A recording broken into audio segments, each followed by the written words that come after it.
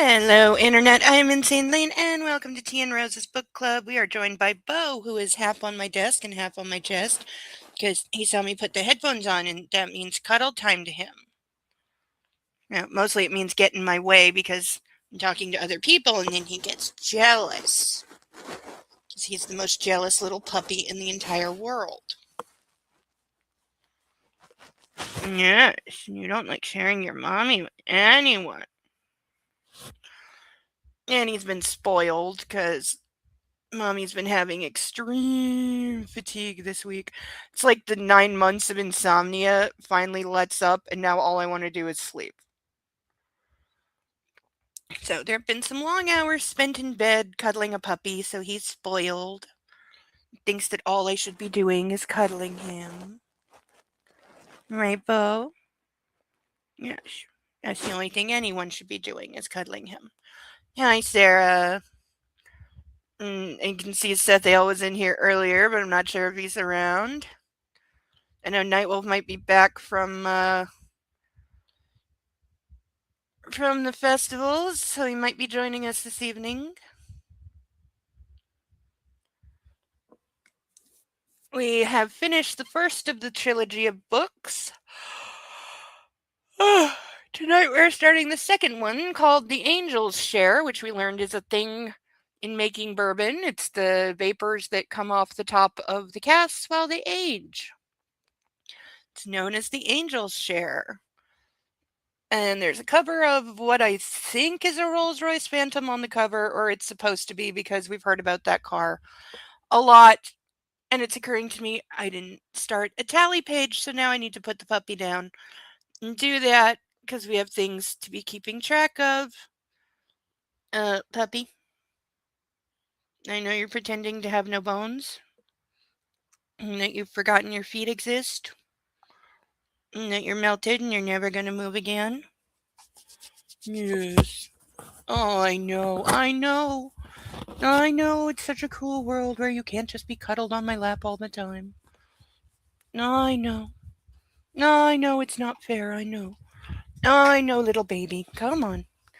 Down we go. There we go. He's got his pillows. He's perfectly happy. He's got food, water. He's had plenty of belly rubs today. So we left off in kind of a weird place. I was predicting that the nanny, housekeeper, substitute mom lady was going to die at the end of the last book. That didn't happen. The sister disappeared 2/3 through the book, so she's engaged to evil, violent guy. I'm sure that will come back up. Do we think she's actually going to go through with the marriage, or are they going to stop her, or is the lawyer guy that we know she's going to end up with, even though at this point he's so, he's been such a jagoff that I don't want him ending up with anyone, because I feel like he's gone too far to be forgiven. But he's the secret baby daddy, so that has to come out at some point. We haven't even met her daughter yet. We were told that she was coming home, but since the entire first book takes place over about 3 days, that hasn't happened yet. So we haven't met the daughter yet, and we haven't met Max, the mystery fourth Bradford sibling that for half the book I was convinced was dead, but is apparently alive and just distant. I think Max is the youngest. I think we learned that in flashbacks. But they have apparently are old enough to have gone off and basically cut all ties because they weren't even sure they had a valid phone number. So, yeah, I predict he will come home. He'll have to now because now the father's been murdered, as we learn. Let's see what else. We've got multiple love triangles going on, sort of. We've got the sister with the guy she's engaged to but doesn't love because she's just using him for the money, and he's using her for, I guess, because she's pretty. I don't really know. She doesn't seem to bring anything to the table. So we've got her her fiance and the lawyer, that's a thing. Uh, Previous main character Lane is now thoroughly with Lizzie. I guess his ex-wife is out of the picture. There's probably going to be some mention of like divorce paperwork, but she's left the house. The father beat her up, but he's dead now, so not sure where you can go with that. She accused him of doing it, so there might be fallout from that, even though like it's so easily disproven. But small town cops that we've already seen be exceedingly stupid because they charged the sister for stealing a car that she had every legal right to, which is dumb. So yeah, the cops are dumb. The legalities are whatever the story needs them to be with no resemblance to reality. And so then we have the brother Edward, who is a drunk and is in love with the Sutton, who runs the rival liquor company that he slept with, thinking she was a hooker.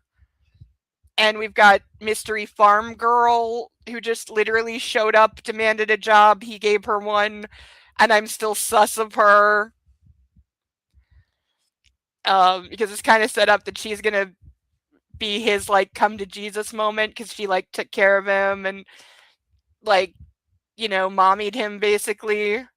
So there's that three-way going on. At least with that one, I don't know which woman he's going to end up with. I can say that at least.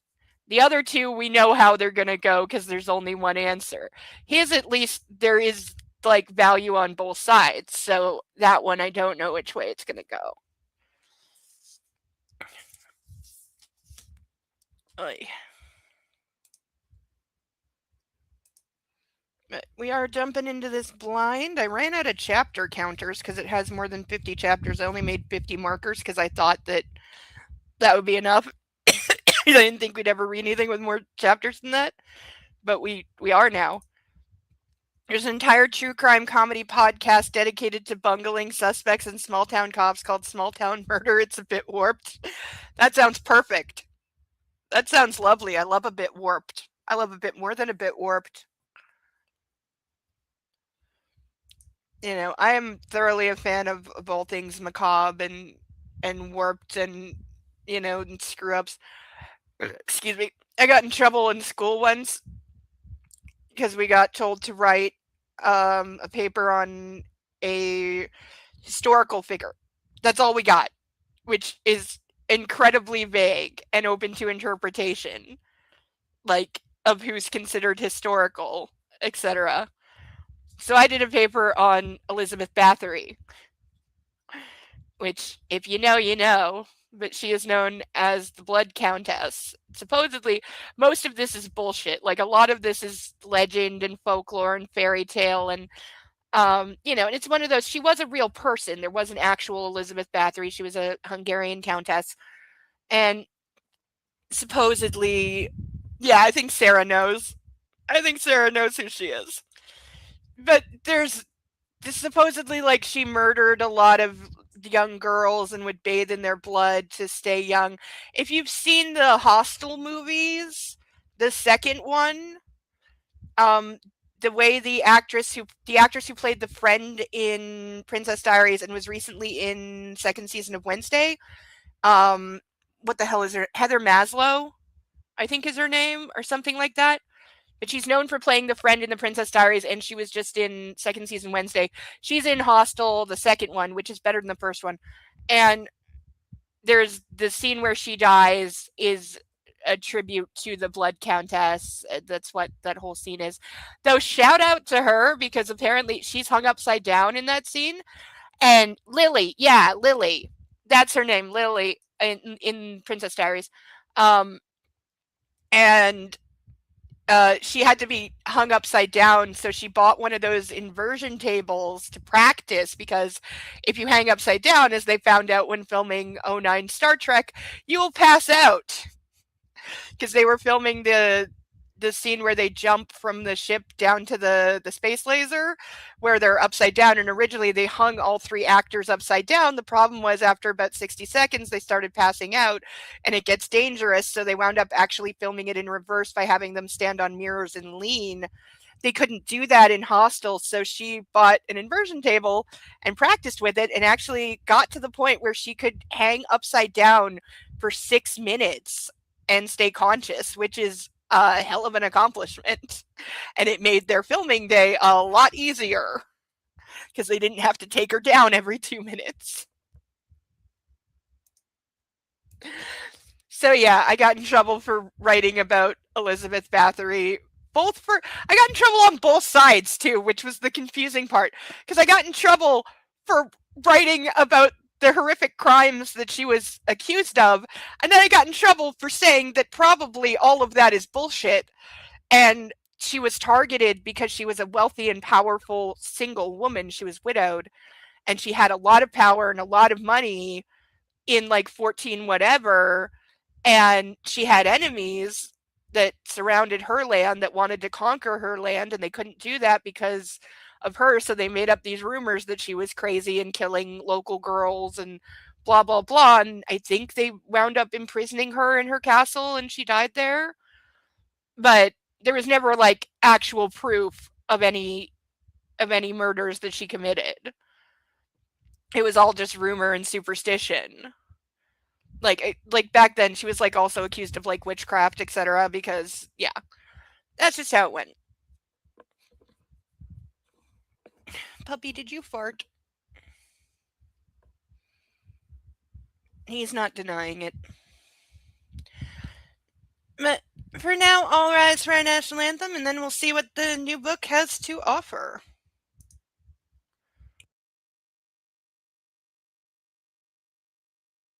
If you're still struggling with consent, just imagine instead of initiating sex, you're making them a cup of tea. You say, "Hey, would you like a cup of tea?" And they go, "Oh my God, I would love a cup of tea, thank you." Then you know they want a cup of tea. If you say, "Hey, would you like a cup of tea?" And they're like, I'm not really sure. Then you can make them a cup of tea, or not, but be aware that they might not drink it. And if they don't drink it, then, and this is the important bit, don't make them drink it. Just because you made it doesn't mean you're entitled to watch them drink it. And if they say, "No thank you," then don't make them tea. At all. Just don't make them tea. Don't make them drink tea. Don't get annoyed at them for not wanting tea. They just don't want tea, okay? They might say, "Yes, please, that's kind of you." And then when the tea arrives, they actually don't want the tea at all.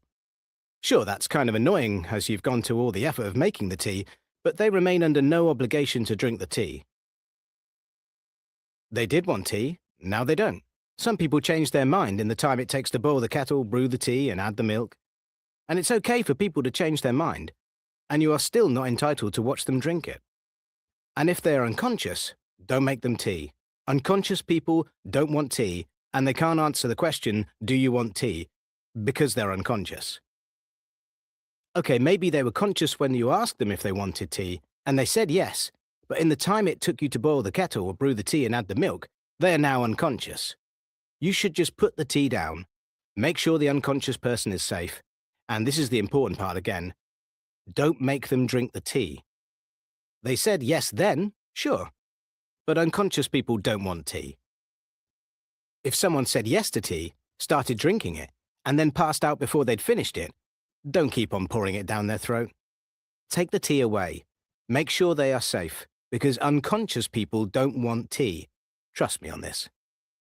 If someone said yes to tea around your house last Saturday, that doesn't mean they want you to make them tea all the time. They don't want you to come around to their place unexpectedly and make them tea and force them to drink it, going, "But you wanted tea last week," or to wake up to find you pouring tea down their throat going, "But you wanted tea last night." If you can understand how completely ludicrous it is to force people to have tea when they don't want tea, and you are able to understand when people don't want tea, then how hard is it to understand when it comes to sex? Whether it's tea or sex, consent is everything. And on that note, I'm going to make myself a cup of tea.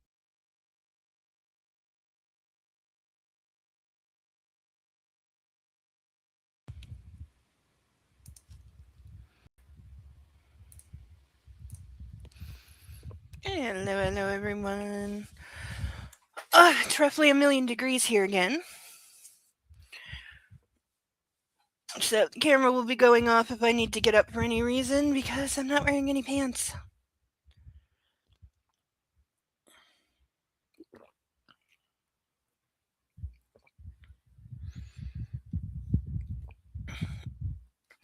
So, first things first, let's introduce all of our wonderful duckies.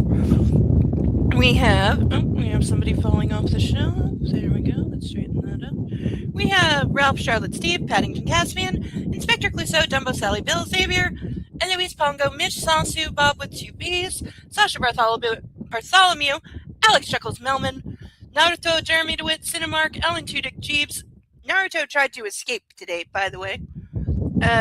Playboy, Jethro, Gilbert, Vixen, Dennis, Rosie House, Susie, Wolfie, Russell, Mark LaSalle, Cicero, Phoebe Halliwell, John Glenn, Little Chickaduke, Captain Blaze, Ferguson, Libby Doe, Ocean's Gate 7, Dinglehopper, Madison, Leonard, Jack Chicard, Lulu, Marty, Akasha, Dr. Breadside Manor, Autolycus, Deja, Insidious, Cleopatra, Extra Crispy, Ralph, Wisp, Dougie, Katy Perry, Calvin, Abraham, Nicola. Why do I always forget Nicola? Nicola, Dewey, Gretzky, Cosmopolitan, Schwartz, Misty, Miney, and Padme. Schwartz, why are you falling down, man? I even have crazy glue on that one. It will not stay. Alright, we're gonna go with that for now. I gotta fix it later. Just don't fall on anyone. I don't need a duck avalanche.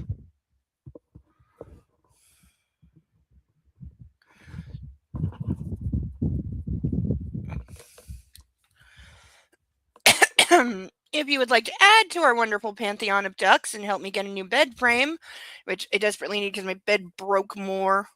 I have it rigged so it's like okay, but it's not going to last much longer. So we have these random ducks that have never left this bag, but they would like to and join their friends on stage. PayPal link should be at the top of the chat. Let me know if it's not. So for $10, you may add a random duck that I will draw out of this bag at random. You get to name it, or I will if you don't want to. Or if you would like something a little more personal, we have our lovely painted ducks. Please specify which one. If you are sponsoring a painted duck, we have a Christmas Story duck, Youchie, Rooster duck, Porygon duck, Evel Knievel duck, Mark Zuckerberg duck, and Julia Roberts at the polo scene in Creating Women duck. This is currently my favorite. No, I'm surprised Christmas Story Duck has not been picked because like it's such a popular movie. It's one of those movies I don't understand why it's popular, which is true of a lot of Christmas movies. Like I remember my aunt making me watch It's a Wonderful Life when I was like 9 or 10. I still have no idea why that movie is so popular. It just doesn't ring with me. Same with The Christmas Story. I don't get that either.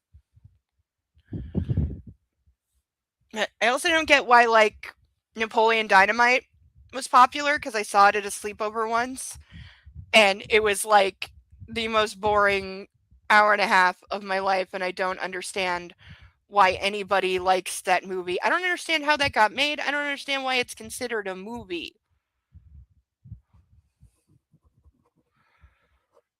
Like, at least when the Jackass movies call themselves a movie, they're kind of joking.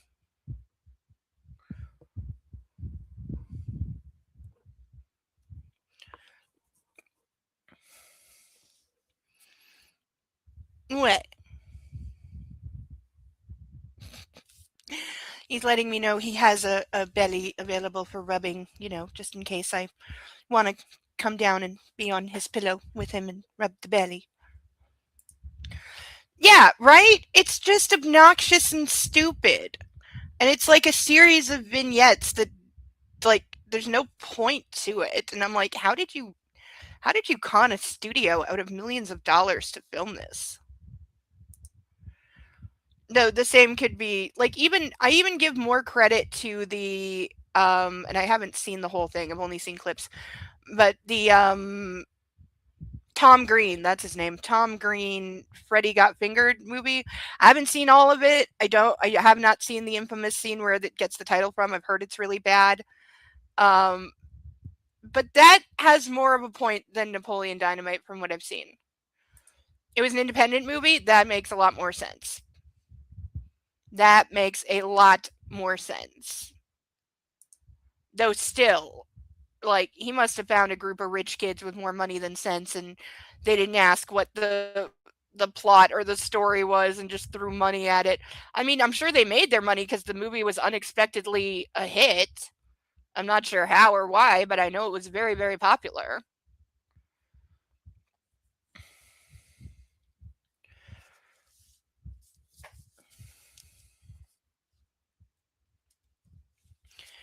All right. Do we have a preface? We might. Oh, and I noticed this. This is something that this author does because I read her other series, which we may read some of someday. It goes on forever. So when I say some, I mean some. But she tends to have little sections at the beginning of the book that fill you in characters and in the other book the vampires have their own language, so it's like a little dictionary at the front that tells you all the vampire words that are used throughout the series.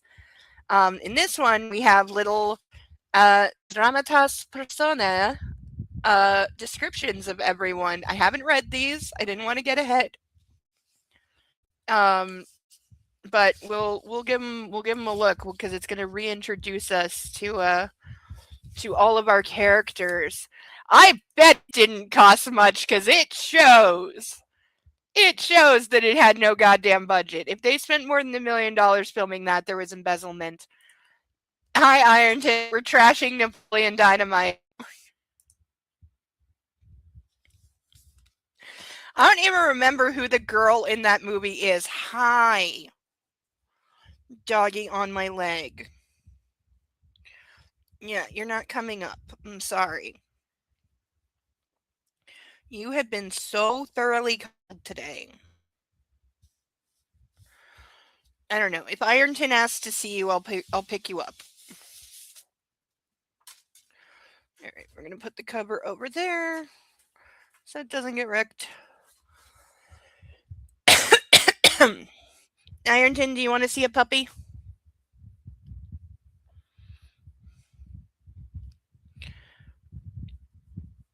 What do you think? You're such a sucky baby. All right, somebody wants to see you, so up you come. Come on. No, Bo, I did not say lay down. I said come up. Come on, up. Give him a second, he'll do it. Come on, up, up. Come on, you can do it. Come on. Up, up. Come on, Bo. Yep, that's a good boy. Up, up. Come on, you can do it. There you go. Here's a puppy. Here he is. This is Bo, who's trying to block my face from being able to see the screen. Because then I won't talk to other people. Because he's a jealous little baby. You just like, no, look at me. Look at me. Look at me and only me. I'm the only thing in the world and my face is right in front of your face. So you can't see anything. And I'm the whole universe. Love me. Love me, pet me, love me, cuddle me.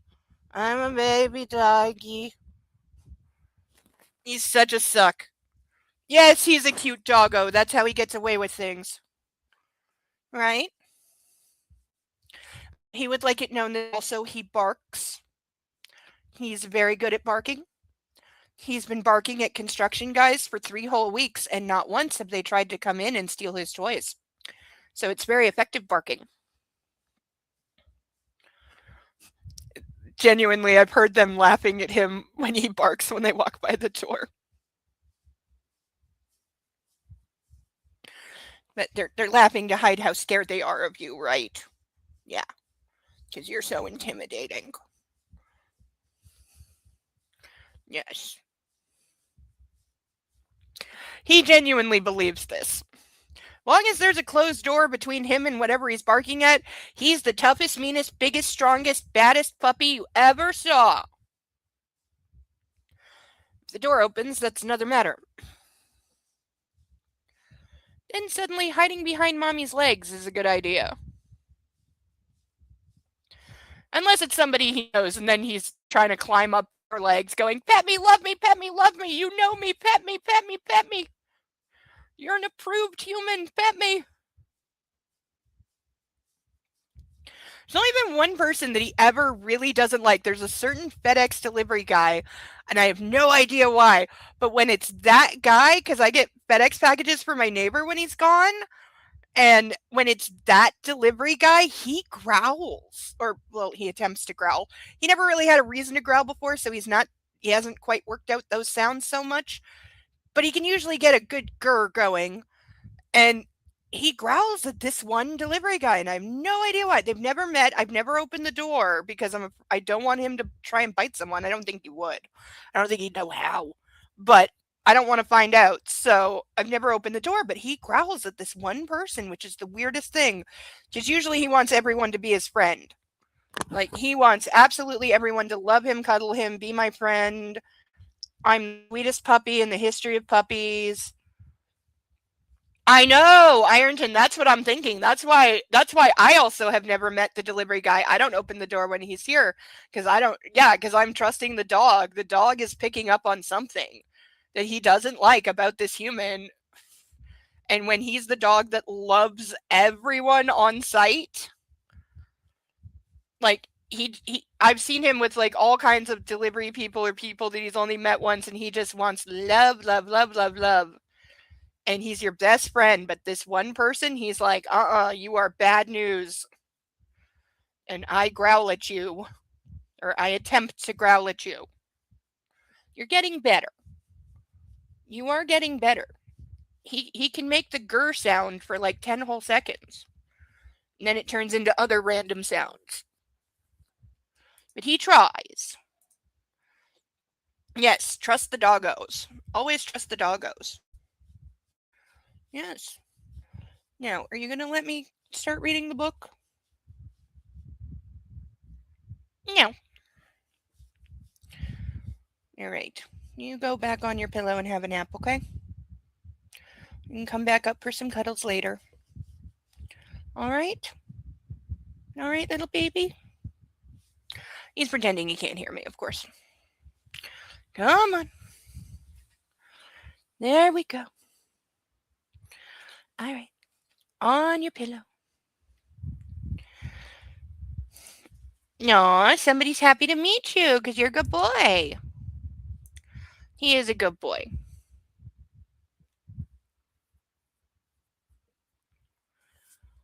Uh,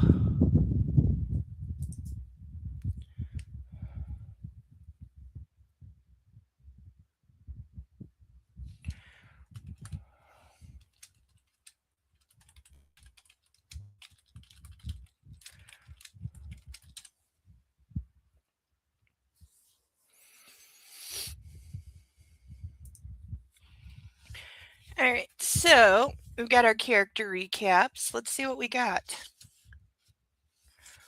Are we going to learn anything? Not reading the notes from the author because they might spoil stuff.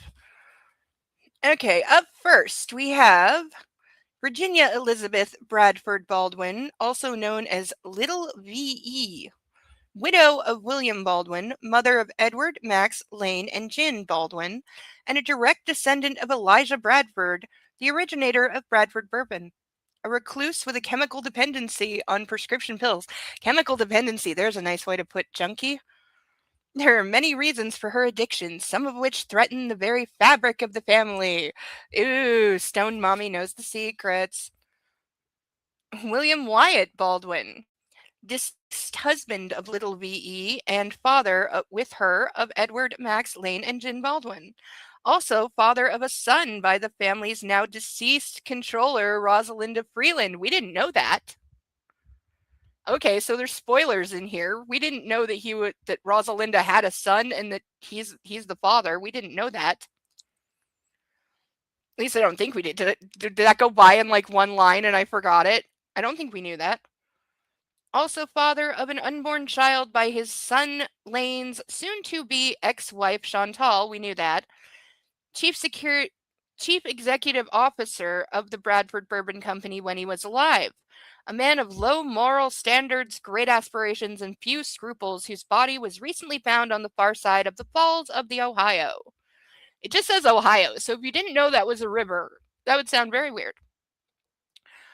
Edward Westfork there's a hell of a middle name.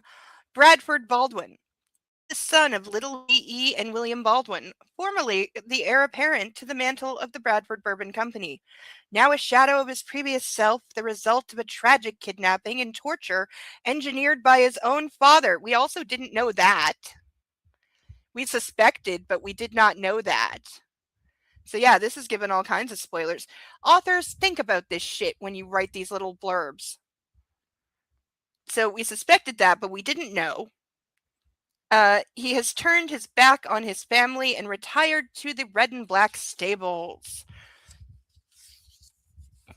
Maxwell Prentice Baldwin. Okay, here's the one we don't know anything about.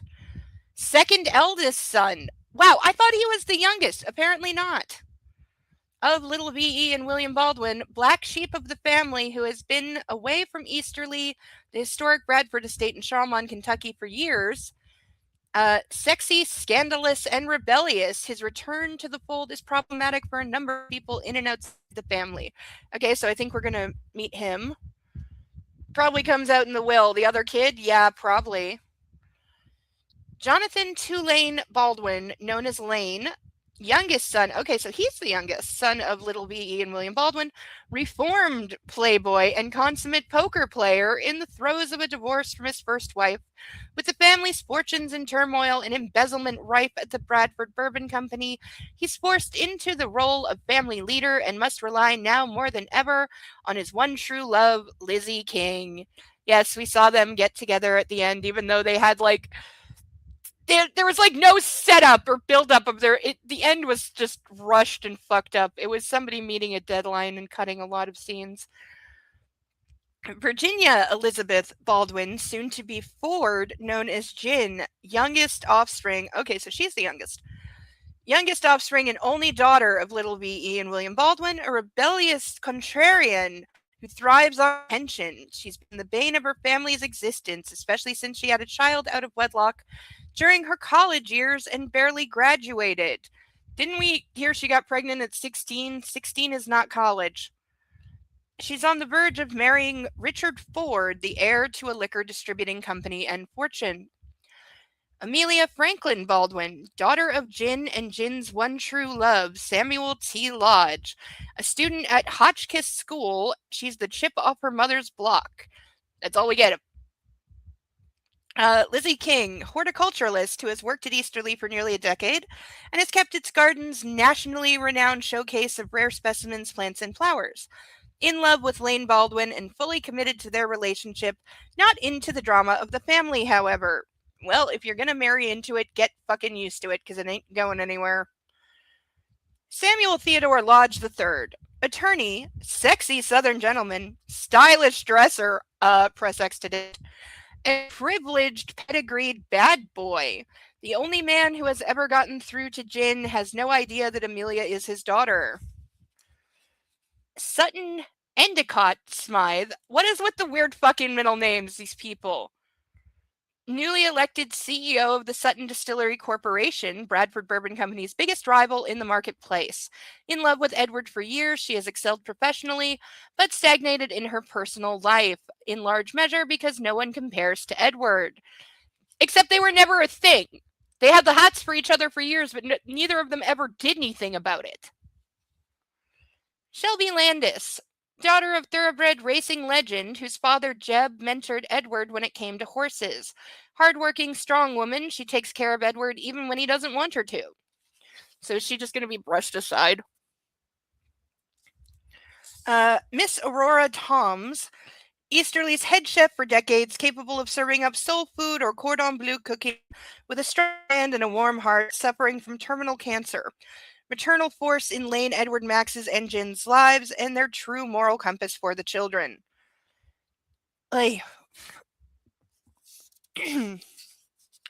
Edwin McAllen, master distiller of the Bradford Bourbon Company, cultivating a new strain of yeast. He's racing against time and limited resources to keep the stills running. Hasn't been in love with a woman for a long time, if ever married to his job. Chantal Blair Stowe Baldwin, Lane's soon-to-be ex-wife, pregnant with William Baldwin's illegitimate child, a beauty queen with all the depth of a saucer. I like that. I might steal that. She's threatening to expose the paternity of her unborn baby as a way to get more money from Lane in divorce proceedings. She's already, like, girl, she comes from money. Like, just go home. Rosalinda Freeland, former controller of the Bradford family estate, committed suicide in her office in the mansion making Hemlock, mother to Randolph Damian Freeland, 18, whose father is William Baldwin. I don't think we even knew she had a kid. I don't think we even knew that. But apparently, I'm guessing it's going to come out. He's going to be named in the will or something, and that's how everyone's going to find out. Wouldn't it do the opposite? Yes, thank you. Yeah, because it proves that she was unfaithful. If she's carrying daddy's baby, yeah, that would work against her in a divorce. Also, we know it was the father that beat her, but she accused Lane of it. That'd work against her as well. Like, yeah, no, that makes no sense whatsoever. I mean, if she wants, she can sue the dead guy's estate for child support. She can do that.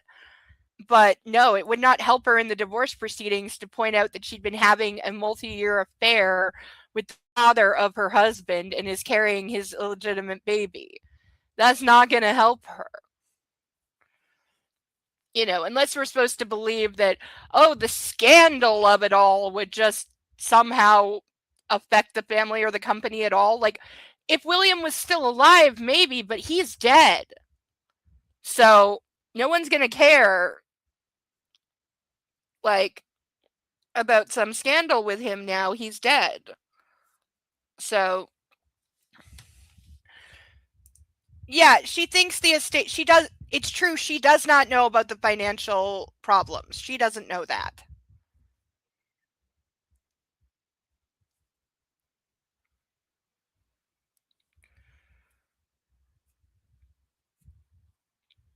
So I'm sure that will come as a shock to her at some point.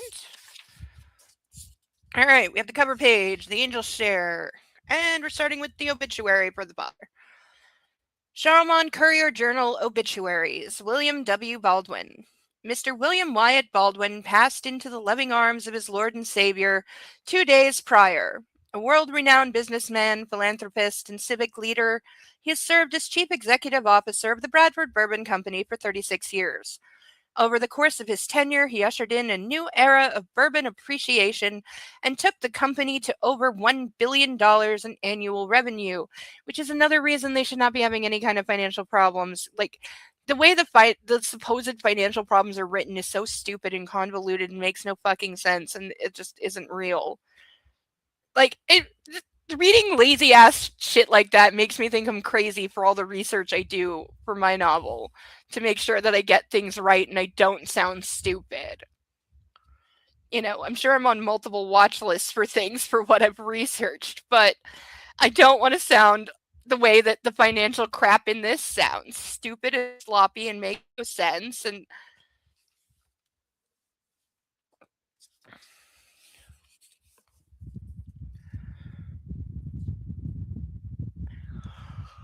ugh. Ugh.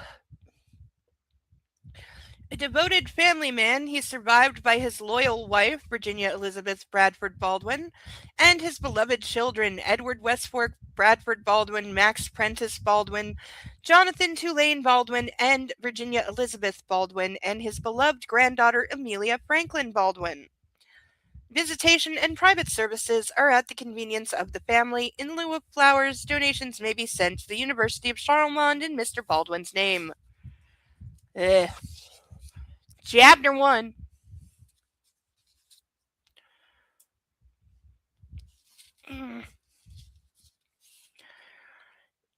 Big Five Bridge, Charlemont, Kentucky. Now I want to know if that's a real bridge. Is there really a bridge called Big Five? It's very American if there is. Jonathan Tulane Baldwin leaned out over the rail of the new bridge that connected Charlemont, Kentucky with its closest Indiana neighbor, New Jefferson. Is there actually a place called New Jefferson? The Ohio River was 50 feet below, the muddy, swollen waters reflecting the multicolored lights that graced each of the span's 5 acres. As he rose up onto the tips of his loafers, he felt as though he were falling, but that was merely an illusion. He imagined his father jumping off this very ledge to his death. William Baldwin's body had been found at the base of the falls of the Ohio 2 days ago, and for all the man's accomplishments in life, for all his lofty pursuits, he had ended his mortal coil tangled and mangled in a boat slip next to an old fishing trawler that had a resale value of $200, 300 tops. Oh, the ignominy. What had it been like to fall? There must have been a rushing breeze in the face as William had been fisted by gravity and pulled down to there's I'm gonna die already. Fisted by gravity and pulled down into the water. Clothes must have flapped as flags, slapping against the body and leg. Eyes must have watered from gusts or perhaps even emotion. No, it would have been the former. The impact had to have hurt, but then what? A shocked inhale that had sucked the river's foul waves in, a choking sense of suffocation, or did a knockout render him blissfully unaware? Or perhaps it had all ended with a heart attack from the adrenaline overload of the descent, a stinging pain in the center of the chest radiating down the left arm, preventing a life-saving swim stroke. Had he still been conscious when the coal barge hit him, when that propeller had chewed him up? Certainly by the time he went over the falls, he was dead. Jeffersonville, Indiana connects to Louisville. So there's not a new Jefferson. Why are we that's another thing I don't understand in these books is why are we making up places while we have like half real places because the Ohio River is real. Obviously Kentucky and Indiana are real. You know, the why can I not remember the name of the horse race? The Kentucky Derby is real. And yet we have these fake cities and fake counties and a fake racetrack for the Kentucky Derby to be held at rather than just saying the name of the real track. Does that even count as research? Does it even count as research to just pick a real goddamn place? I feel like such a nerd. Where's my list? I need to see my list to calm myself. Where's my list? I numbered it to make myself feel better. Don't ask me why. I have researched 182 subjects, some of which, keep in mind, when I say research, I don't just mean I Googled them. Some of these I have spent hours, even days, deep diving into these subjects for like 1 or 2 lines, which I know sounds crazy, but they have to be right. If I have a character who is a surgeon talking about surgery, it better goddamn well be right. Because you know there are people out there who, if it is wrong, are going to know it's wrong and they're going to call you an idiot. Let's see. What are my last ones? We had obscure words that mean sex, historical euphemisms for sex, what city in China is known for gambling, and Matahari.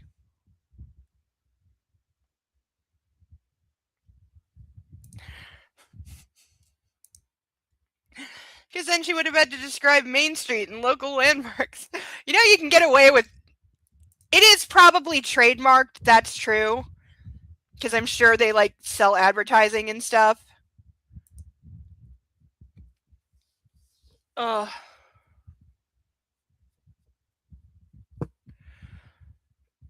Yeah, fake places you can say whatever you want. Yeah, that's what I get for setting part of my story in the very real towns of Boston and London, so that I have to actually look up real things that exist there. Like how many people can fit in the London Met Opera building? It's about 1,400. In what year did they install outdoor security cameras? Post 2002, which actually matters in my story. Because it means at the time I'm setting an event there wouldn't have been outdoor cameras, and that works better for me. Because if there were outdoor cameras at the time, I would have had to explain that. But they didn't put them in until after 9/11, so I'm good. But that's the kind of detail that when you get it wrong, it stands out. It's like in I forget which Harry Potter movie, but it's one of them where it shows the Dark Wizards destroying the Millennium Bridge in London. And it's like, the Harry Potter books take place between like 1992 and 1999. Therefore, the Millennium Bridge did not exist.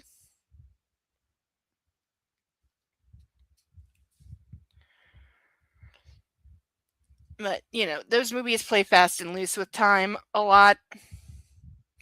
I am kind of excited to see the new series, though, just because I want to see what they did with it. I want to see if they did it better, because I know the movies got a lot of praise and they made a bajillion dollars, but quite frankly, they're not that good. They're not that good as movies, and they're not that faithful. And they contradict themselves. They lose track of details. They didn't care that much about telling a good story. The fourth one is ridiculous. Fourth or fifth one, whichever one where they tried to be Twilight, which I hope the director got fired. What's NOS? No, it's true in the books they don't really specify a year too much.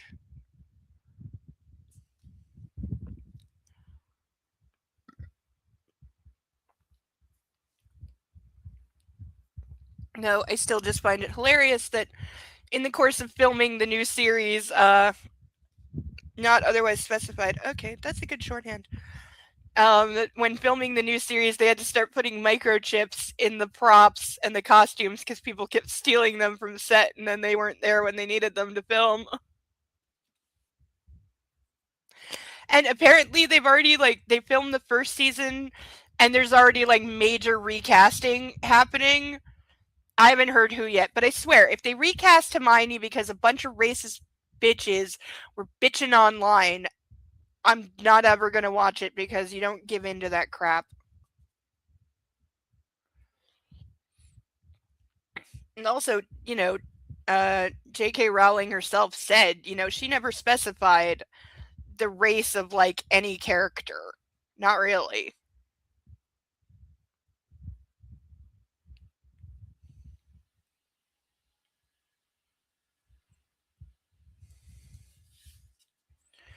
When is that coming out? Does anyone know? When does the Harry Potter series finally drop? I know they're holding it back because they're afraid, but I would think, Halloween would kind of be their go time. Also, I know Practical Magic 2 is out really soon, and I really, really, really want to see it. I know I'm taking a chance on a sequel of a beloved classic, which is always, troublesome and can break your heart, but I want to see it. I'm also really tempted to look at a cast list so I know who's returning, but that'll spoil things, so I haven't done it. They got Sandra Bullock and Nicole Kidman. I'm good with that. I'm hoping they have the ants. I'm somehow hoping Goran Vincic comes back, even though that would make no sense. And I forget the name of the guy who played Officer Hallett. I forget his name. He was popular for a while. I don't even know if he still acts.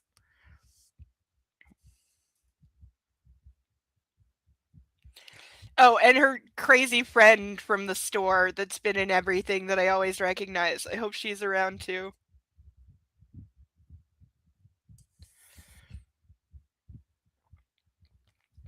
Lane wished he knew for sure the man had suffered. To know that there had been pain, tremendous, agonizing pain, and also fear. A ringing, overwhelming fear that would have been a powerful relief. A balm to the swill of emotions that his father's watery death caused him to drown in even while he stood on dry land. Over $68 million you stole. Somebody's messaging me. Lane said to the uncaring wind. Okay, if your company is making $1 billion in revenue, 68 million ain't gonna cripple things. I'm not saying it's not bad, but that's my point. The numbers on this make no fucking sense. Lane said to the uncaring wind, the disinterested drop, the bored current down below, and the company's in even more debt. What the hell did you do with it? Where did the money go? I thought we established that he gambled it. I thought we knew that. There was no answer coming up at him, of course, and that would have been the same if the man were still alive and Lane were confronting him in person. Gee, almost like you should have done that when you had the chance. And my wife, he barked. You fucked my wife. Under the roof you shared with my mother. And got Chantal pregnant. Not that Lane's marriage to the former Chantal Blair Stowe had been anything other than a certificate he'd been coerced into putting his name to. But at least he was owning that mistake and taking care of it. No wonder Mother is a drug addict. No wonder she hides. She must have known about the other women. Must have known who and what you were, you bastard. As Lane closed his eyes, he saw a dead body, but not his father's swollen, mottled mess of a corpse on that slab from when Lane had gone to the morgue to ID the remains. No, he saw a woman sitting upright in her office in the family's mansion, her sensible, modest skirt and button-down blouse perfectly arranged, her bobbed hair only a little mussed, grass-stained running shoes on her feet instead of the flats she had always worn.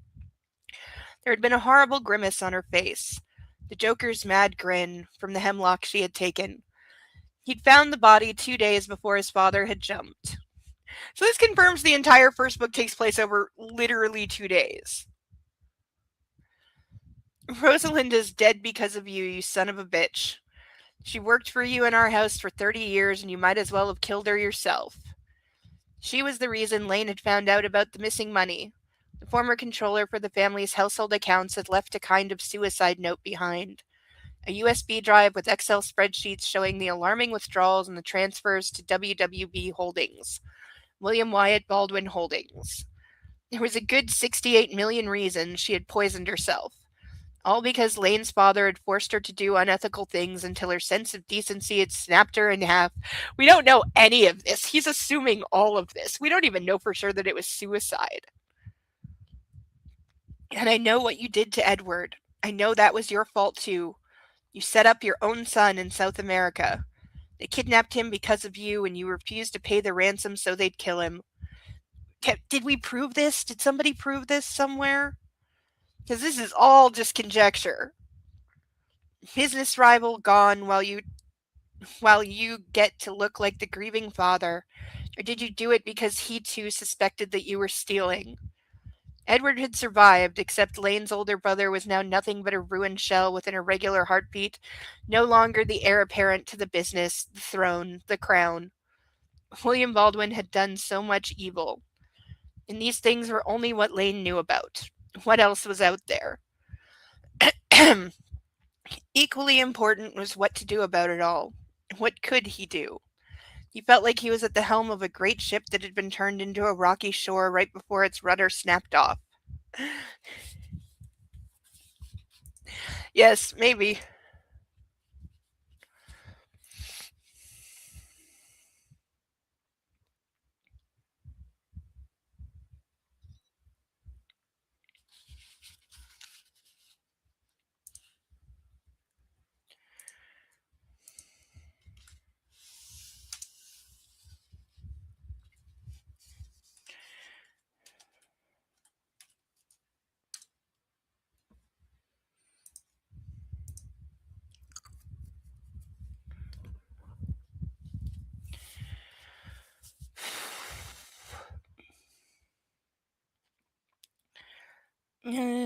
Lost my place.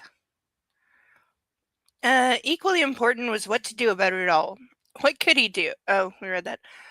With a quick surge of strength, he swung his legs up and over the heavy steel railing, his loafers slipping on the 6-inch lip on the far side. Is anybody going to notice that he's on the outside railing of a bridge?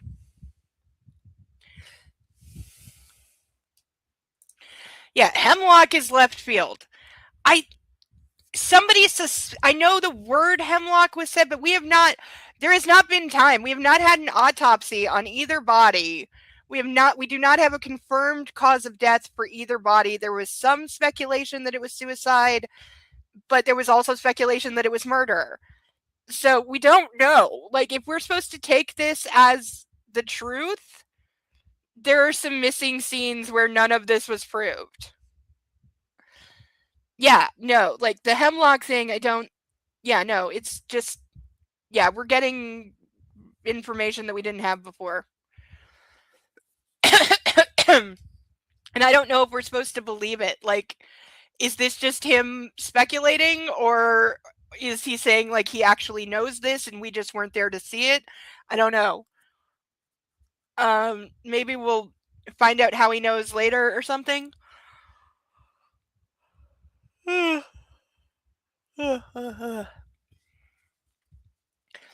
Heart pumping, hands and feet going numb, mouth drying out until he could not swallow.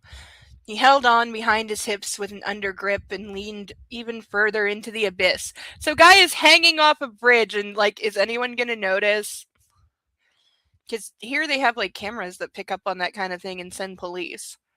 That's why there's a bridge downtown that has a very high fence around it for exactly that reason, that they had to take down for they were filming a scene from Handmaid's Tale there, so they took the fence down because it wouldn't be there in the show for a couple days, and they got like over 300 phone calls saying the fence is gone, the safety fence is gone, and they had to be like, yeah, we know, it's for filming a movie, it'll be put back up. They really should have put up like a sign or something though.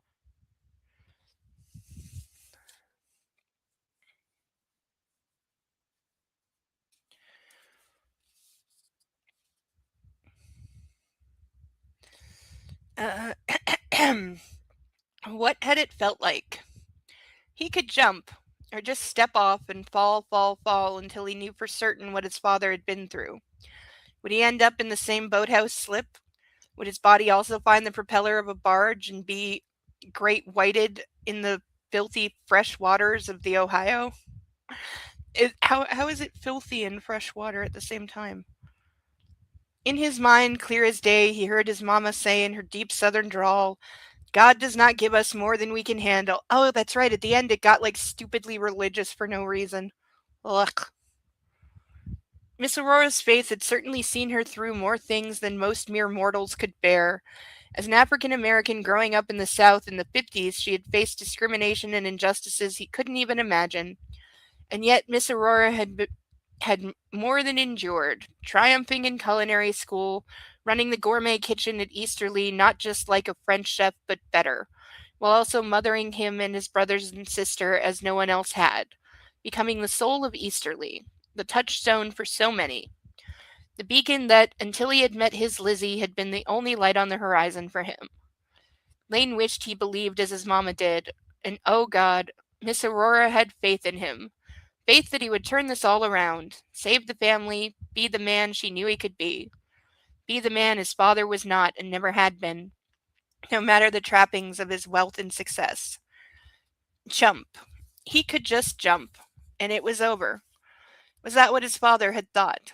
With the lies and the embezzlement being exposed, with Rosalinda's death the harbinger for the dirge of discovery, had William come here because he alone knew the true extent of what he had done and to the depth of hole that had to be dug out? Had he recognized that the game was up, his time was coming, and even with all his financial acumen, he wasn't going to be able to solve the problem he'd created? Or had he decided to fake his own death and failed by succeeding? I don't think you actually jump if you're going to fake your own death. Was somewhere out there, perhaps in an offshore account or in a bank vault in Switzerland under his name or another, everything that had been siphoned off?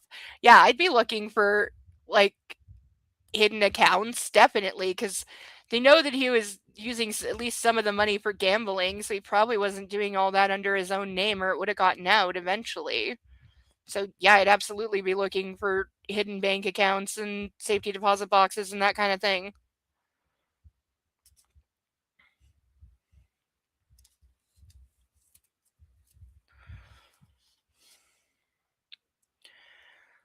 Lane refocused on the waters.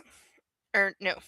So many questions, and the lack of answers coupled with the stress of having to fix it all was the kind of thing that could drive you insane.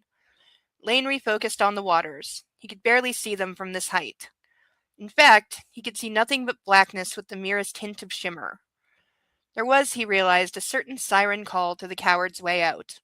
A pull, like gravity, to an end that he could control. One hard impact and it was all over and done with.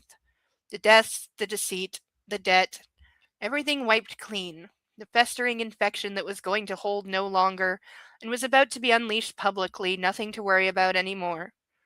Had there been sleepless nights for his father, regrets, when William had stood here? Had there been a to and fro about should he, shouldn't he, fly for a few moments and be done with the terrible mess he created? Had the man even once considered the ramifications of his actions? An over 200-year-old fortune wiped out, not even in a generation, but in a matter of a year or two.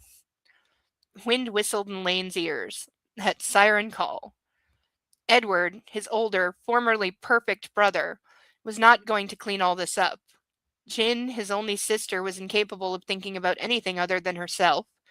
Maxwell, his other brother, had been MIA for 3 years now. His mother was still bedbound and drug-addled. So everything was in the hands of a poker-playing former man-whore with no financial, managerial, or relevant practical experience. All he had at long last was the love of a good woman. We couldn't have put that in a worse way. But in this horrible reality, even that wasn't going to help him. Great. So he's so grateful to have her, but she's useless. That's so nice.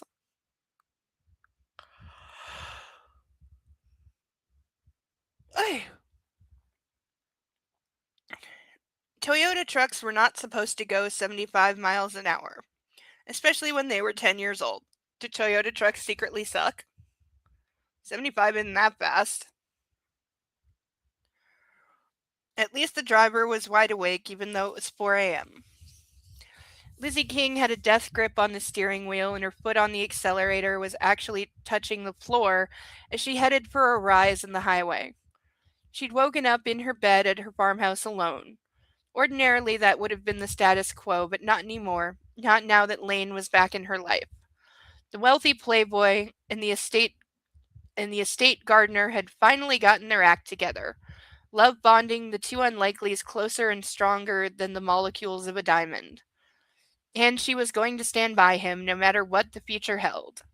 After all, it was so much easier to give up extraordinary wealth when you had never known it, never aspired to it, and especially when you had seen behind its glittering curtain to the sad, desolate desert on the far side of the glamour and prestige. God, the stress Lane was under. And so out of bed she had gotten, down the creaking stairs she had gone, and all around her little house's first floor she had wandered. When Lizzie had looked outside, she discovered his car was missing. The Porsche he drove and parked beside the maple tree in her front porch nowhere to be seen. And as she had wondered why he had left without telling her, she'd begun to worry. She's going to find him hanging off the bridge. Yeah, right? Didn't they have like a 10-year long like series of ads about like how tough and durable their trucks are, and like because like them and like Dodge had like a rivalry for like who makes the better pickup truck, and it's like a whole thing.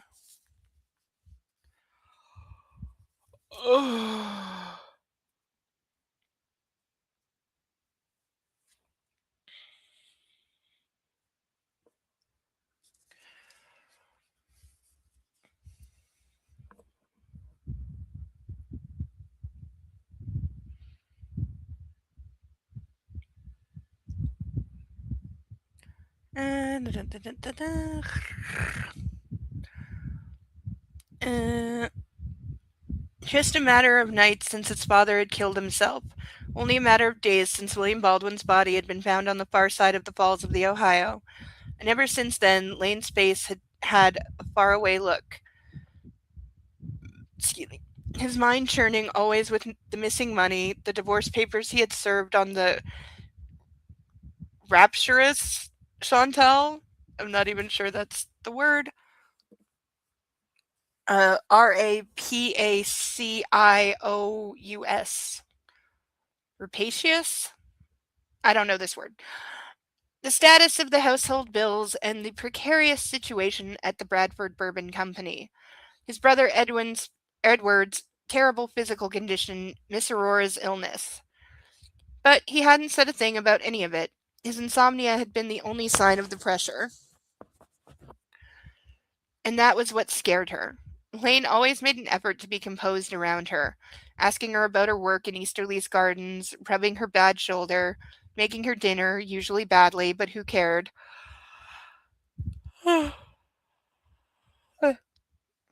Ever since they had gotten the air cleared between the two of them and had fully recommitted to their relationship, which was a whole, 48 hours ago,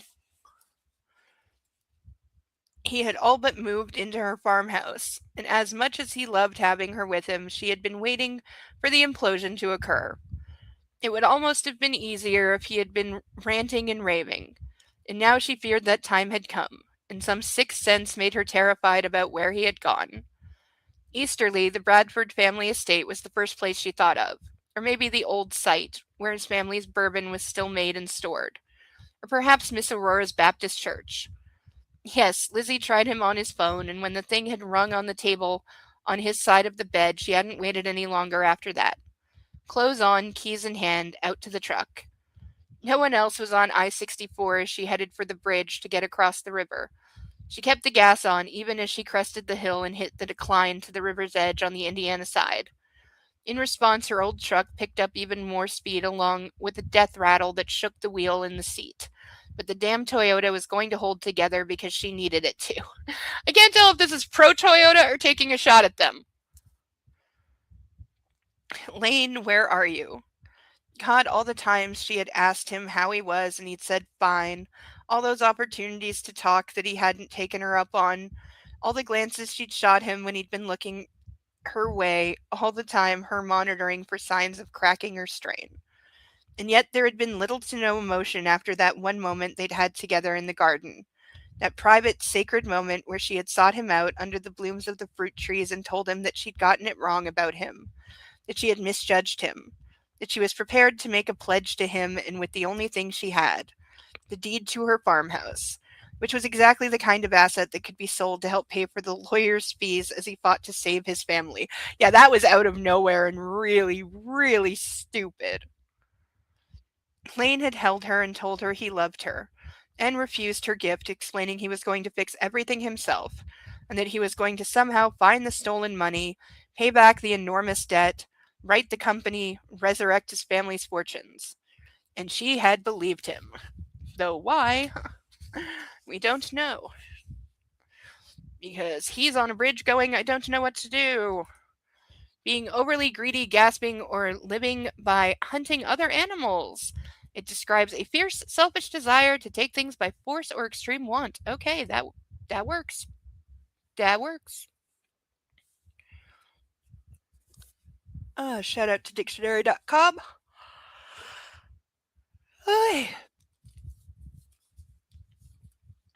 She still did. But ever since then, he'd been both as warm and closed off as a space heater, physically present and completely disengaged at the same time. Lizzie didn't blame him in the slightest. It was strangely terrifying, however. Off in the distance across the river, Charlemont's business district glowed and twinkled. A false earthbound galaxy that was a lovely lie, and the bridge that connected the two shores was still lit up in the spring green and bright pink for Derby, and a preppy rainbow to that promised land. Ugh. The good news was that there was no traffic, so as soon as Lizzie was on the other side, she could take the River Road exit off the highway, shoot north to Easterly's Hill, and see if his car was parked in front of the mansion.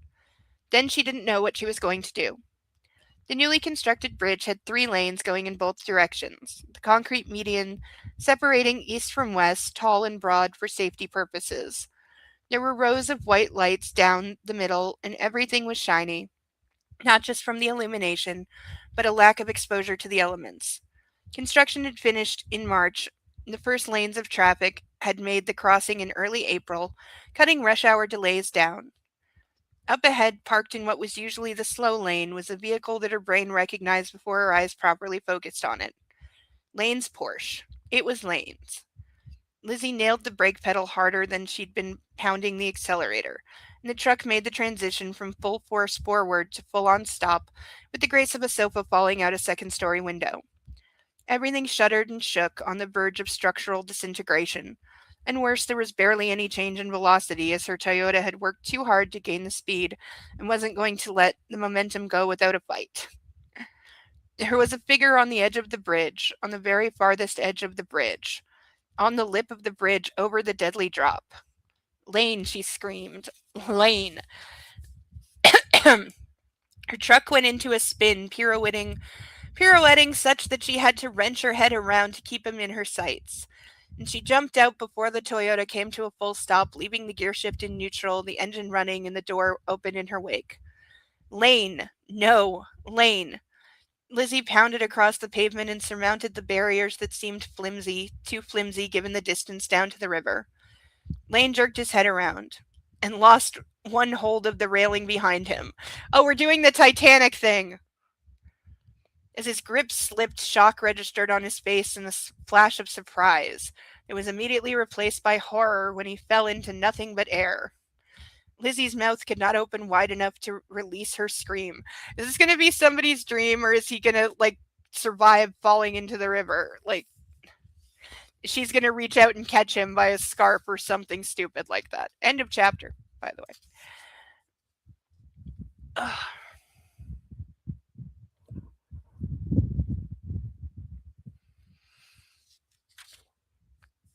Ugh, itchy.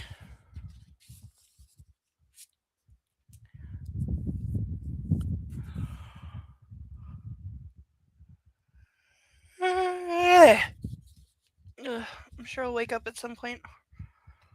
No, still, all I want to do is freaking sleep. I feel like I could sleep for a month. This is, cruel. Chapter 2. Poker.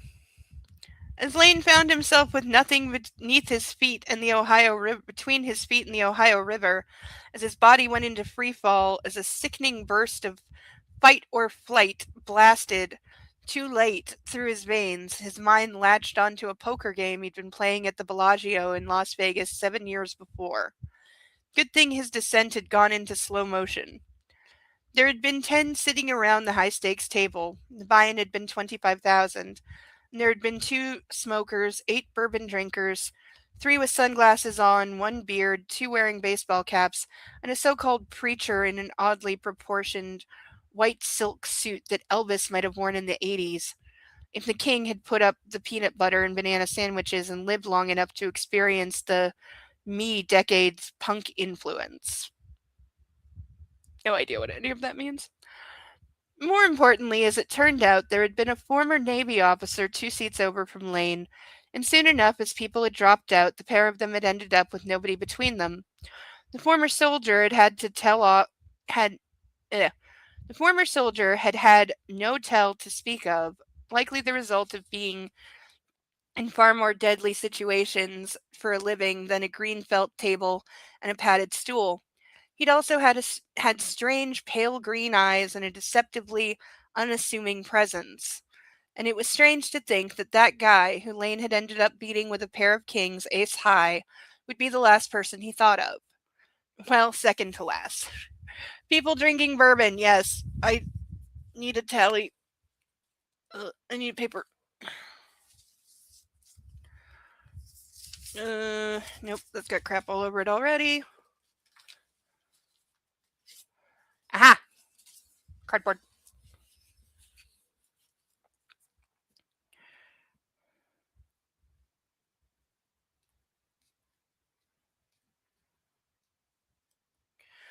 We also got brand name for Toyota a couple times.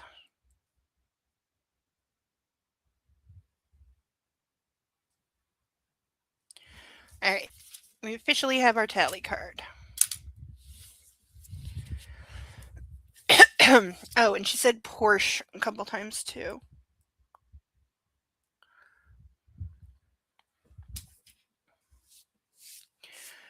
There's so much puppy hair.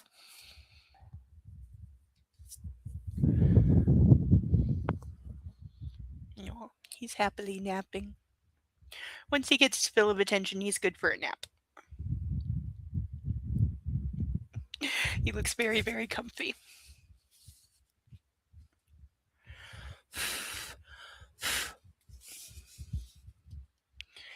Uh,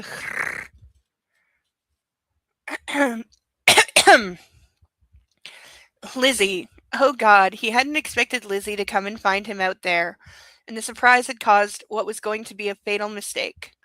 Oh God, Lizzie. Back to the poker player.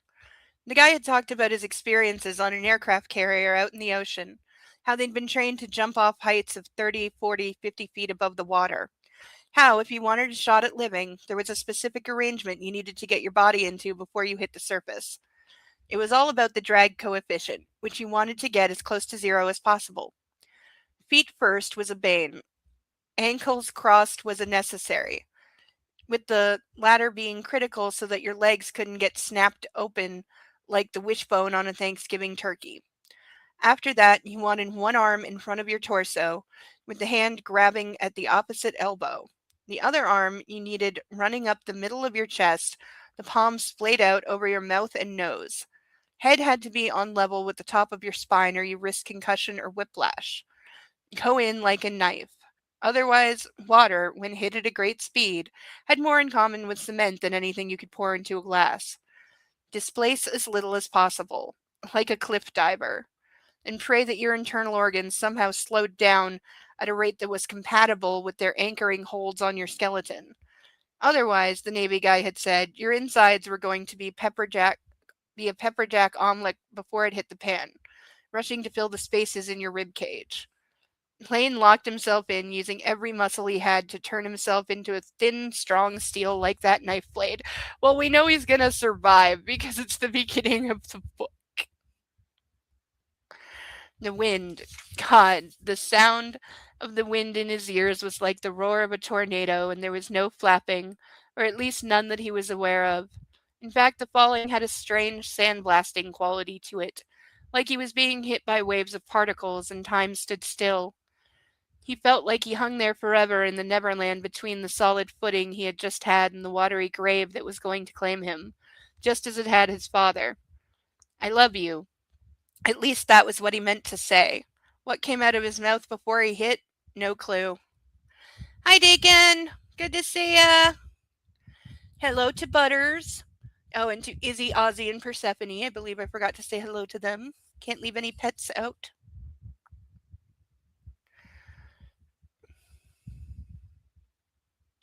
How goes Butters versus the treat duck? Has he beheaded it yet?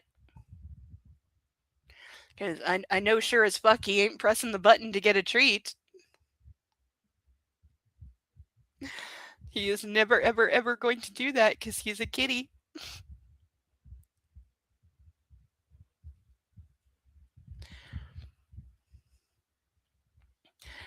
The impact was something he felt in his hips and his knees, as his legs jammed into his torso. Then there was the rush of cold. As pain lit up his motherboard, everything got cold. Cold, cold. The river claimed his chest and his head like a body bag being zipped over a corpse. The black envelope closing, locking out fresh air, light, sound. Muffled. So muffled. Swim, he thought. Swim.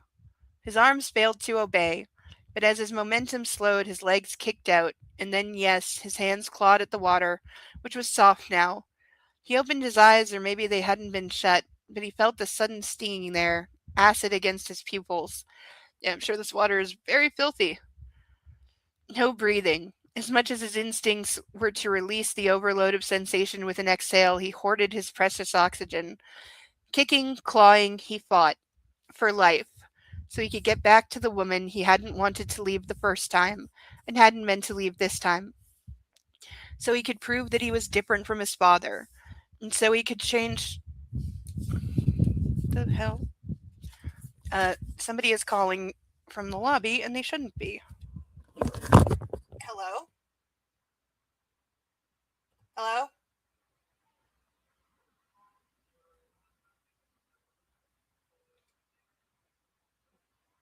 Sorry, what?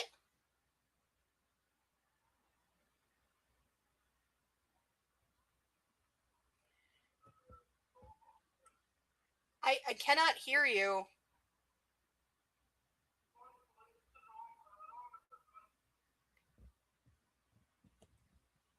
I'm sorry, who are you?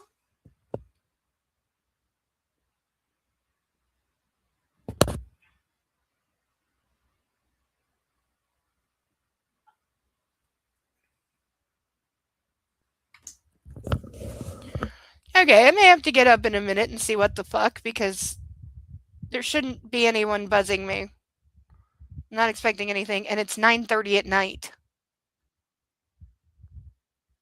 Plus, I'm pretty sure the guy talking through the phone sounded drunk. So if somebody knocks on my door, we'll see.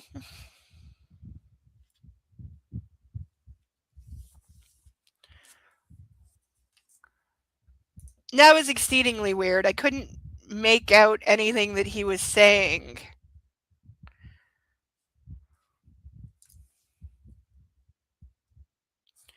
And like, I'm not expecting anything right now, and FedEx does not deliver this late.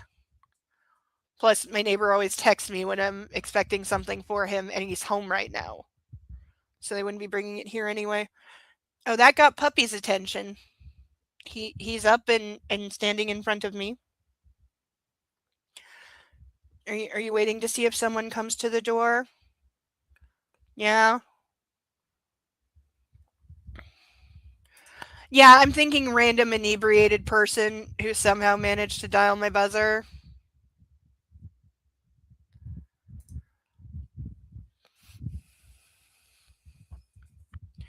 Bo, don't whine. See, because now he thinks there's people, and that means, potential petting and being loved on, and somebody telling him he's a good boy.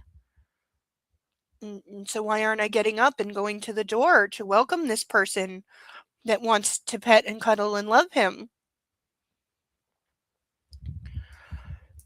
Yeah, that's come on, YouTube, click what I'm telling you. That's exactly what I'm thinking, because it is a Saturday night. But I'm not letting some random person in. They hung up. I couldn't make out what the fuck they were saying anyway.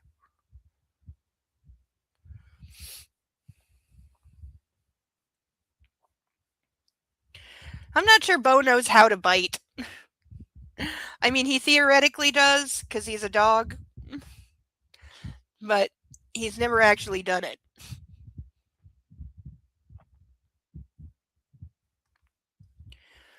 But if someone comes to the door, he'll let me know.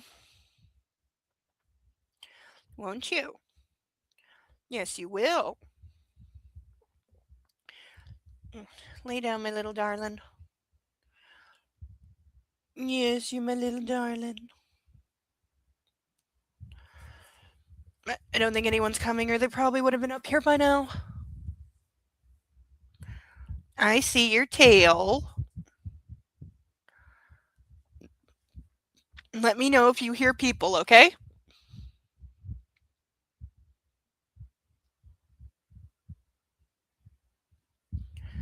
Because, yeah, I'm not expecting anything.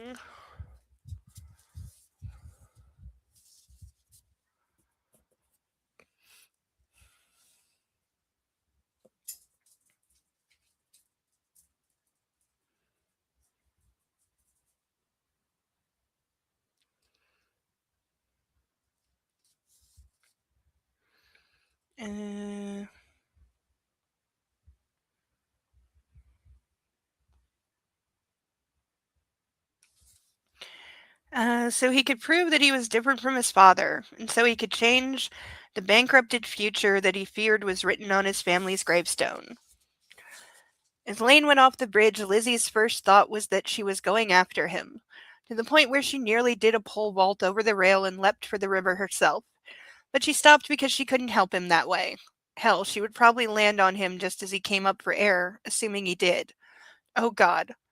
Fumbling, phone, phone. She needed her. She barely heard the screech of tires right next to her, and the only reason she looked at whoever had stopped was because her cell popped out of her palm and went flying in that direction. Did he jump? The man shouted. Did he jump? Fell. She snatched her phone out of thin air before it hit the asphalt. He fell. My brother's a cop. 911. They both dialed at the same time, and Lizzie turned away to lift up on her toes and peer over the rail. She couldn't see anything below because of the lights all around her and the tears she was blinking away. Her heart was pounding in fits and starts, and she had some vague idea that her hands and feet were tingling. Somebody's at the door.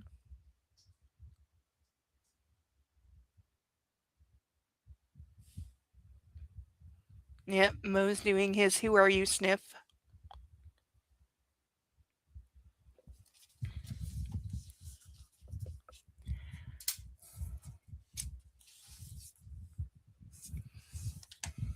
I'll be right back.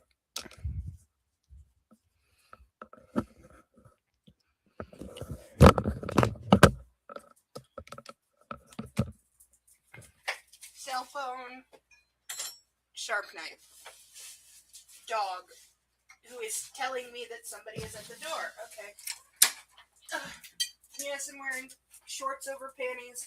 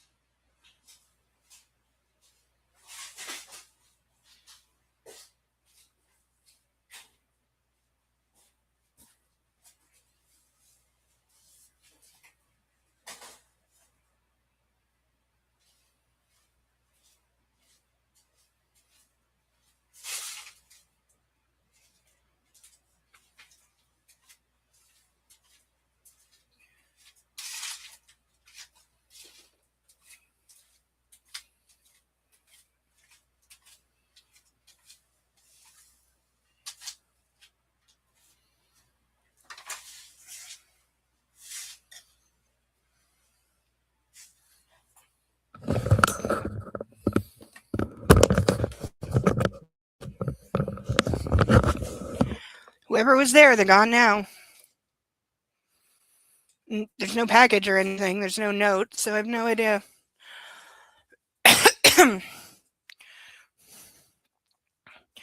You did good, Bo. You're a very good boy.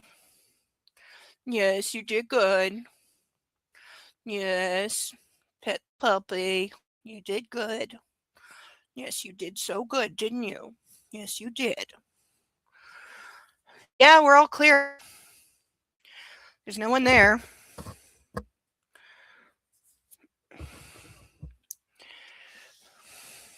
Oh, we need up. Come on. Oh yes. Well, he needs full praising, because he just scared off a bad guy. He's very sure that he just did something very brave, and so he deserves to be commended. Right? Yeah. Pat me, love me, tell me I'm a good boy. Let me lick your face with my 200-degree breath. Oh, puppy, why are you so hot? It is 32 degrees right now. It's very, very warm. And I will take this moment to remind everyone, if you would like to help me on my project of getting a new bread frame, because the one I currently have is breaking and going to fall apart any day. You are just in time for the Bo cameo. He scared away mystery guy who buzzed me. So he's getting loved on and praised. So if you would like to help the puppy have a new bed frame so he can cuddle in bed more, use the PayPal link at the top of the chat. You can sponsor a duck for $10. We have random duck or painted ducks that I would show you, but I would need both hands. For the grand sum of $25, I will put on these very real handcuffs. There is a key. These are real. These are not safety cuffs. So because they do not have a safety release button, there is a key both inside the pouch, and there is a key on a string around the monitor. So there is always a key within reach because we practice safety here. So if you're using real handcuffs, there must always be a key within reach. So for $25, I will put these on for the rest of the evening. These are my personal favorite, by the way. It's been a long time since I've had them on. Or for $50, I will pick one of these Skittle flavors at random, make it and chug it all in one. We have tried every single flavor, so unless you specify a flavor, which you certainly can do, there is grape, green apple, orange, and strawberry if you would like to choose a flavor. Otherwise, I will choose one at random. These are actually pretty good. I was expecting them to be a lot more disgusting than they are.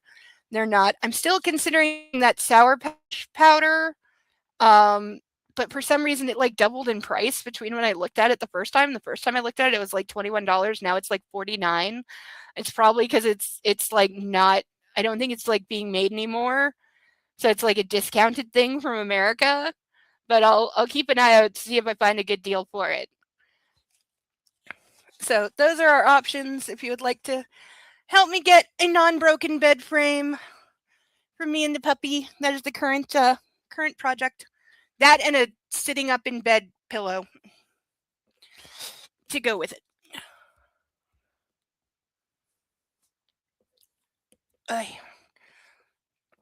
What do you think? What do you think? What do you think? He thinks when I dropped the Naruto duck on the floor, he wasn't quick enough to steal it. Yes, I know. That was very disappointing for you. One of these days, he will eat a duck. Right, Bo? Yeah, you'll get one. He knows he will because he's the biggest, bestest, toughest puppy ever. He just scared away a total stranger. Yes. Yes, you did, didn't you? Didn't you? Yes, you did. Oh, yes, we did. And we're just the best puppy in the history of puppies, aren't we? Yes, we are. All right. There's our puppy. Oh, yes. Say hi to Sasha. She's the other doggy. Say hi, Sasha. I'd be friends with you. We could run around and chase rabbits together. Mostly I'd just run in circles like a little lunatic, because that's what I do. He doesn't care so much about chasing things, he just likes to run. Run and run and run and run and run. Right? That's your favorite thing to do, isn't it? Yes, just run, run, run, run, run. You can go pretty damn fast, too. Yes, you can. You're very speedy. You're very, very speedy. Yes, you are.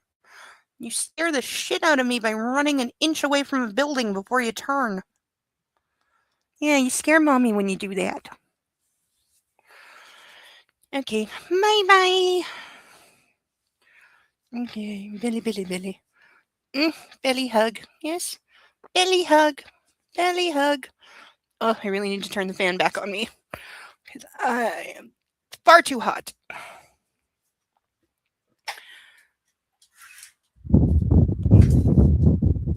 Okay, there we go. Oh, air.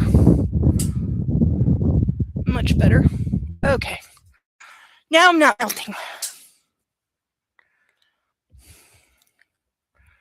Well, I'm less melting. I cannot guarantee Sasha would be friends with them, although she has been nice to the chicken, so if Bo can pretend to be a chicken playing dead, it could work.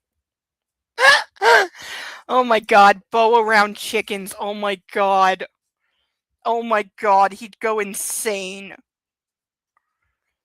Like, he would just, oh my god, him around chickens, it would, oh my god, the chaos.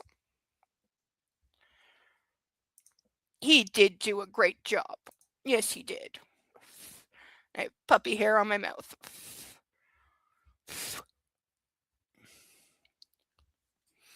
How do you always manage to get puppy hair in my mouth, huh? How do you do that? Oh, why does heartburn always have to hit right here?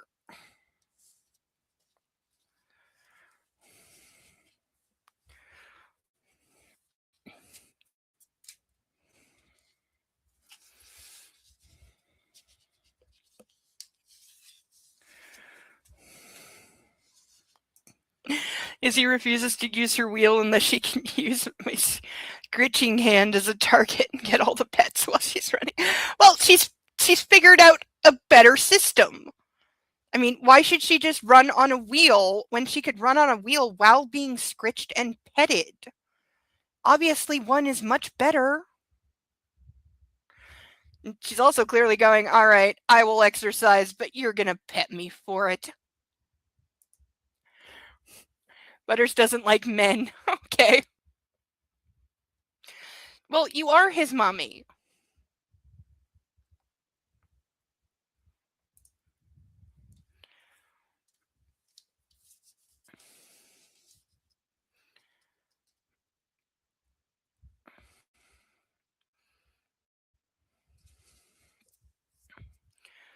And he probably doesn't like men because men don't dote on him and feed him the way the women do.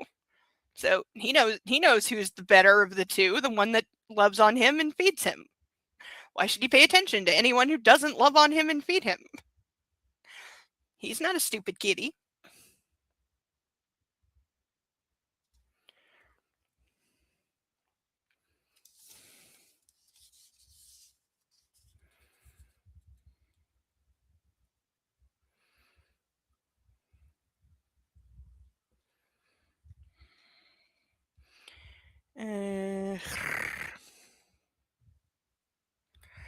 Hot. Her body was feeling hot, as if it were high noon in July, and she felt as though she were sweating buckets.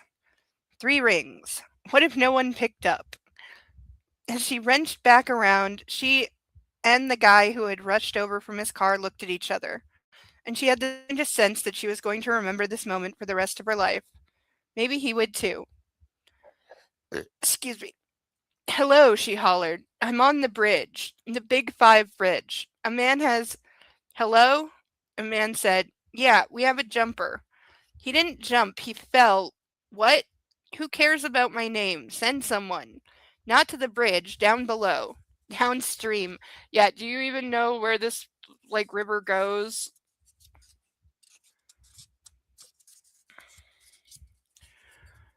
That just went off the new bridge. I know you're on duty. You're under the bridge. Can you get someone to pick him up? No, I don't know if he survived. Then Lizzie paused even in her panic and repeated the question she'd been posed. Who was it? Even in this moment of crisis, she hesitated in giving out the name.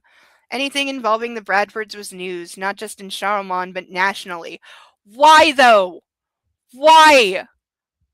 Needs to be a reason. Why is everything this family and their company does national news?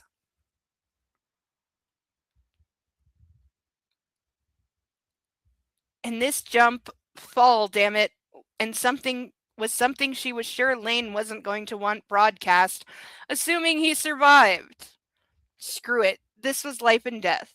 His name is Lane Bradford. He's my boyfriend. I came out because you were afraid he was going to do something like this, so this is going to go badly one way or the other. She babbled at that point and turned back to the drop, and then she was leaning out over the rail again, praying she could see his head breach the surface of the water. God, she couldn't see anything. Lizzie hung up after she had given her name, her number, and as much as she knew. Meanwhile, the man was off his phone as well, and he was talking to her, telling her that his brother or his cousin or freaking Santa Claus was coming. But Lizzie wasn't hearing it. The only thing she knew was that she had to get to Lane. Had to. She focused on her beat to crap truck, and then at Lane's 911 turbo convertible. Lizzie was behind the wheel of that Porsche a split second later. Fortunately, he'd left the key in the ignition, and the engine came alive as she punched the clutch and cranked those horses over. Flooring the accelerator was a different deal entirely from her old Toyota, tires skidding out as she donutted the sports car and raced off, going in the wrong direction. Fine, let the cops arrest her. At least she'd bring them down to the water. Okay, so we've got Porsche twice and Toyota once. Man, brand names really coming out strong here. Other than Francis Ford Coppola, I cannot name a single person who manufactures alcohol. I only know FFC because he's famous for the movies. I didn't know he manufactured alcohol. Yeah, we've got a lot of car drops. These books like their cars. I think that's kind of a thing, because E.L. James likes name dropping he likes name dropping everything though, and especially artists. But the cars, It's always a thing, like how to tell my audience that somebody is rich. They have a succession of flashy cars. You know how many mentions of flashy cars there are in my novel? 0. For exactly that fucking reason. Are there brand names? Sometimes. But at least 4 of those times, there's maybe 12 brand names in like 150 pages, and 4 of them are integral to the story. They have a reason that those brand names are being brought up, and they're being made fun of a little bit.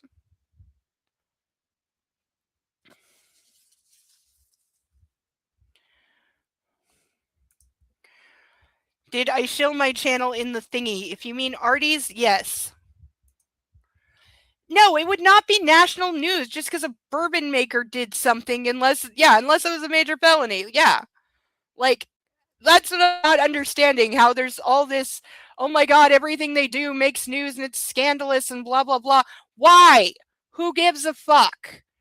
They're a Southern family that owns a bourbon company. So what? Do you know how many alcohol distributors there are in the United States? I'm guessing a lot.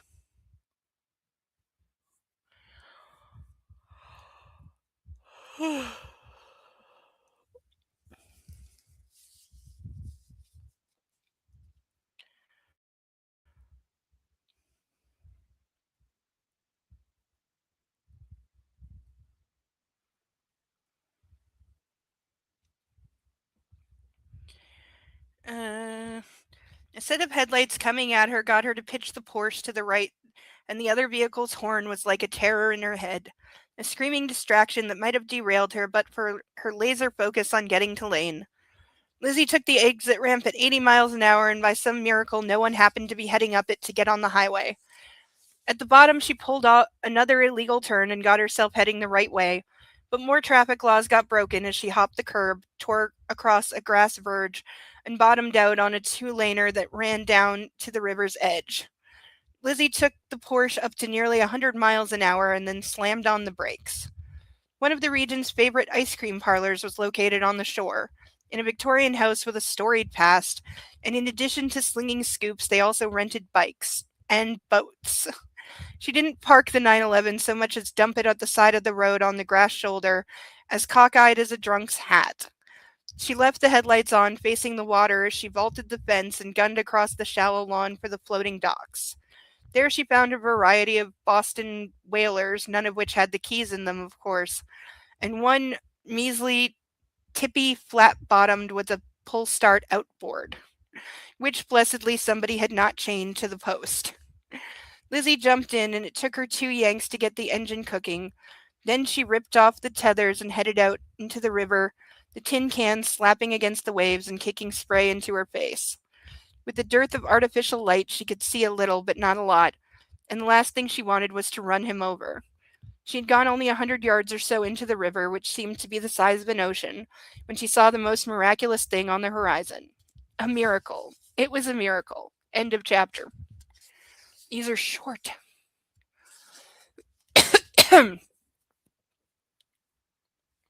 We are 19 pages in, and so far, this is all that's happened. We got a lot of conjecture.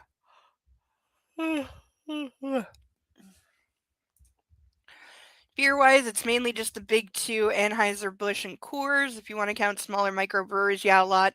Yeah. But if you count, like everyone who makes, like, bourbon and vodka and whiskey and tequila, gin,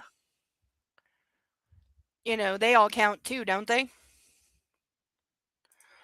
Where are they? They're on the Ohio River between Kentucky and Indiana. And hello, Sethail and your dragons. It's good to see you. I'd say hello to your dragons personally, but I don't know their names.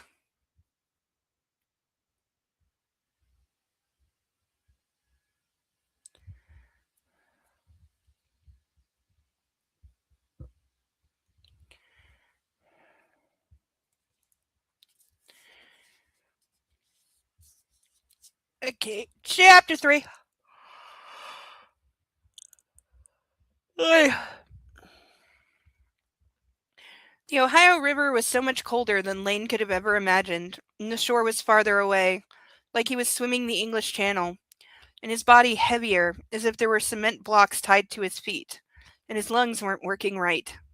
The current was carrying him fast, but that was only good news if he wanted to go over the falls like his father had.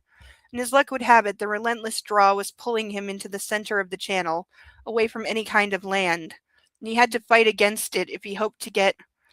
As the piercing illumination hit him from behind, he thought for a split second that his mama's faith had turned out to be real, and her Jesus was coming to take him to the pearly gates. I got him, I got him. Okay, that voice sounded way too ordinary to be anything biblical, and the southern accent was a telltale that it was probably a mortal and not God.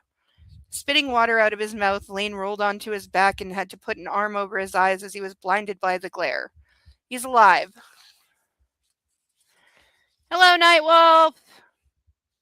Good to see ya! The boat that pulled up beside him was a good 30 feet long and had a cabin, and its engines were cut as the stern swung around towards him. He was pulled over thanks to a net grappler, and then he helped himself out of the river and onto the platform over the propellers. Flopping on his back, he looked up at the night. He couldn't see the stars. The city's glow was too bright, or maybe his eyes were just too clouded. A man's face appeared in his vision. Gray beard, scraggly hair. We saw you jump. Good thing we was comin' under. Someone's approaching from starboard. Lane knew without looking who it was. He just knew. And sure enough, there was the spotlight. As the spotlight was manually spun in that direction, he saw his Lizzie in a flat boat coming at them. The flimsy metal craft clipping against the water, her strong body crouched by the outboard motor, and that high-pitched whine of the overworked little engine, the perfect soundtrack to the panic on her face.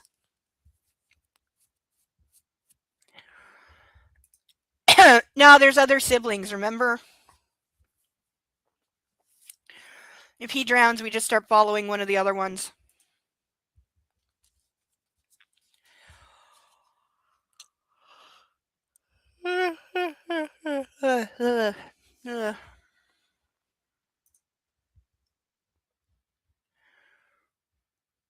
Oh. Why do I keep getting emails from places I never... Does anyone know the website Shein? They're like one of those discount clothing places. I swear, I get 10 emails a week from them. I've never even been on their website.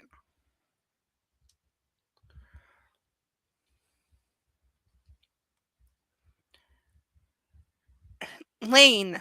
Lizzie. He sat up and cupped his dripping hands to yell, I'm all right. I made it. She pulled up like an expert right across the stern, and even though he was in wet clothes and cold to the bone, he jumped at her. Or maybe she jumped at him. It was probably both of them. He held her tight against him, and she held him back. Then she jerked away and punched him in the biceps so hard she nearly knocked him back into the river. Ow. What the hell are you doing up there? I wasn't. Are you out of your mind? I didn't. You almost killed yourself. Lizzie, I'm so pissed off at you right now.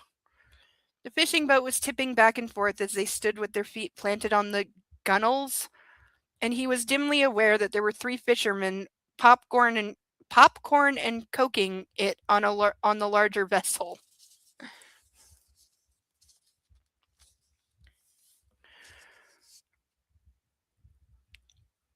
I could just slap you. Okay, if it'll make you feel better. It won't, Lizzie said. Nothing's going to. I thought you were dead. As she began to cry, he cursed. I'm sorry. I'm so sorry. Excuse me. Excuse me. He brought her back against him and held her tightly, stroking her spine and murmuring things he wasn't going to remember even if the moment itself was unforgettable. I'm so sorry. I'm so sorry. Typical of Lizzie, it wasn't long before she pulled herself together and looked up at him. I really want to hit you again. Lane rubbed his biceps, and I'd still deserve it. Y'all okay? One of the guys said as he tossed a faded towel that smelled a bit like bait over. Y'all need 911, either of you. It's already called, Lizzie answered. And yep, sure enough, there were flashing red and blue lights on the bridge now, as well as ones coming down to the river's shore on the Indiana side too. Great, he thought as he wrapped himself up. just freaking great. We're going to be fine. Lane put out his hand. Thank you. The man with the gray beard shook what was offered. I'm glad no one's hurt. You know, people, they jump from there. Just last week, this guy, he jumped and killed himself. They found him down by the far side of the falls in a boathouse. Yes, that was my father, Lane thought. Really, Lane lied.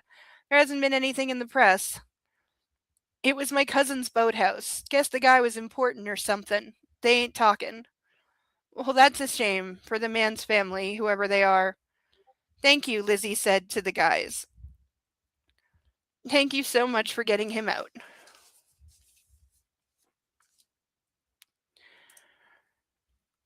Yes, and I hate them. There's a game I play on my phone with ads at the bottom, and theirs takes over my whole phone. Yes! I've gotten bullshit ads like that too that are like impossible to click off of. Yeah. I've definitely seen ads for Sheen because I play phone app games too where you watch the ads to get stuff or play through. I forget the game because I deleted it because of the ads. Yeah, I've done that a few times too. Sometimes it's sad because sometimes it's a good game, but they just have so much ads on it and it's not worth it.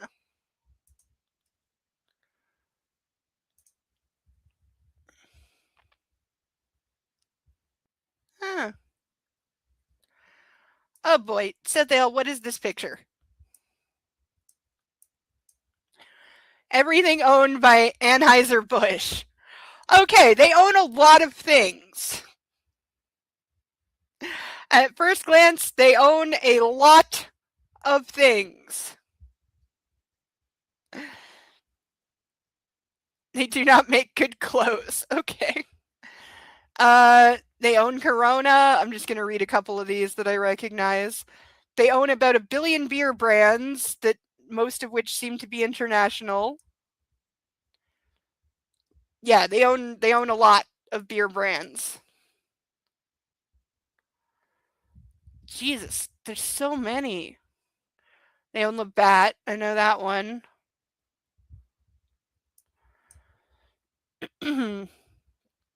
Rolling Rock. Pilsner. I've heard of that. I think they're cars. They own a lot of fucking shit. Insane.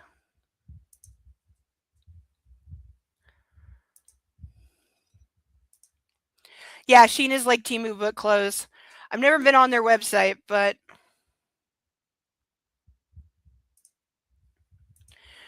I know they've had like issues with, like child labor scandals and like unethical places that their stuff is sourced from because they're one of those like super, super, super discount places that are always like incredibly shady and sketchy and kind of pyramid schemish. Hi. Would you like to cuddle again? All right, come here. Come on, up, up. No, I'm not going to get on the floor and rub your belly. If you want to cuddle, you better come up. You got 3 seconds. Come on, up, up. He'll be up in a moment. Come on, up, up. Come on, you can do it. Yes, come on. Come on. There we go. Come on, up. Yep, there we go. Good boy. There's my good boy. All right, we get more puppy. Yes, he's a very good boy. Now I'm going to have fur in my mouth again. Yes, you are just getting all the love tonight, aren't you? Aren't you? Look at you. Look at you. I mean, look at this puppy. Look at him. Isn't he just such a good boy? Not being a jealous little baby at all. Very carefully licking away from the makeup. Come on. You know you're not allowed to lick my makeup off. I know you think you're helping. He really does think he's helping. Yeah, you think you're helping, don't you? Yes, you do. Yes. I'm helping. I'm helping by licking all that stuff off your face. Yeah. Yes, I am. I'm helping. Because I'm just the best puppy ever. Yes. Look at my squidgy little face. Look at my squishy little face. Squishy little face, yes. Oh, yes, oh, yes, oh, yes, oh, yes. That's a good boy. Yes, you're a good boy. Yes, you are. Okay. Okay. Are you sufficiently loved on? You have had a lot of attention tonight. Hmm? Are you sufficiently loved on? Yes, you are. I'm thinking about it. You're a puppy. There are just no thoughts in your furry little head. Oh, yep. I want to cuddle. Oh, I want to cuddle and I want to be cuddled and held and loved and furry. Okay.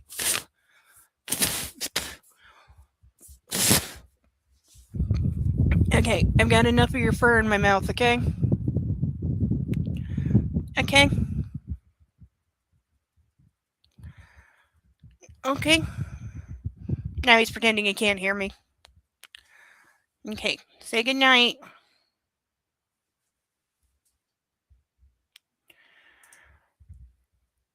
You have a cat? I need pictures, dude.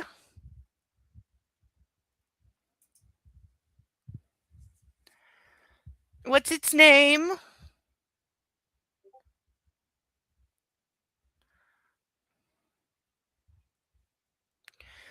Oh, look at you.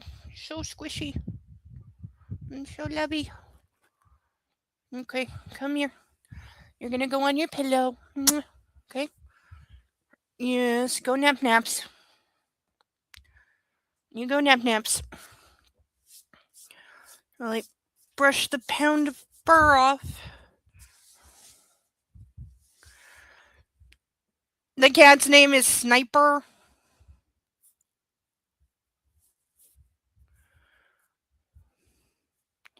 Does it live up to its name?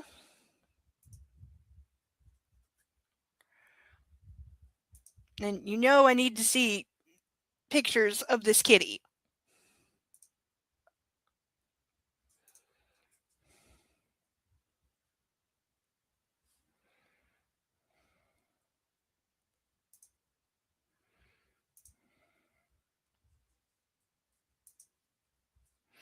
It is a cool name. It is a good name for a kitty.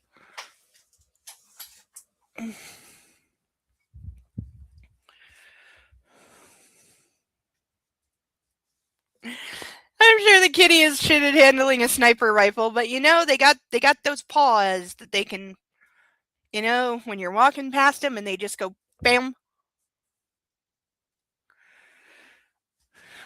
That's the kitty version of being a sniper.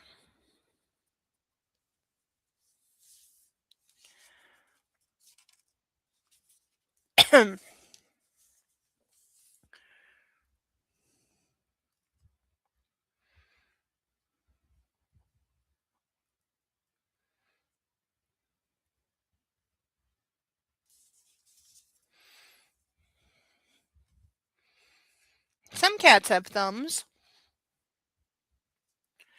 It's rare, but some of them do.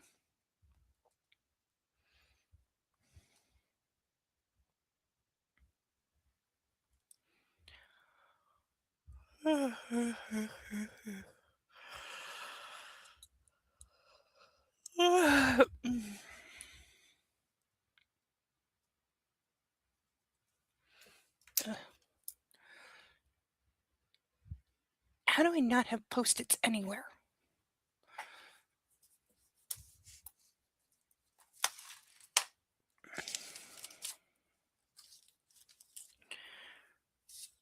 This is where I listed all the movies that I plan to watch on movie night. Hey, tomorrow let's watch. Let's see. What's good on a Sunday?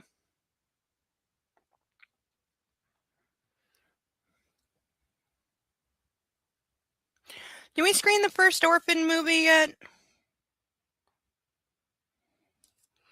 Okay. We did Don't Say a Word. Very good, very underrated movie. Yeah, let's watch Orphan tomorrow. So tomorrow, let's say 8:30, we'll watch Orphan. If you haven't seen it, don't go looking cuz it spoilers. Also, if you haven't seen it, let me know so I don't spoil anything cuz it's a good movie. It is a really really good movie.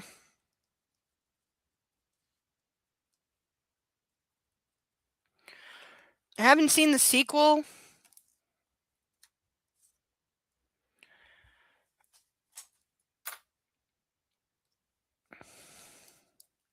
He has 6 claws on his back legs. Aww. Is this a fully grown cat or a kitten? Because you get bonus cute points if it's a kitten.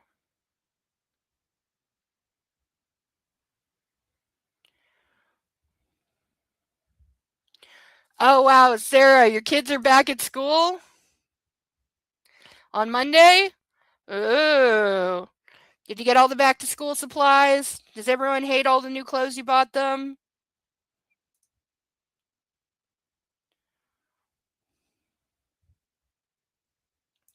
I haven't seen it. I assume the spoiler is she comes from a loving home with very much alive parents. Yes, you nailed it exactly.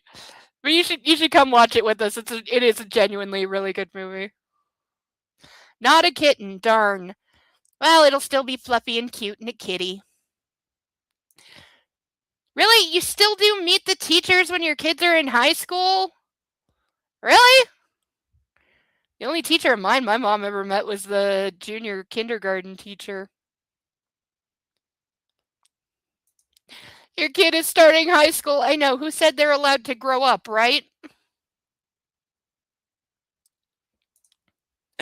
Hey, she'll have a better year than I did. I started high school 4 days before 9/11 happened. That's what I remember about starting high school. 9/11 happened.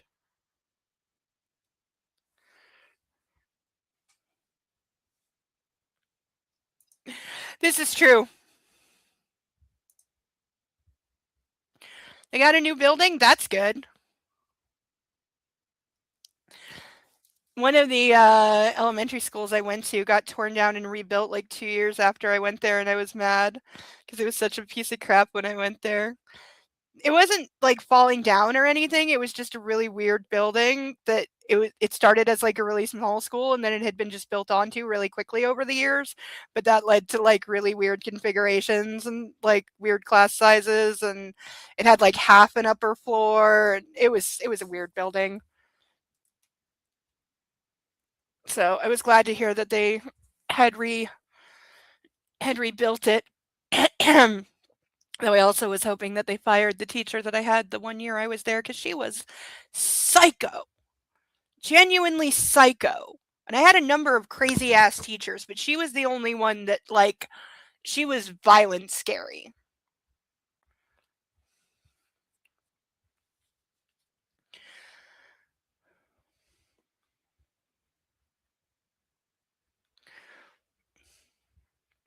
You got to go check it out before she goes there? That is so cool.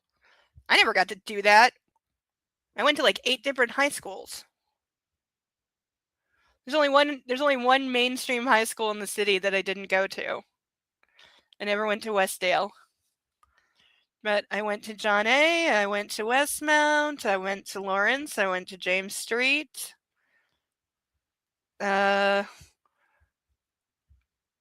Oh, I didn't go to Delta, but Delta shut down while I was in high school.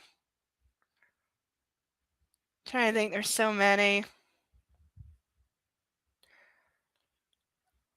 Like, my grade 9 year, I went to 3 different schools, so.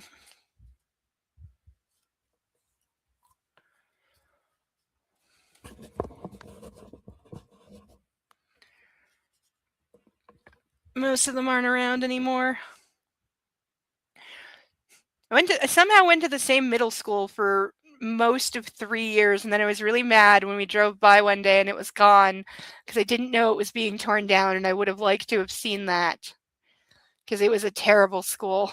I would have very much enjoyed seeing it be torn down. A friend of mine was almost kidnapped from that school. Same friend later was kidnapped from a high school years later. She was okay. But yeah, that school sucked. I would have very much enjoyed seeing it reduced to rubble. Also, we were pretty sure there was a break in the space-time continuum in the basement because at one point it was a boys' school, so the girls' bathroom was the only girls' bathroom was in the basement. So if you were on the third floor, it took forever to go down to the basement and then come back to class, and you used to get yelled at for taking too long, but it's like the bathroom is 4 floors down and it's at the other end of the building. It was a really, really, really long building. So it's like, it takes X amount of minutes just to walk to and from the bathroom.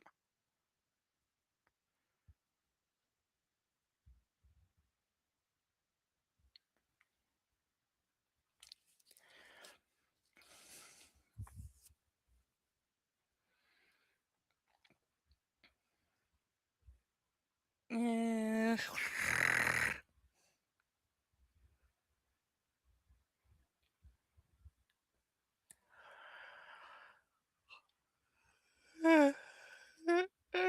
Ugh. Thank you, Lizzie said to the guys. Thank you so much for getting him out. There was some conversation at that point, not that Lane paid much attention to it, other than them wanting him to keep the towel and him thanking them for it.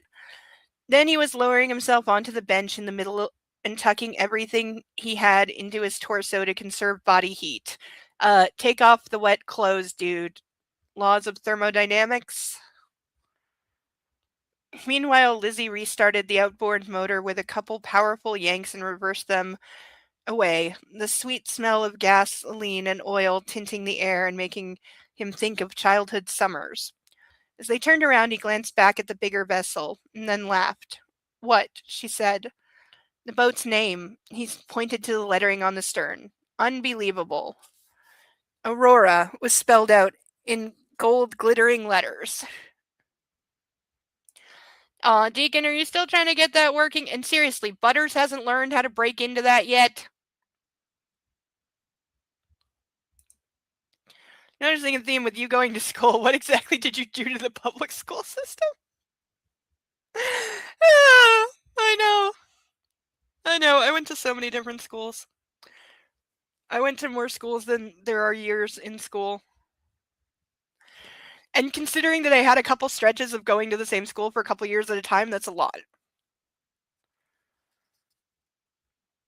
But I only officially got kicked out of one. That's because the principal was a fucking raging bitch.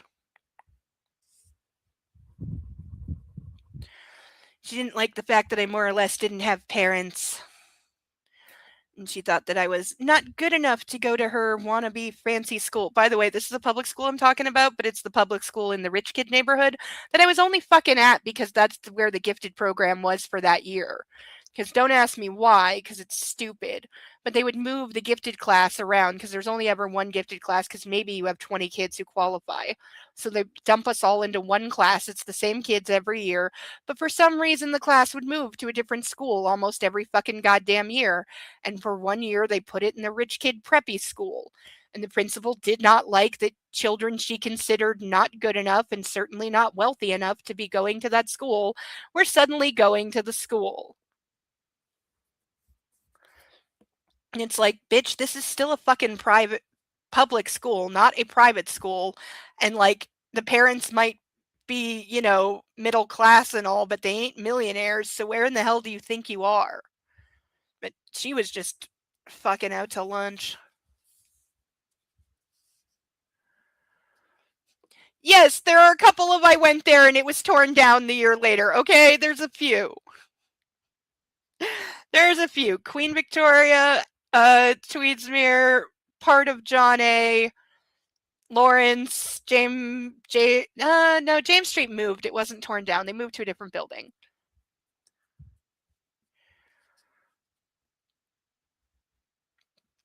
Yeah, and I would have gone to Delta, but it was torn down before I lived in the area, or I would have gone there.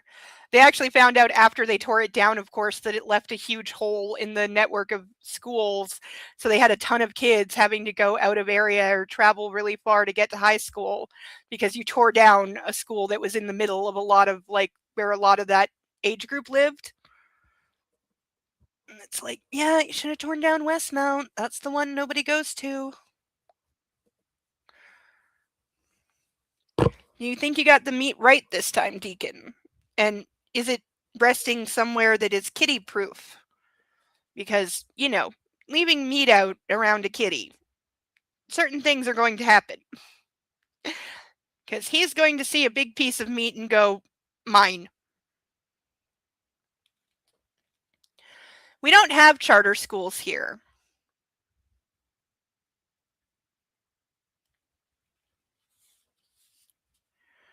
It's still in the smoker? Okay. So that's why Butters has been texting Bo his heist plans and diagrams of the smoker and how to pick the lock? He wants Bo to stand guard while Butters does the actual break and enter. But he swears to Bo that he'll share the meat with him.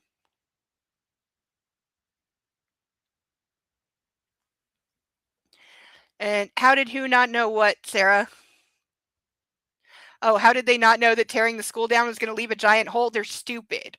They're fucking stupid. Because it was between two of them. It was between Delta and Westmount. And even though Westmount is way out in the middle of fucking nowhere and is a pain in the ass to get to, and I mean royal fucking pain to get out there, and you couldn't find it on a map. And Delta was like not exactly downtown, but pretty close to downtown. And it was because Westmount was the rich school. And the parents whose kids went there didn't want it torn down because they didn't want their kids going to the inner city high school. So that's how they wound up tearing down the one and then going, oops, we needed that. And then basically rebuilding in the same place, a new high school. I don't even know what it's called, but it's everyone who lives here would just call it Delta because you tore it down and rebuilt it. It's still fucking Delta. He doesn't have thumbs, but he does have claws. And if Disney movies have taught me anything, it's that kitty claws can pick a lock. This is in the rules of kitties.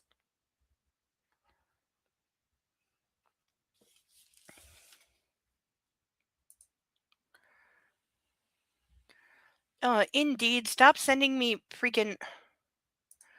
I swear, Indeed is the dumbest fucking job search website. I mean, sometimes they have good listings. I found a few good things this week, so I've sent out some resumes that I'm hoping to hear back from next week. But they keep sending me things for being an accountant, and it's like, I'm not an accountant. I don't have a degree in that. Neither do I have a degree in real estate that they keep sending me real estate jobs.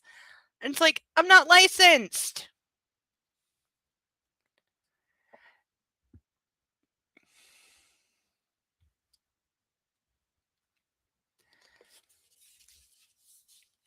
Yes, Disney lies. We all know this.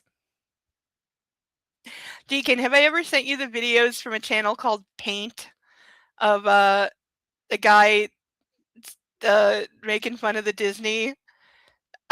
Remind me later to send those to you because they are the most hilarious things ever. You will appreciate. Check my DMs. Is there Kitty? There's Kitty. There's big fat Kitty. Aww.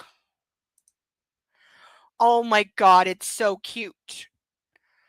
It's so cute. It's a big fat kitty and it's stripy. And it's giving the what are you doing taking a picture of me? I didn't give you permission to take a picture of me face. While taking up an entire bed. And then running away. Aww. It's got like calico colors. Oh, it's so sweet. It's a little sweetie. Okay, I'm muting the sound so it doesn't bleed through, but... Aw, kitty having a bath. Oh, it's so cute. But that is a fat kitty. It's a chubby animal. If they want to hire you as an accountant, take it, not your fault. They want to pay you for a job you're unqualified for.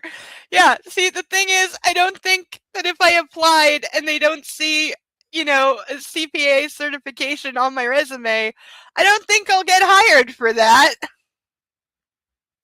No, honest to God, I'm tempted to apply for them half the time just to see what happens.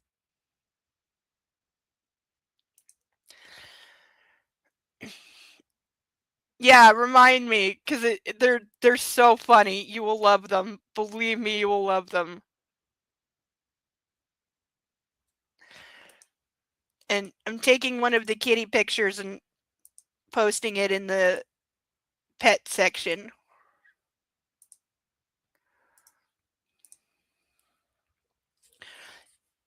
Oh, Discord, why are you stupid? It's always like, oh, that picture's too big. No, it's not, because you already sent it. Dumbass.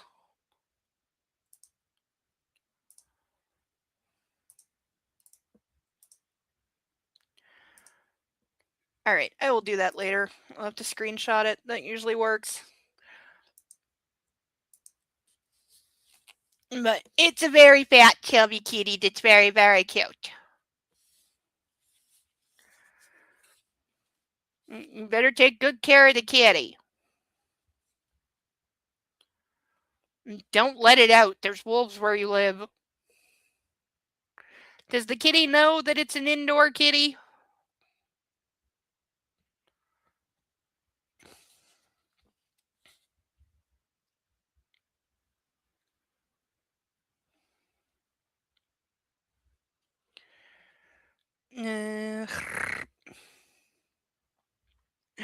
Certifiable public allocator. What type of CPA? That's a type of CPA, and you allocate the reading of bad books every week. This is true. We are actively avoiding reading this book. We'll get through. There's a lot of book to get through. I think it's the same length as the other one. Yeah, roughly. Wow, it's almost exactly the same length. That takes some skill. Or a good editor.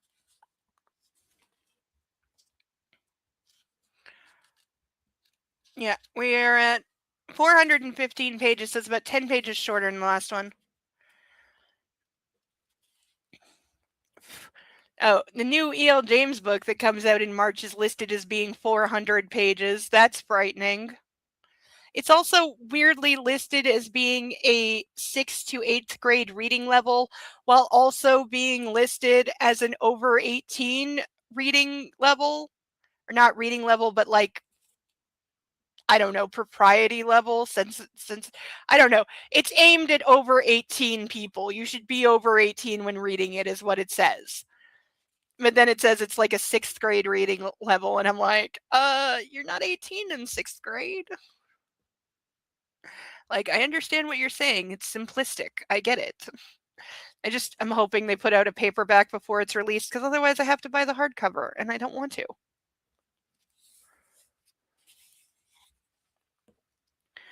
You can send it Bo after ducks. He is napping now. But you know, I'm sure if a duck was bought for him to chew on, he would wake up.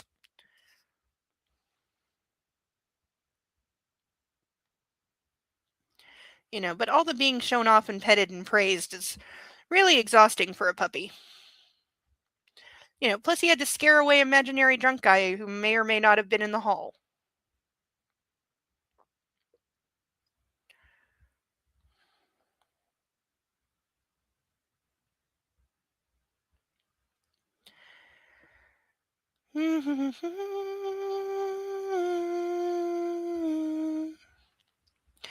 Yep, somehow even when she wasn't around, his mama was protecting him, saving him, supporting him.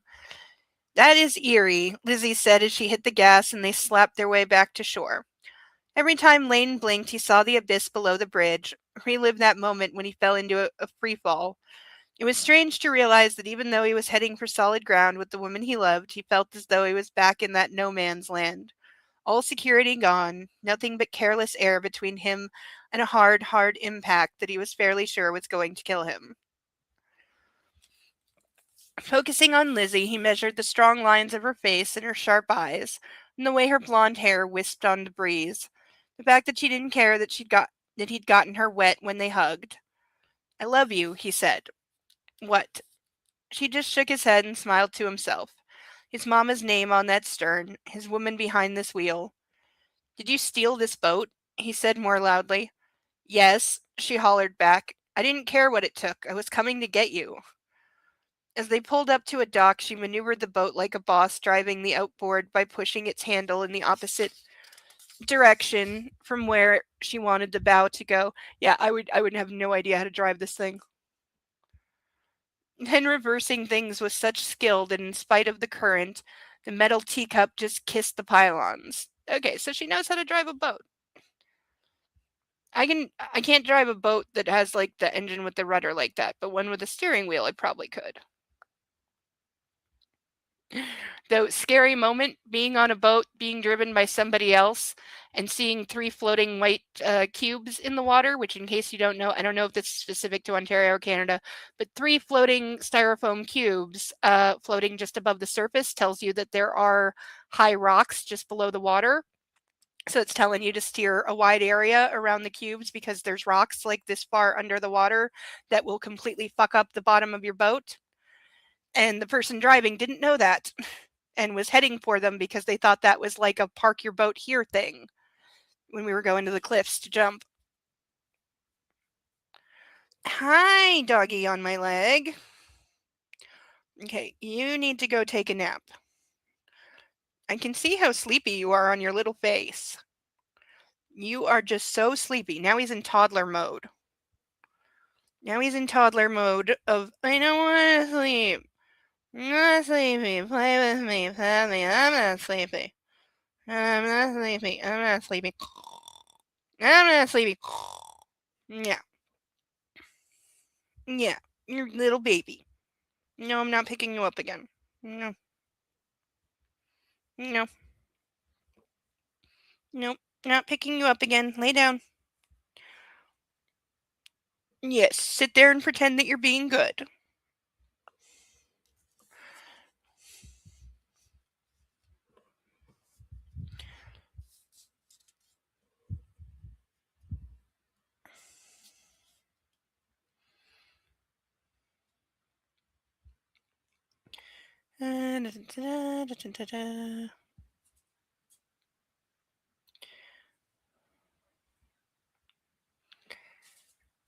Lane anchored the bow with a line. Lizzie took the stern, and then he held his palms out to help her onto the dock. She didn't come to him right away. Instead, she shoved her hand into her loose jacket, taking something out. She tucked it into the gas cap. As she jumped onto the dock by herself, he said, "What was that?" "A $5 bill. I used some of their gas." Wow, back when gas was cheap, I guess. Oh, Nightwolf, are we losing you to storms? Be safe. Remind the kitty it's okay. It's in a new place. It'll be scared.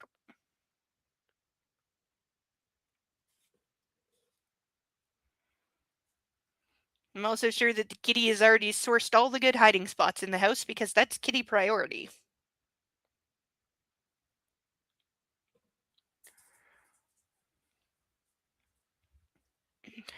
I'm sure Butters has his share of places to go and be invisible when he doesn't like the world.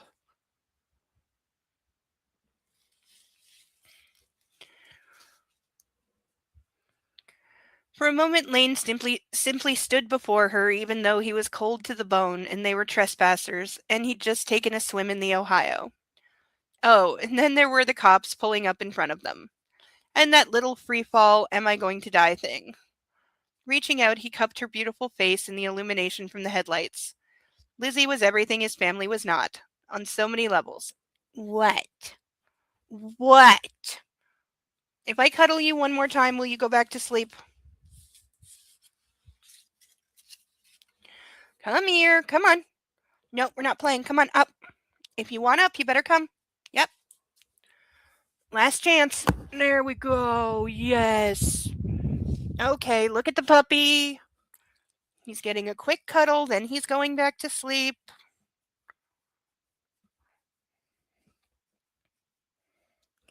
Okay, quick cuddle, then you're off to sleepy land. Okay, go on the couch and stick your head down the corner. Yeah, you like that. You very much like that. Yes, you do. Yes, you do. Yes, you do. Yes, you do. Yes, you do. I know you want to lick. I know. Yes. Figured out you can lick the parts of my face that don't have makeup. Because you're very smart and very, very sleepy. Yes, you are just so sleepy, aren't you? Yes. Yes, I know you are. I know. You're the sleepiest of doggies. Yeah. So you're gonna go take a nap now, okay? Yes, you are. Mummy has more reading to do. Okay? So you go take a nap. Yes, I love you. Love you, little one.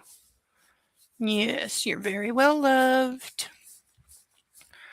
Yes. Yes, yes, yes, little baby. Okay. Back to your pillow. Okay? Go be a puppy. Go be a puppy.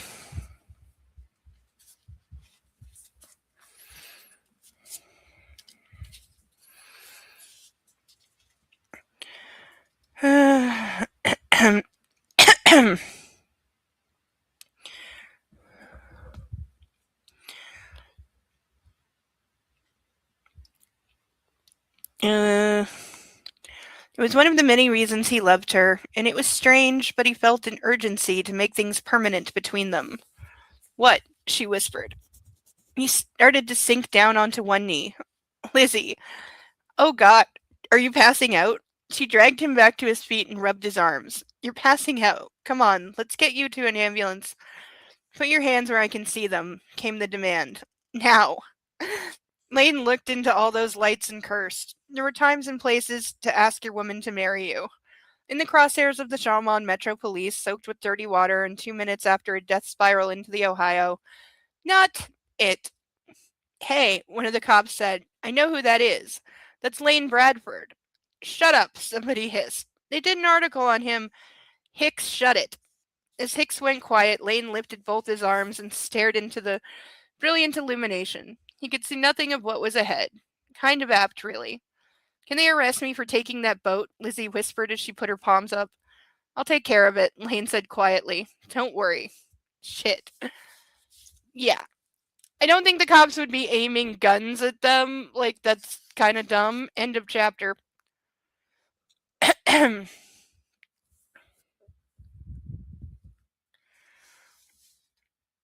Oh,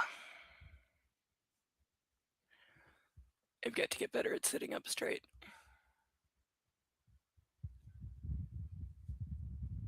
Oh.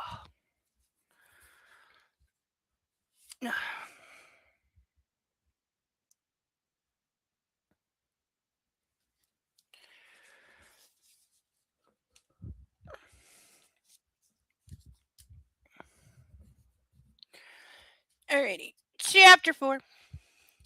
Easterly, the Bradford family estate. So we're finally back at the house. I hate you. As the youngest of the Bradfords three as the youngest of the Bradford family's 3 living Virginia Elizabeths lunged for a lamp, Jin Baldwin, soon to be Ford, did not make it. Probably for the best. The thing was Imar- made out of an Imari vase she had always been rather fond of, and the silk shade was handmade with her initials embroidered in real gold thread. It would have been a pity to destroy such a beauty, and God knew there would be nothing but shards and shreds left after she was done throwing it. What stopped her was her fiance's hand grabbing her hair, catching hold, and whiplashing her right off her stilettos. Oh, we're into the violence against women section because she's marrying a violent rapist. Because we got caught off guard with that because I was not expecting that in the in anything by this author. It's a departure of form for her for sure. After a brief moment of weightlessness, which was kind of fun, there was a smack down that stung her shoulder blades, clapped her teeth together, and reminded her that the coccyx was in fact a very unnecessary part of the body. The resulting pain down there also took her back to her father spanking her as a child with one of his alligator skin belts. Of course, she had resolutely refused to learn anything from those slap-happy sessions or alter her behavior in any way, just to prove he didn't run her life. And yes, things had worked out so damn well since then. Richard Ford's thin, angular face came over the top of her head. Hate me all you like, but you will not disrespect me like this again. Are we clear? He was still pulling on her hair, forcing her head and spine to counter his strength or risk her being decapitated. What I do or do not do, she grunted, will not change anyone's opinion of you. Nothing ever has. As she glared at him, she also smiled. Behind those rat eyes of his, right now, he had gone on a little trip down memory lane, his low self-esteem running through the scripts of insults that had been laid out at him while they had been classmates at Charlemont County Day. Jin had been among the name-callers, very much a mean girl who had run in a pack. Richard, on the other hand, had been a scrawny, pimply kid with a grating sense of entitlement and a voice like Donald Duck. Not even his family's extraordinary wealth had saved him socially, or gotten him laid. Okay, so she was the mean girl, and now he gets to dominate the mean girl that he always secretly had a crush on, and blah blah blah. And indeed, 90s slang had yielded its stellar nomenclature, hadn't it? Loser, scrub, tool, dork, fucker.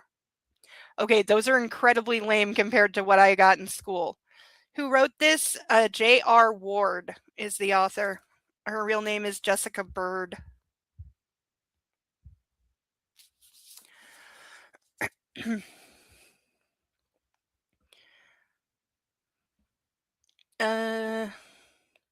Richard shook himself back into focus. I expect my wife to be waiting at home for me when I have a business engagement she is not welcome at. He yanked on her hair. I do not expect her to be on a jet to Chicago.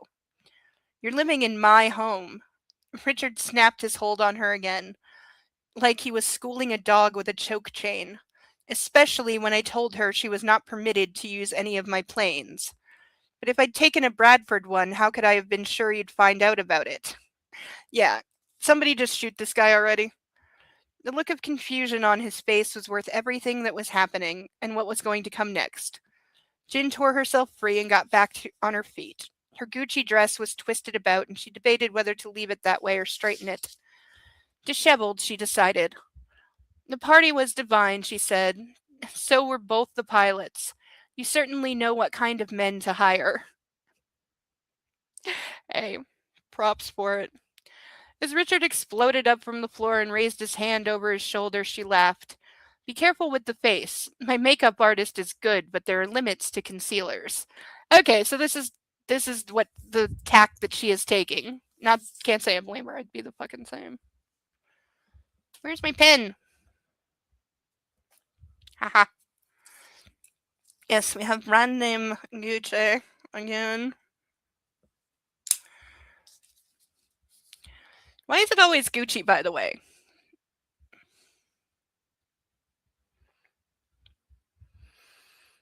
In her mind, throughout her body, crazy mania sang like a choir at the altar of madness. And for a split second, she thought of her mother laying in her bed just down the hall, as incapacitated as any homeless addict on the streets. When a Bradford became hooked on opiates, however, they got them from their private physician, and it was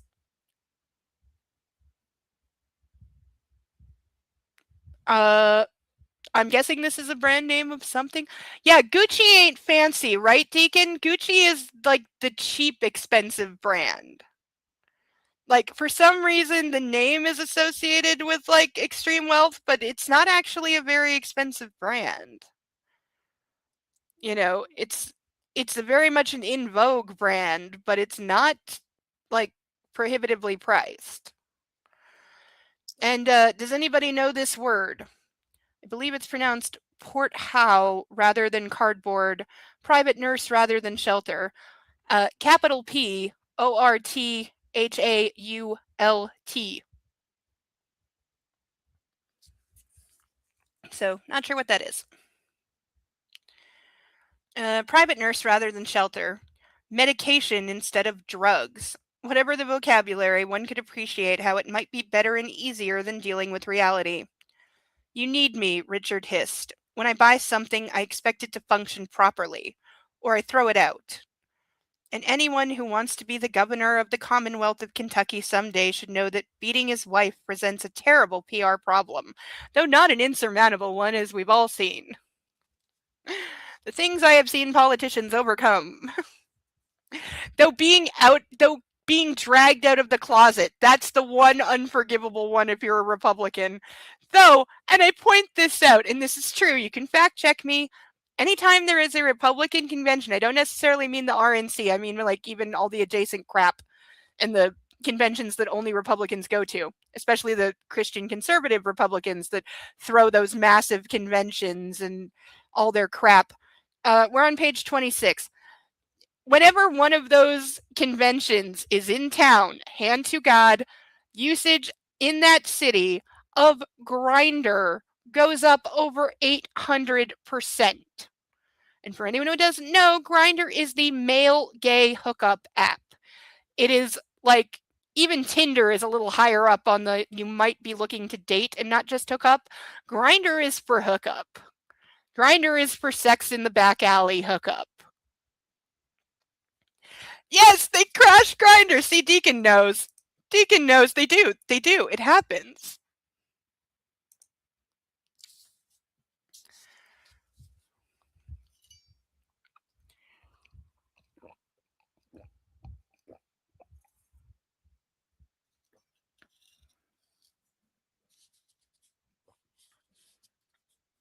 Yeah, it happens every year. Like at all the conventions, it always happens.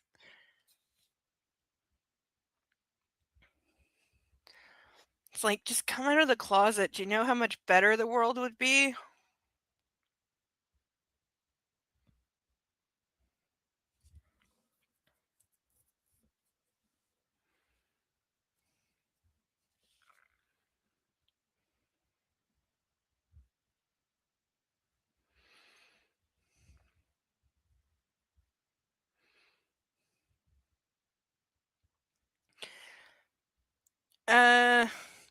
Beating his wife presents a terrible PR problem. You'd be surprised. I'm a Republican, remember? I didn't read ahead. See, Book knows. Book even knows the Republicans don't give a flying fuck about that shit. I mean, how many currently, like the midterms are coming up? How many Republican candidates have been outed as rapists so far? I think it's 3.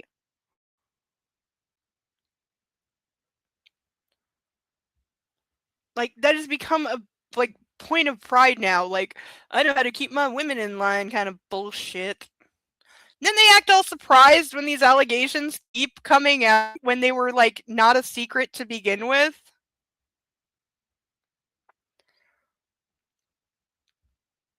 No, I am looking forward to the public demise of Jared Leto. Because that, I guarantee you, he's going to have a very long list of accusers, and there's a couple names I'm looking for on it. Over Richard's shoulder, the oval mirror above her pair of 18th century Italian Louis XIV commodes presented her with a perfectly framed image of the two of them.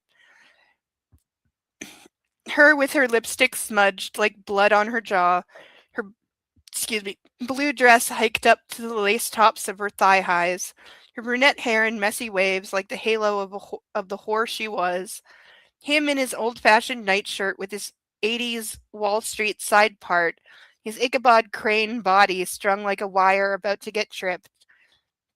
All around them, silk drapes like ball gowns next to windows tall as waterfalls, antiques worthy of the Victoria and Albert Museum, and a bed as big as a reception hall with a monogrammed duvet. She and Richard in their dishabille, dishabille,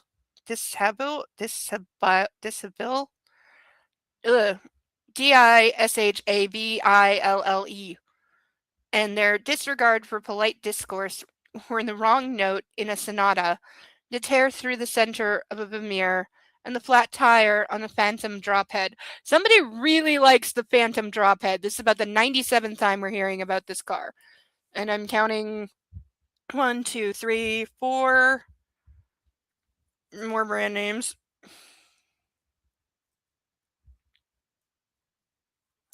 Though I gotta wonder who owns the Louis XIV brand name, because it is a brand name. It's not just a style, well, it is a style, that's the point. It's a brand and a style. It's not necessarily all like things from that time.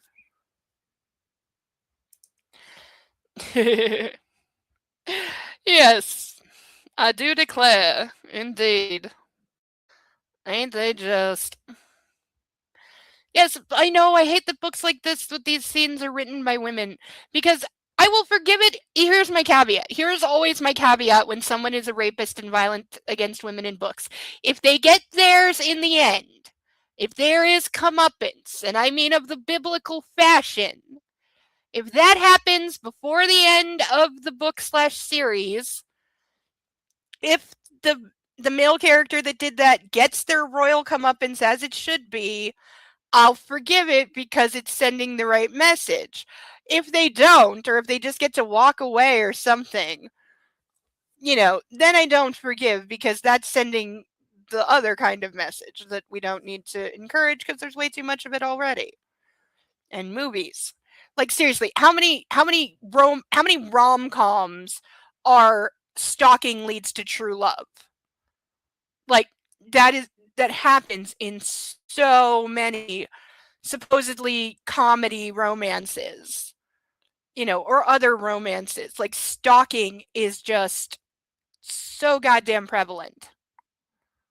And like no wonder I'm not making excuses, but no wonder guys who grew up seeing those movies think that that's how you get a girl, you know? I'm not saying it makes it right and I'm not excusing it, but I'm saying it's the example that's been set for them.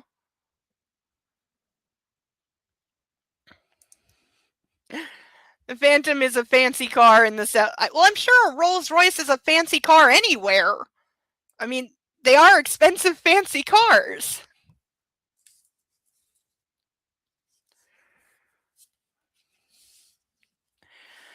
It's like a Lamborghini is going to be fancy anywhere.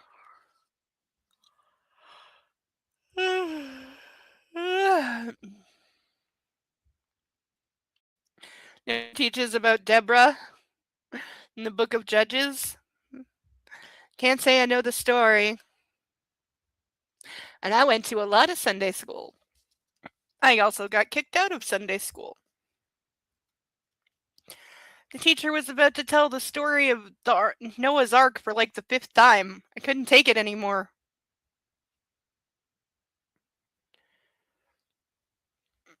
No, I shall never forget the look on my grandmother's face because she was absolutely scandalized. I would have felt bad for it, except I completely did not feel bad for it. Though she didn't take me to church again for weeks, and that was great. It was one of the things her and my mom argued about.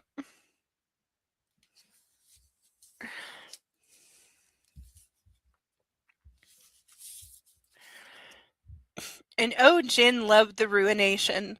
Seeing her and Richard together, both trembling on the edge of insanity, scratched the itch she'd been seeking to redress. They were right. They were each right, however.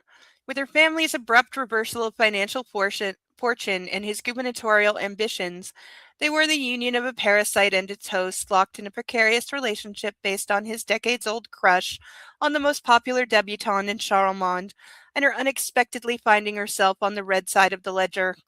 Still, marriages had been built on far lesser bases, like the illusion of love, for example, the lie of fidelity, or the poisonous Kool-Aid of fate.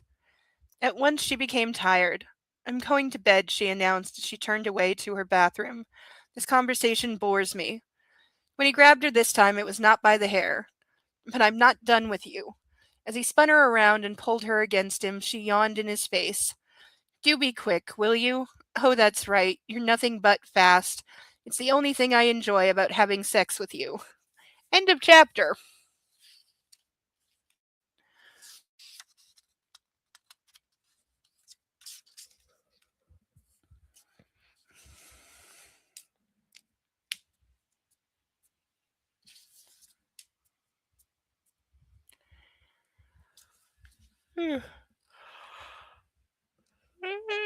Hey.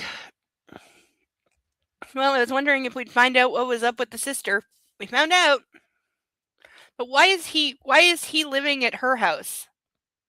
And again, it's been like 48 hours. So how have so much like progression happened in a day and a half? Like if they said it'd been like 2 months, then it makes more sense. Chapter 5. Lizzie's farmhouse, Madisonville, Indiana. You didn't actually think I was there to jump, did you? As the man Lizzie loved spoke up from the other end of her sofa, she tried to pull herself together.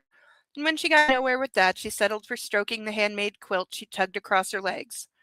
Her little living room was in the front of the farmhouse and had a big 6-pane window that looked out onto her porch and across the front lawn and the dirt driveway. Her decor was rustic and cozy, her collection of antique farm tools mounted on the walls, her old-fashioned upright piano across the way, the braided throw rug done in primary colors to bring out the color of the wooden floors. Typically, her sanctuary never failed to calm her. That was a stretch this dawn, however. What a night.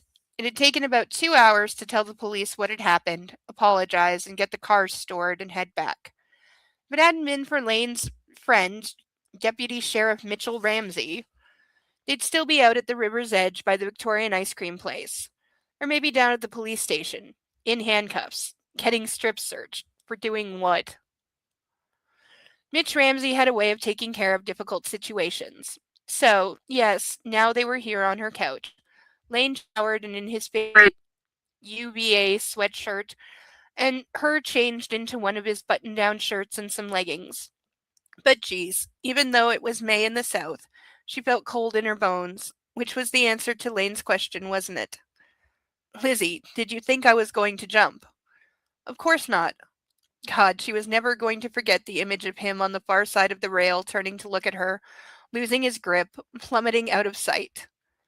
Lizzie. Throwing up her hand, she tried to keep her voice level. Failed. If you weren't going to jump, what the hell were you doing out there? You were leaning over the drop lane. You were going to. I was trying to find out what it was like. Because you wanted to kill yourself, she concluded through a tight throat. No, because I wanted to understand him. Lizzie frowned. Who? Your father? But come on, like he was trying to figure out someone else. Lane, seriously, there are other ways to come to terms with this.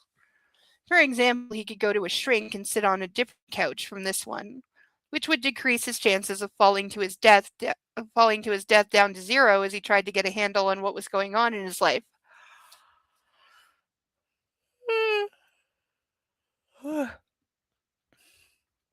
There is no Madisonville? So we have another made-up place. There is a Madison, yes. Why are we making up, like, I'm sorry, just, why?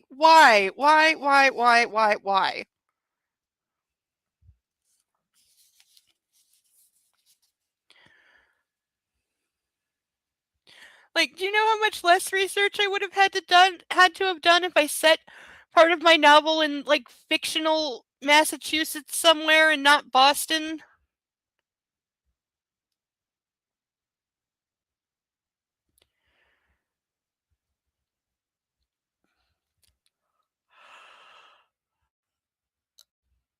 Uh,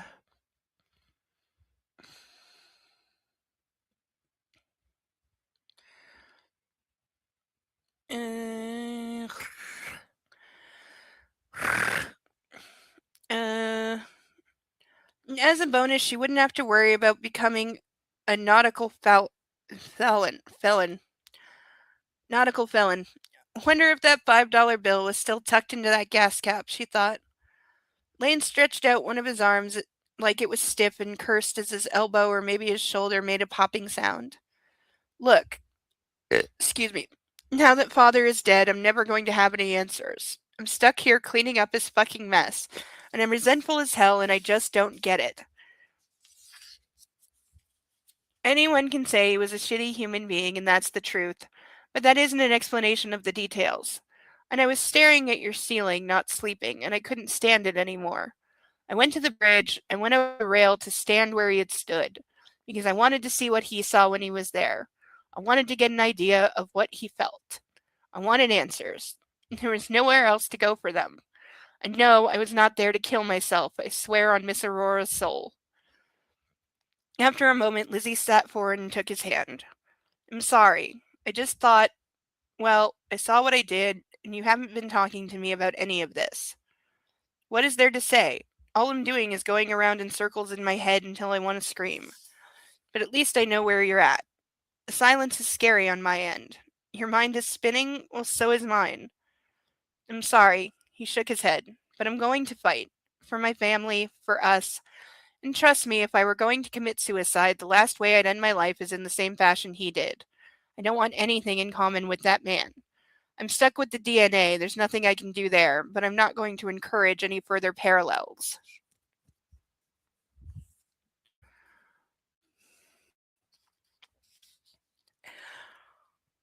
Oh,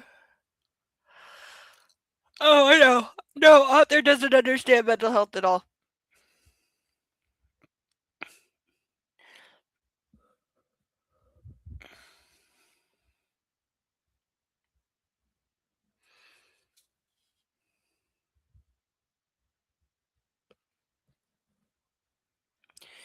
Lizzie took a deep breath. Can I help in some way? If there was something you could do, I'd let you know, I promise. But it's all on me right now. I've got to find the missing money, pay back Prospect Trust, and pray to God I can keep the business going. Bradford Bourbon's been around for over 200 years. It can't end now. It just can't. As Lane turned to look out of that big window, she studied his face. He was, as her grandmother would have called it, a real looker. Classically handsome, with blue eyes the color of a clear fall sky, and dark hair that was thick between her fingers, and a body that was guaranteed to catch every eye in the room. Oh, of course, we have to be reminded that he's devastatingly good looking. Yeah, we still haven't had official confirmation that it was a jump and not a shove. Assassin's Creed tells us differently. I know of the series, but I don't know the lore of Assassin's Creed. But yeah, we have no idea what happened to the father. We know from the X script that we read at the end of the last book it was murder, but they don't know that yet. They don't know anything. It's been like literally 2 days. And everybody's just assuming they know what happened. It's like, no, you don't know what happened. There's a lot of shit going on. There's missing money, there's debts, there's gambling, there's a lot you don't know about.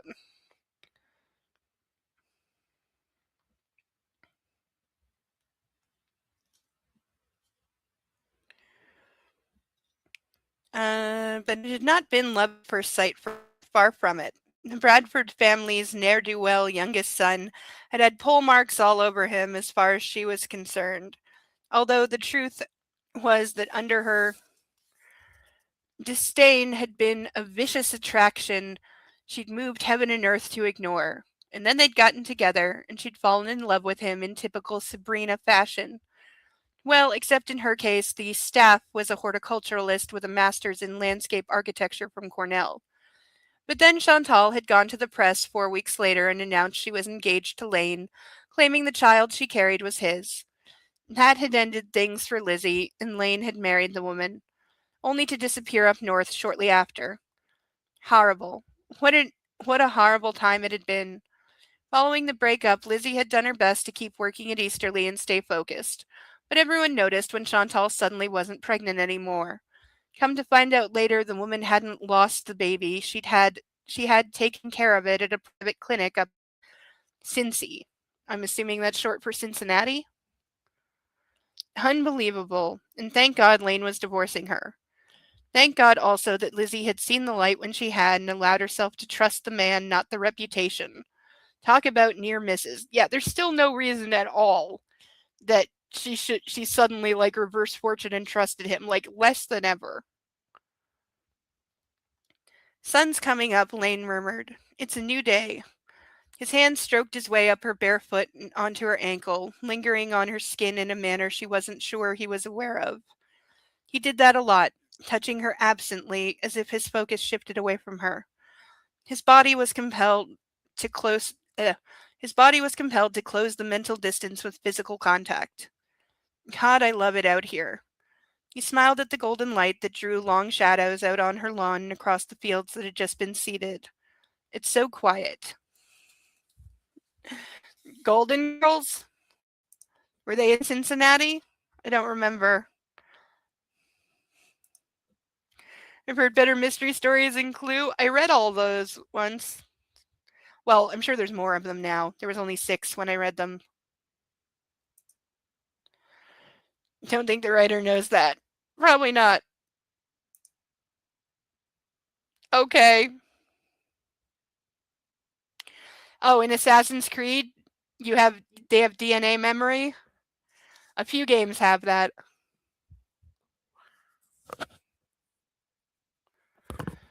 To a degree, the other series that she wrote actually has something kind of like that. Not exactly memory. But there is like an ancestral DNA component to some of the vampire stuff.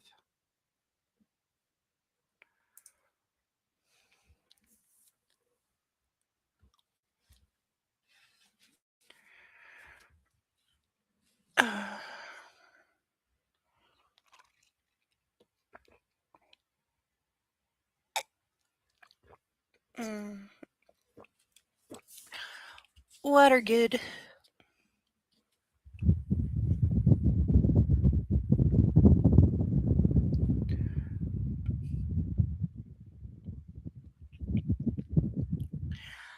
We have a sleeping puppy.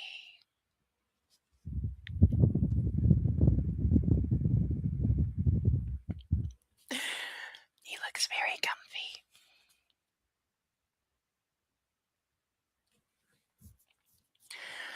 Oh, I know. Asking people is a great way to get information. I asked 3 different.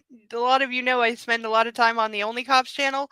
I spent like 4 hours talking with Josh, and then like a collective like 18 hours talking with Colonel Frag about various police scenes I needed to write so that I would not sound like a complete moron trying to write the way police would act in the given situation. You know what I did? I told them, because they are both cops, I told them the situation and then said, okay, if you're the detective and you've walked into this situation, what do you do? And then I listened to what they said. And I asked them what questions they would ask and how they would react to being told the answers to those questions. And then I wrote a scene that they both said passes muster, so I'm taking it. I am taking the word of a cop that I wrote a decent cop scene.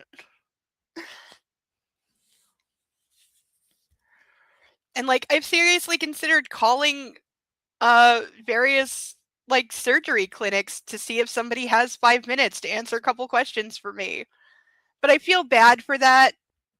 It's like that's somebody's like actual like professional time, you know, not like a Discord meetup, and it's for a book that like doesn't have a publisher yet.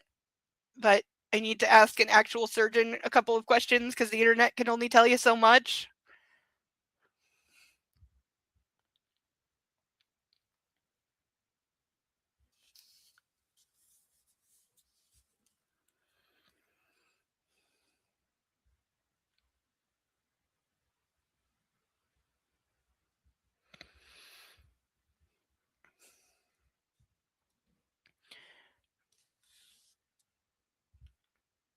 Uh, about a certain type of reconstructive surgery that is controversial?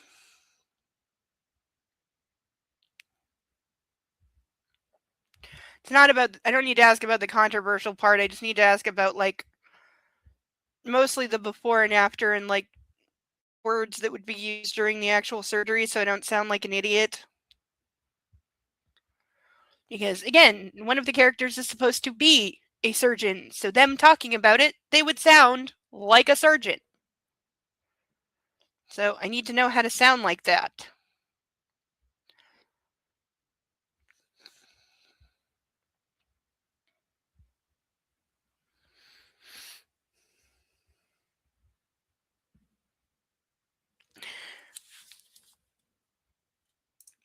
Surgeons are like vegans. They're more than happy to tell you they're a surgeon and will answer your questions if they have time.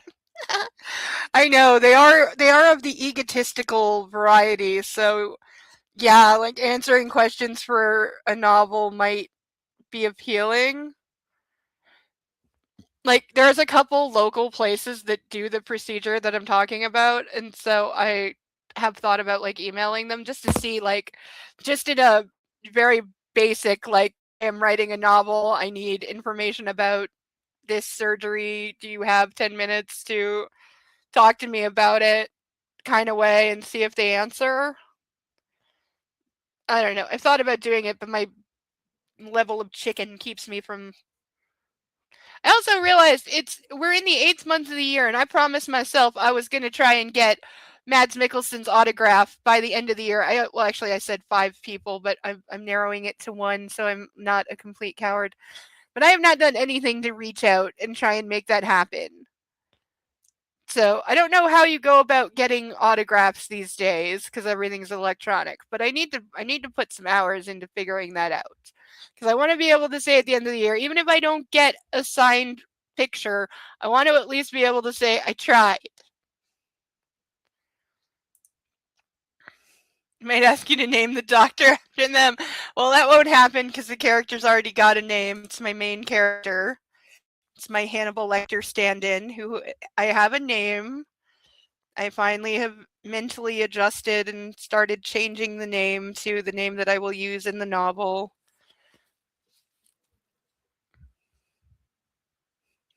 I think I'll leave out the part that it started as Hannibal fan fiction. They might not want to be associated with that.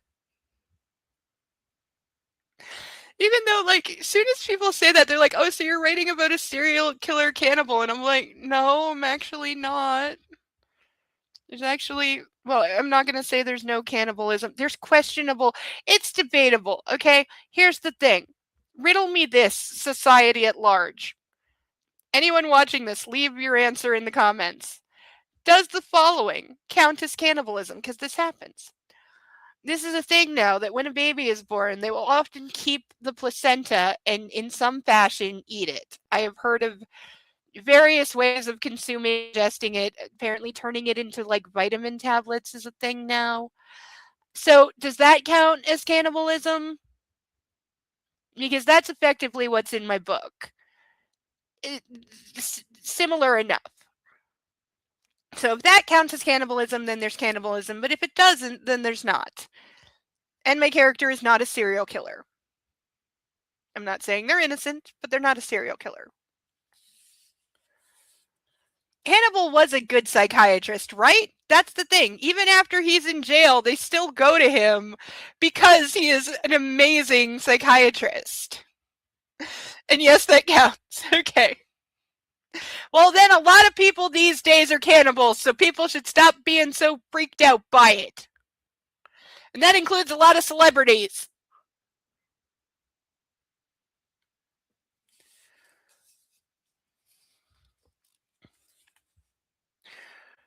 That's the only disposable organ. Isn't the, what is it? The uh, appendix, isn't that disposable? Because you don't really need it anymore, but it still exists.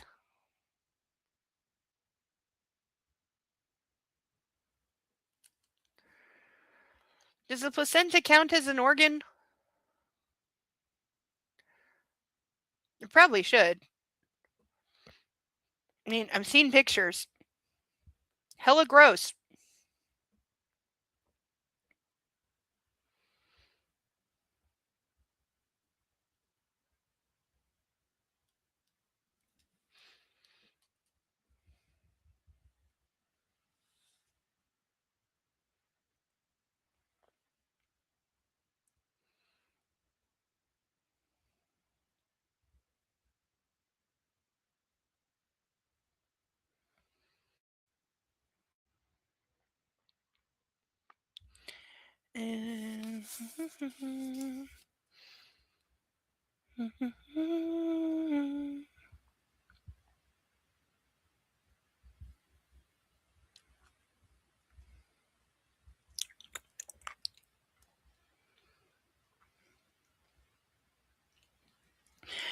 That was true. Her farmhouse with its tract of land and its distant neighbors was a world away from his family's estate. Out here, the only disturbances were plows off in the distance and the occasional rogue cow. I still need to pet a cow.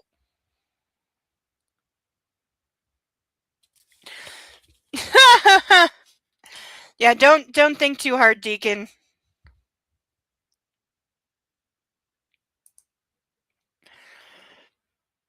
Appendix may have an immune function as it does have lymph node tissue. That's interesting. I hadn't heard that, but that's cool.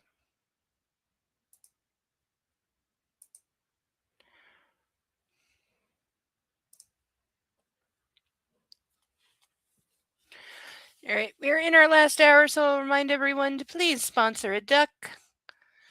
Also, because our thumbnail is naked, because I only put on the ducks that are sponsored within the book. So until we get new ducks, the thumbnail shall be naked. That makes me sad.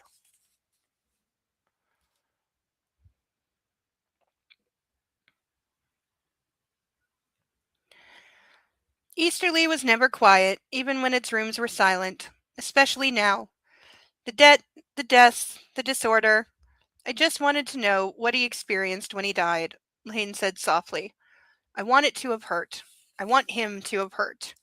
Also, is there any way that Easterly wouldn't be a crime scene like the entire house? Because they've had one dead body found on the premises, and now the patriarch of the place found dead under mysterious circumstances 2 days later.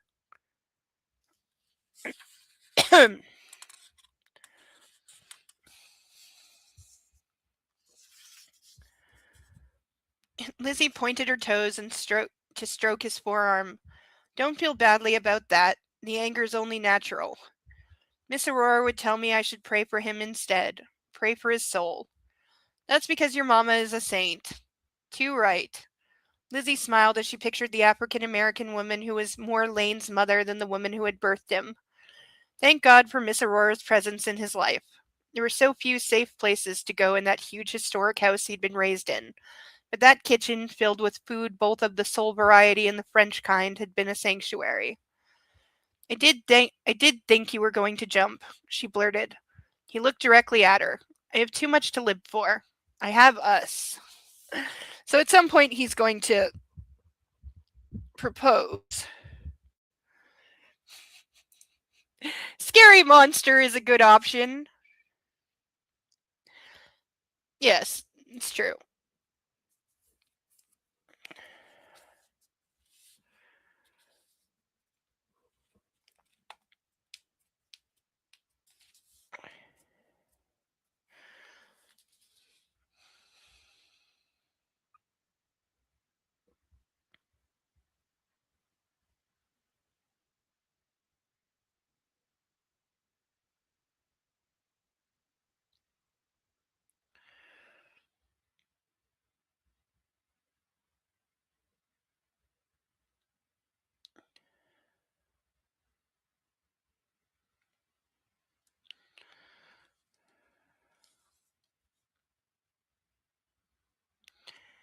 I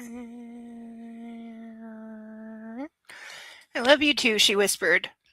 God, he'd seemed so much older than even a week before when he had arrived on a private jet from his hideaway in Manhattan. He had come back to Easterly to make sure Miss Aurora was okay after she had collapsed. He had stayed home because of everything that had happened in such a short time. The trajectory of his family hitting an iceberg hidden in the currents of fate and destiny, the seemingly impenetrable hull of the Bradfords' 200-year history, of their extraordinary financial and social position, pierced by a reversal of fortune from which a recovery seemed impossible. We can leave. Lizzie arched her foot again. We can sell this place and take the money and live a very nice life far away from all of this. Don't think I haven't considered it. And hey, I could support us by playing poker. It's not classy, but I'm learning that bills don't care where the money to cover them comes from. He laughed in a hard burst. Although my family has been living off liquor revenue all these years, so how should I ever judge? For a moment her heart sang as she pictured the two of them on another farm in another state, tending a small patch of good clean earth that yielded corn and carrots and tomatoes and green beans. She would spend her days working for a small city taking care of their municipal plantings, and he would become a teacher at the local high school and maybe coach basketball or football, perhaps both. Together they would eat, they would watch each other's faces grow lined from laughter and love, and yes, there would be children. Tow, tow-headed? Toe-headed? Is this one of those southern things? Somebody translate. Towheaded. I'm not even sure how to say that, let alone what the fuck it is. Whatever that word is, straight-haired children, boys who would bring home tadpoles and girls who would climb trees. There would be driving permits and high school proms and tears when everybody went off to college, and then holiday joy when the house would fill back up with chaos. And when the sun finally set upon them, there would be a porch with a pair of rocking chairs on it, set side by side. When one passed on, the other would soon follow.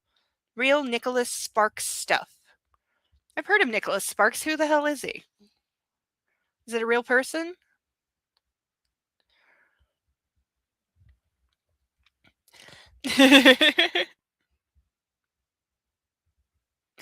Deacon, you should draw pictures of the scary monster. It'll be cathartic.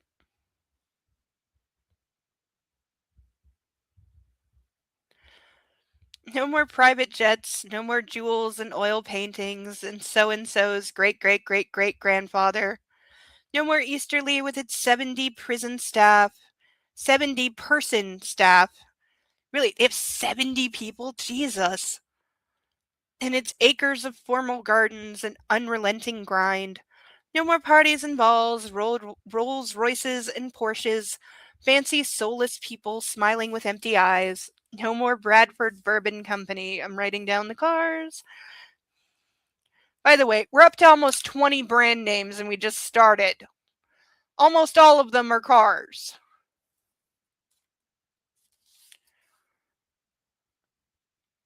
Although the product itself had never been the problem. Maybe he would even take her last name so that no one in their new life would know who he was or who his family was. He would be as she herself was, an anonymous person living a modest life. And yes, there might not be majesty in her fantasy of the two of them, but she would take the simple graces of mediocrity over the empty grandeur of great money every day of the week, and twice on Sunday. See, I've used that phrase. Now I have to not use it.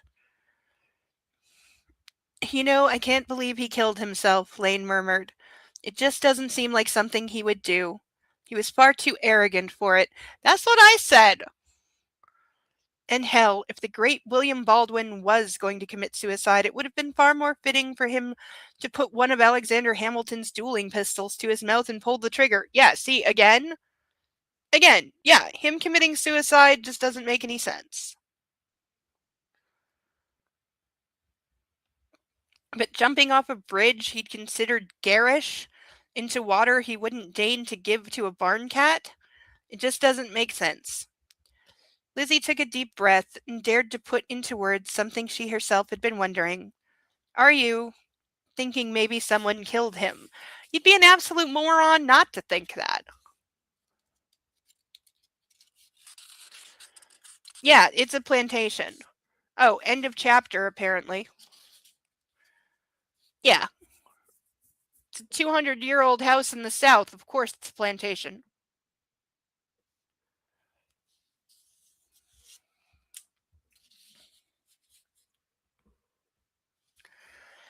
Chapter 6.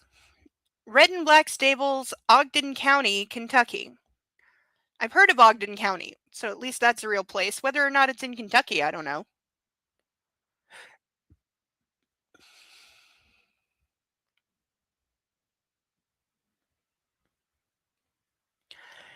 Sweet smell of hay. Oh, the sweet smell of hay and the stomping of hooves, and the ice-cold concrete of the aisle that ran between the mahogany-doored stalls.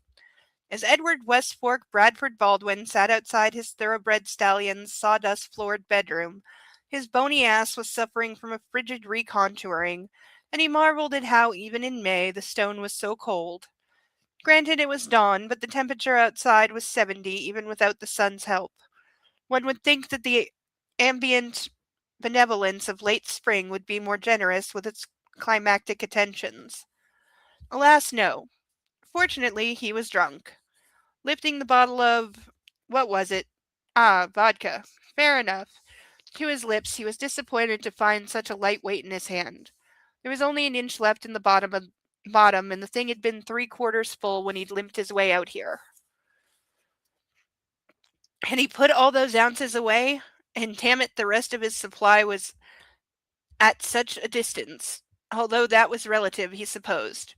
The caretaker's cottage where he stayed on the red and black thoroughbred breeding farm was no more than 100 yards off, but it might as well have been miles. He looked down at his legs. Even hidden under denim, the reconstructed, unreliable mess he had to ambulate upon was nothing more than a painfully thin pair of unhinged pins. His modest size 11 boots screaming like blown-up clown shoes in proportion. Then you added the inebriation and the fact he'd been sitting here for how long? His only chance for more vodka was going to be clawing his way forth, dragging his lower body behind like a wheelbarrow that had fallen off its tire onto its side. Here's a question: why doesn't he use a wheelchair if he has such difficulty walking even when sober?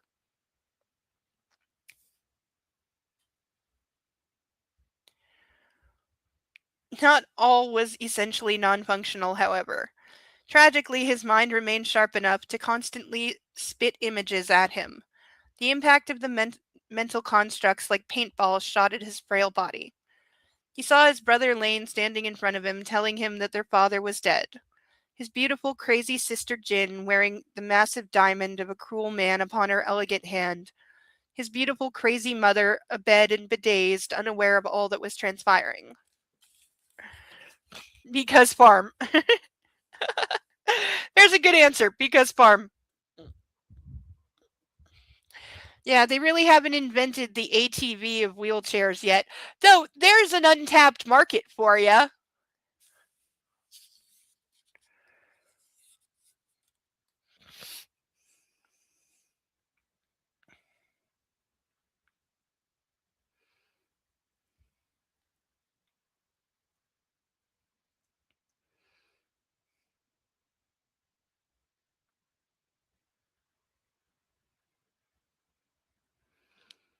Uh,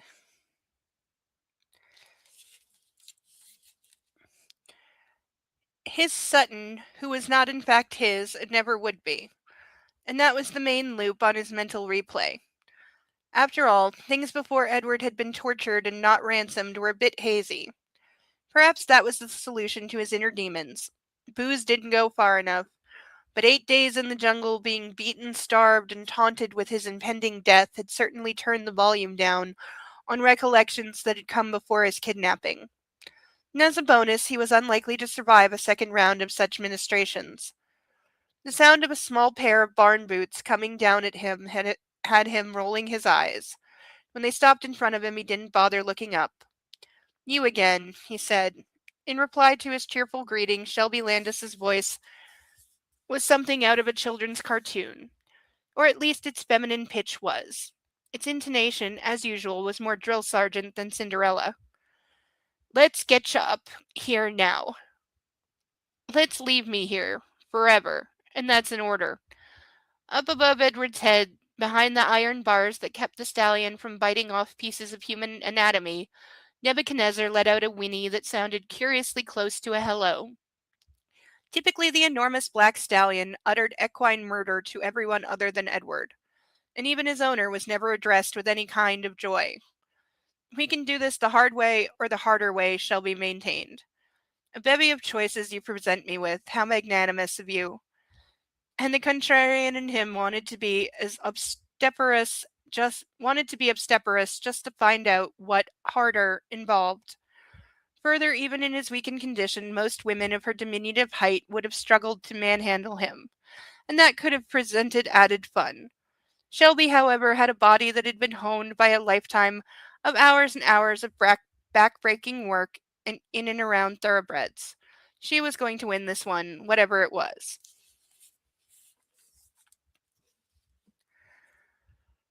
And his pride was all he had left with which to justify his manhood.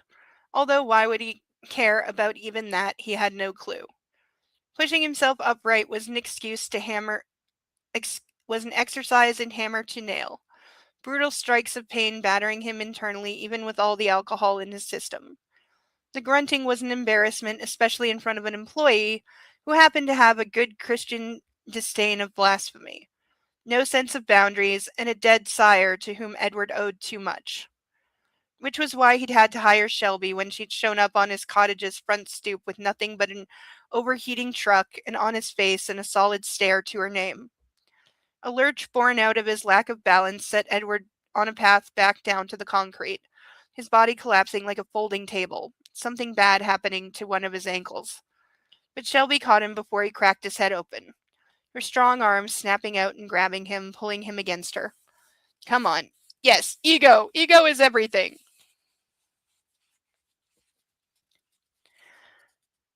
He wanted to fight with her because he hated so much of himself and his condition. This was not him, this cripple, this drunkard, this miscreant malcontent. In his old life, before his own father had had him kidnapped and then refused to pay the ransom, none of this would be happening. I don't know if you should be walking.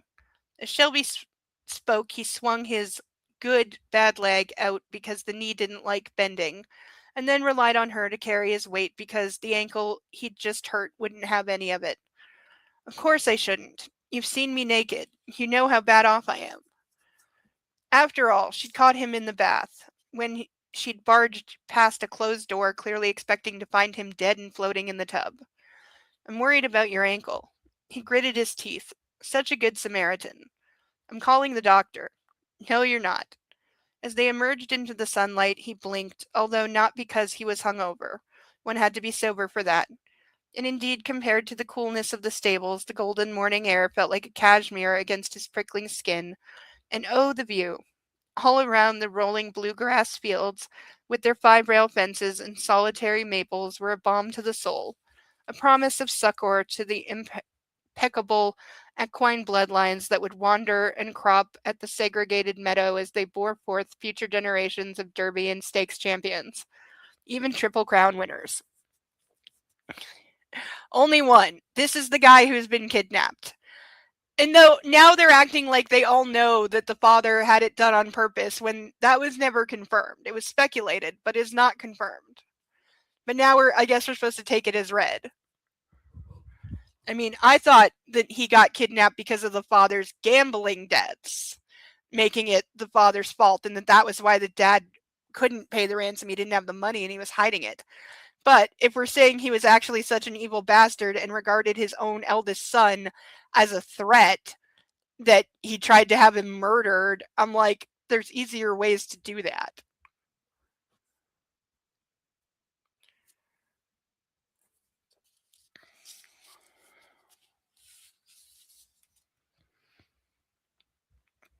The earth and its boundaries could be trusted, Edward thought.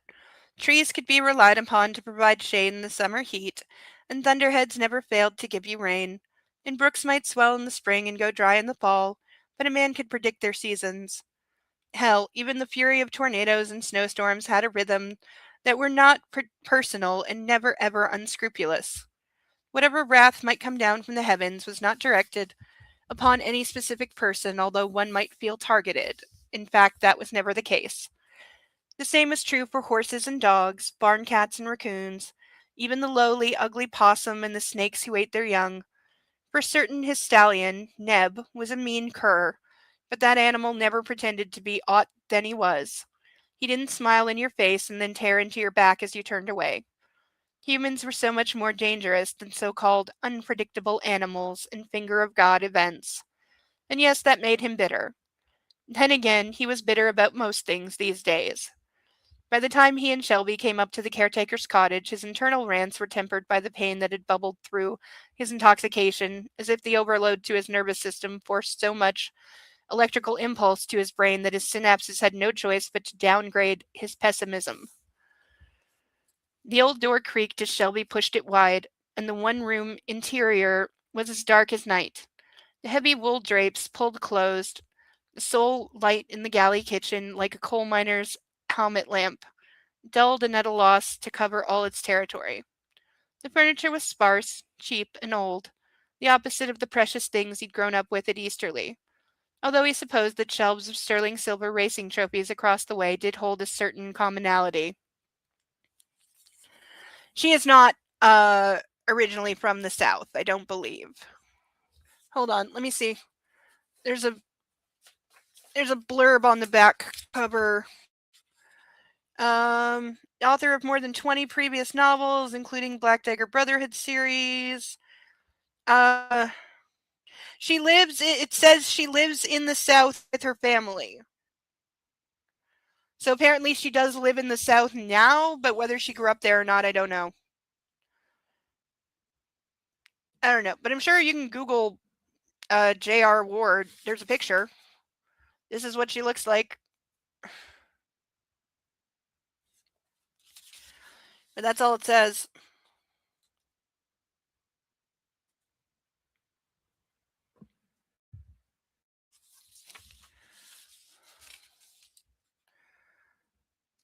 It reads like she watched The Help. Yeah, that's a good movie. That's a really good movie.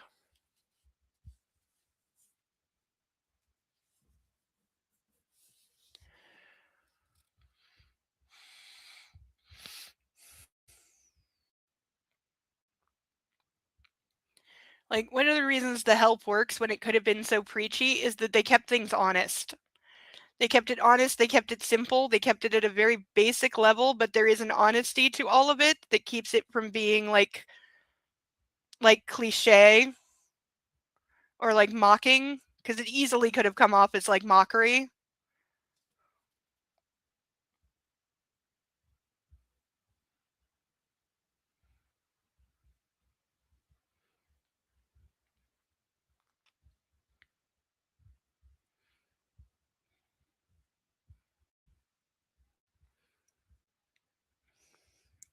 No, of course it's not reality. They put in as much reality as they could get away with in Hollywood. You know, Hollywood doesn't like reality. Hollywood is the place that when, and they still haven't done this, when they were talking about making a biopic for Harriet Tubman, some idiot thought that casting Julia Roberts as Harriet Tubman would be okay because who would know that Harriet Tubman was actually black?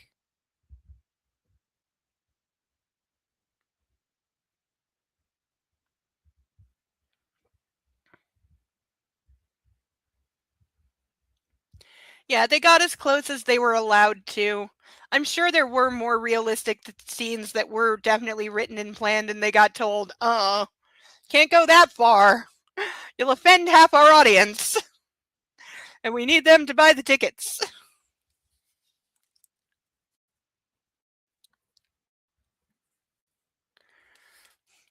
Yeah, Julia Roberts got asked about it years later, and she had never heard the story, and she said like nobody ever approached me about it. I was never asked to read a script or anything, so don't know anything about it.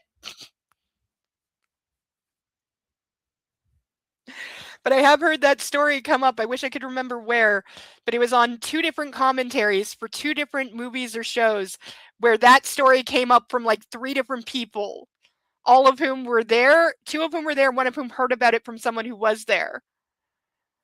So it's definitely a real and true story that really happened and got around.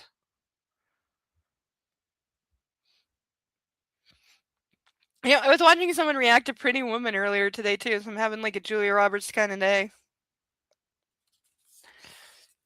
Pretty Woman is one of those movies I enjoy watching people react to because it's got so much in it you forget is in it because people just remember like the love story, the Cinderella part of it.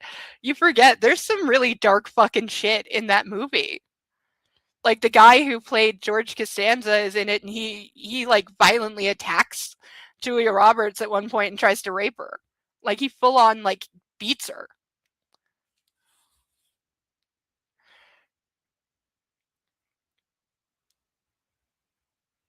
You know, so that's seen more than most. Like I said, 50 Shades definitely inspired a lot by Pretty Woman because Grey has the job that Richard Gere's character has.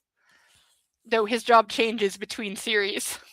I love that the retelling couldn't even keep its own fucking continuity for what he does for work.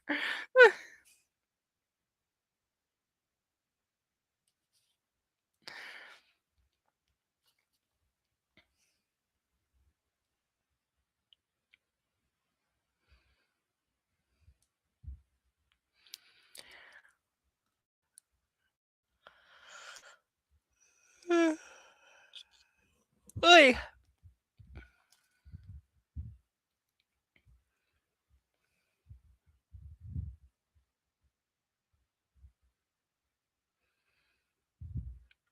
Uh, Breaking free of his human crutch, he shambled over to his armchair, the ratty Archie Bunker deep seat cupping his weight like a meat packer's palm. Ew. His head fell back and he breathed through his mouth while attempting not to inflate his ribs any more than he absolutely had to. A tugging on his right foot had him looking down. What are you doing? Shelby's blonde head was angled at his boot, her workman's hands moving much faster over those laces than his ever could. I'm taking this off so I can see how bad your ankle is. He never worked in that series. That's true. That's true. For all the fact that like 50% of the fighting between the two of them was about her wanting to work, but she never actually like fucking went to work or did work while at work. Yeah, even I know who Archie Bunker is. It was All in the Family was the series, I believe. I saw a fair amount of that growing up. You know, I always liked the daughter. I forget her name. And I liked Edith Bunker. She was always hilarious. And for anyone who doesn't know, Archie Bunker is who Cartman is modeled off of in South Park.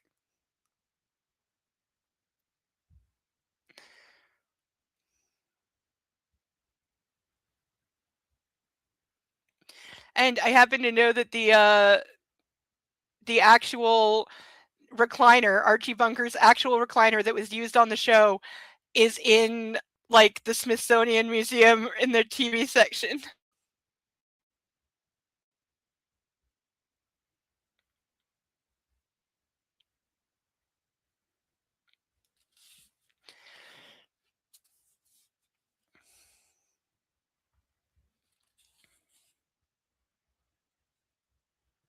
I bet he did. It's the role that made him famous.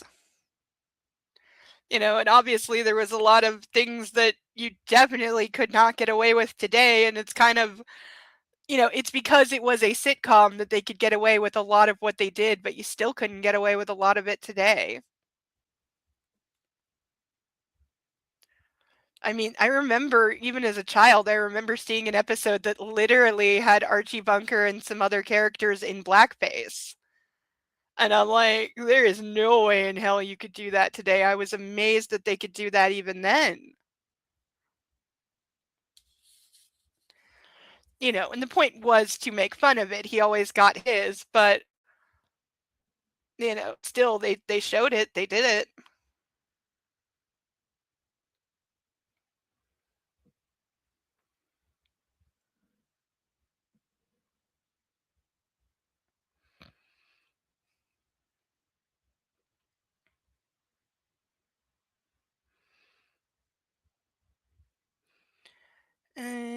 Edward opened his mouth, a sarcastic bomb on the tip of his tongue, but God curbed his crassness as that boot came off with a roar. Damn it. I think you've broken it. Bracing his hands against the armchair, his heart jumped rope with his ribs, and when all that passed, he sagged. I'll bring my tuck around.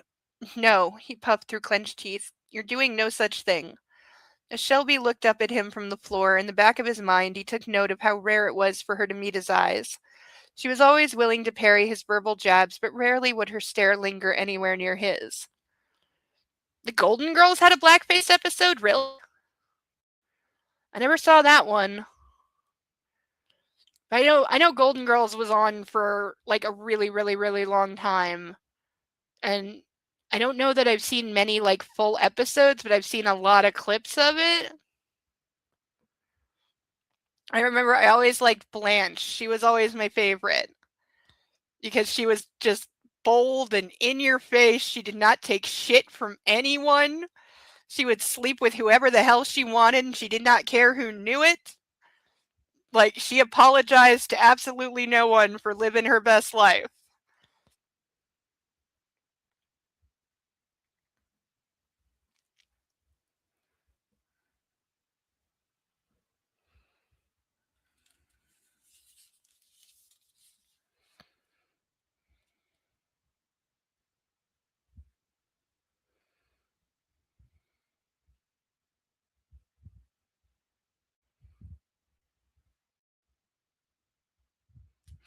Like Dorothy?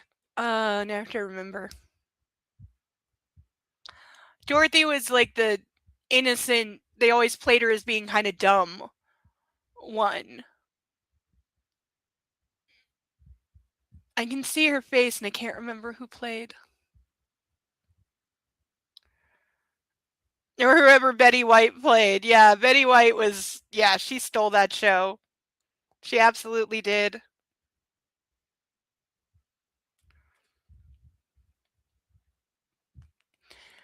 Yeah, hers are some of still like the best clips.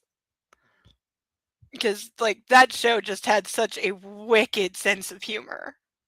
Like just sharp as fuck and sarcastic, and that's why it's like survived and still gets laughs.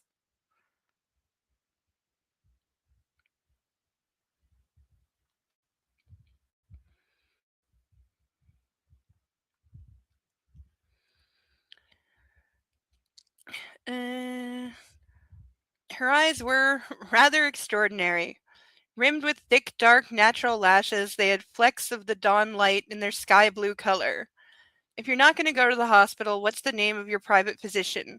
And do not pretend you don't got one. You're Bradford. Not anymore, darling. She winced at the sobriquet as if recognizing that she was not the sort of woman that would ever be called such, equally not by someone with his pedigree. Especially not by someone with his pedigree. And he was ashamed to admit it, but he wanted to hurt her for no good reason at all. No, actually, that wasn't true. The lack of a reason, that was. Shelby had an unerring ability to catch him in vulnerable moments, and the defensive part of him hated her for it. How long did you take care of your father? He demanded. All my life. Jeb Landis had been a terrible drinker, gambler, womanizer. He had known horses, though, and had taught Edward all he knew at the time when Edward had never thought of going into the racing business as anything other than a rich man's hobby, and certainly never envisioned himself employing the man's daughter. Hell, he hadn't even known Jeb had a child. This is why I'm still sus of this woman. Like, is she who she says she is? What is going on? If she turned, I maintain I am still 50% that she is a corporate spy. For some reason, Edward found himself wondering how many sarcastic cuts Shelby had taken over the years. The ego draining obstacle course presented by her miscreant sire training her well, for her going on to care for exactly the kind of man Edward had become. It was as if Jeb, in sending her here, had been determined that his cruelty survive his grave. Edward sat forward. Reaching out a trembling hand, he touched Shelby's face. He'd expected her skin to be rough. It was not. As she recoiled away, he focused on her lips. I want to kiss you. Okay, honey, he's drunk. Just shove him into the chair. Or an illegitimate Bradford. There's a good point. She could be. This is possible. We already know there's one of those that we were informed of through character description at the beginning. We didn't know about before, but now we do, and they still have not come up. We're 40 pages in, and this person has not come up, so.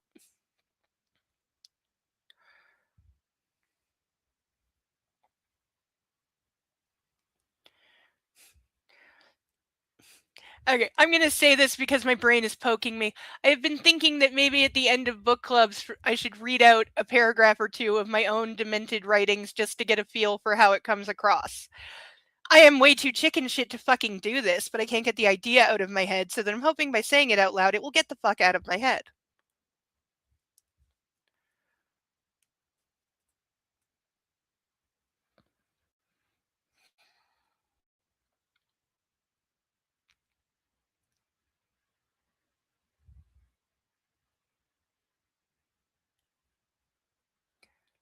Uh,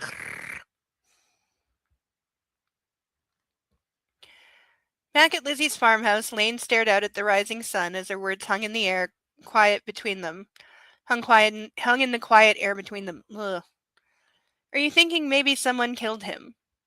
Hard question to answer, especially when, for him, he felt cheated because he hadn't been the one to kill the man. And wasn't that a tough pill to swallow, especially as he watched a fresh day dawn across the flat Indiana landscape? In the face of so much resplendent beauty, his dark thoughts seemed like F-bombs uttered at an altar. Well, Lizzie prompted, are you? I don't know. There are a number of people who have a motive, for sure, most of whom I'm related to. He frowned as he thought about something Deputy Ramsey had told him down by the river. You know, the security cameras on the bridge haven't been turned on yet. Oh, I'm sorry. I need to make a comment of a typical American government bullshit here, because how do you finish a bridge? It's been open to the public for several months, but the cameras on it don't work yet. Also, I have no problem believing that that would entirely be true, because that just sounds like such a thing that would just completely happen. And I'm not saying things like that haven't happened here. I'm sure you find a lengthy list of government fuck ups. Indiana's not flat in the South, is it not? I really don't know much about Indiana in particular. So, but it's not flat. Does it have a lot of mountains? Is it hill country? And okay, because I am being encouraged, let me find the one paragraph I have been working on recently that I think is actually kind of sort of good. Occasionally I do write things that I am willing to give myself just a little bit of credit for. Otherwise I lack confidence, but hold on, I have to Google where it is on my lengthy list of 70 pages of notes that I have to parse into where they belong. Ugh. I've been putting it off because it's a fucking nightmare task. Hold on. Yeah, find this paragraph for me. I know it's in here somewhere. It is in here somewhere. Okay. When we get to the end of this chapter, I will read a paragraph that I have been working on. It does mention a few dark topics, though nothing as dark as what is in this book. And so what is Indiana like if it's not flat? I mean, is it in the Farm Belt? Is it considered to be in the Farm Belt? I think it is. Once you get south of Indianapolis, it starts to get hilly, no mountains, but the glaciers stop mid-state, so not flat. Okay.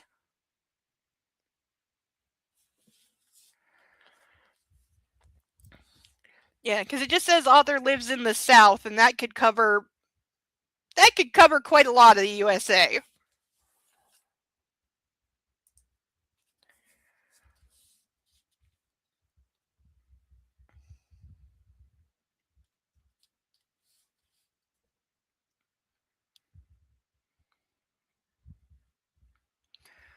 Wow, my stomach is growling at me. The security cameras on the bridge haven't been turned on yet. What? Lane made arches in the thin air. The cameras are mounted on the spans, and they were supposed to be recording footage that night. But when the police checked the feeds, they discovered they hadn't been initiated yet. So no one knows what really happened then. Guess not. But Metro Police do think if he jumped, it had to be from there. The other bridge is too hard for someone to get to the open drop, which is something Mitch said they were going to fix on the Big Five now. Lane shook his head. As for murder, though, no, I do think he jumped. I believe he killed himself.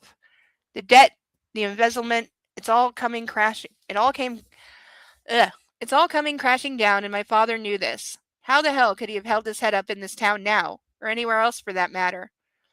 You know when they'll release the body? Ramsey told me as soon as the autopsy was finished, so it has to be only a matter of time. He refocused on her. Actually, there is something you could do to help me. Name it. Anything. It's about the visiting hours for my father. As soon as the remains are released, we're going to have people to Easterly. And I want everything to be as it should. Lizzie took his hand and gave it a squeeze. I'll make sure it's done right. Of course. Of course, because the private viewing, has to be, you can do that in the funeral home. You don't have to do it at your house. I got dragged to one once. It was very much against my will, and I refused to go to a second one, which, of course, caused a huge fight in my idiot family because, of course, we got dragged out of bed at 5 in the goddamn morning and had to drive 4 hours to another city, and then didn't even, because we were so late, didn't even go to the hotel or have breakfast. We were all car sick. got dragged immediately to a viewing that I did not want to be at because I don't believe in that. Had to stand around for 4 hours. At one point, had to pretty much badger my aunt into giving me the car keys because her 10-year-old son was falling asleep standing up.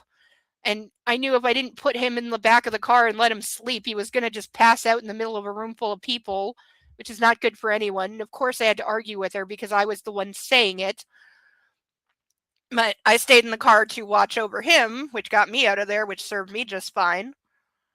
And then we went back to the hotel, and we were at the hotel for all of like 20 goddamn minutes. And it's like, okay, we need to go back for the second viewing in the afternoon. And I was like, I can't do it. I'm too tired. I need food. I'm exhausted, and I don't know any of these people. Like, because it's all my grandparents, like friends. I didn't know anybody, and people from my uncle's work, like all the judges and lawyers. He worked at the courthouse, so they were all stopping by for 5 minutes here and there when they could because it was a work day. So like literally, these were people like sneaking out for 5 minutes to drop by, which was very nice of them. It was like gratifying to see how many people like cared. He was the janitor at the courthouse, and you have judges coming to the funeral of the janitor. You know, he was a very well liked person. But I just couldn't do it because keep in mind, we had 2 viewings and then the funeral, full Catholic mass the next day was coming. Full Catholic fucking mass with a full service beforehand. So, like 2.5 hour Catholic mass followed by 2.5 hour Catholic funeral mass. That was coming the next day. So I was like, no, I need to get some damn sleep. And you can be pissed at me for not going to a second 4-hour viewing in the same day when I know the funeral. And then there was a graveside viewing as well. There was a graveside service as well after the 5 hours in church. So like, don't pretend I'm fucking like cold hearted because I said I need some fucking food and a nap. And also, I'm in my 20s. Stop thinking you can tell me what the fuck to do.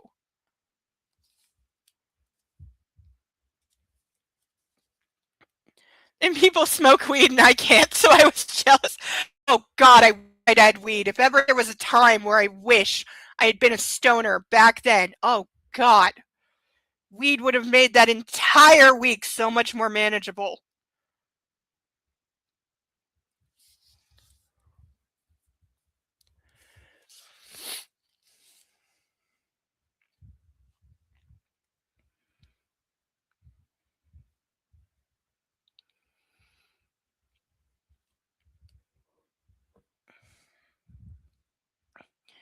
Uh,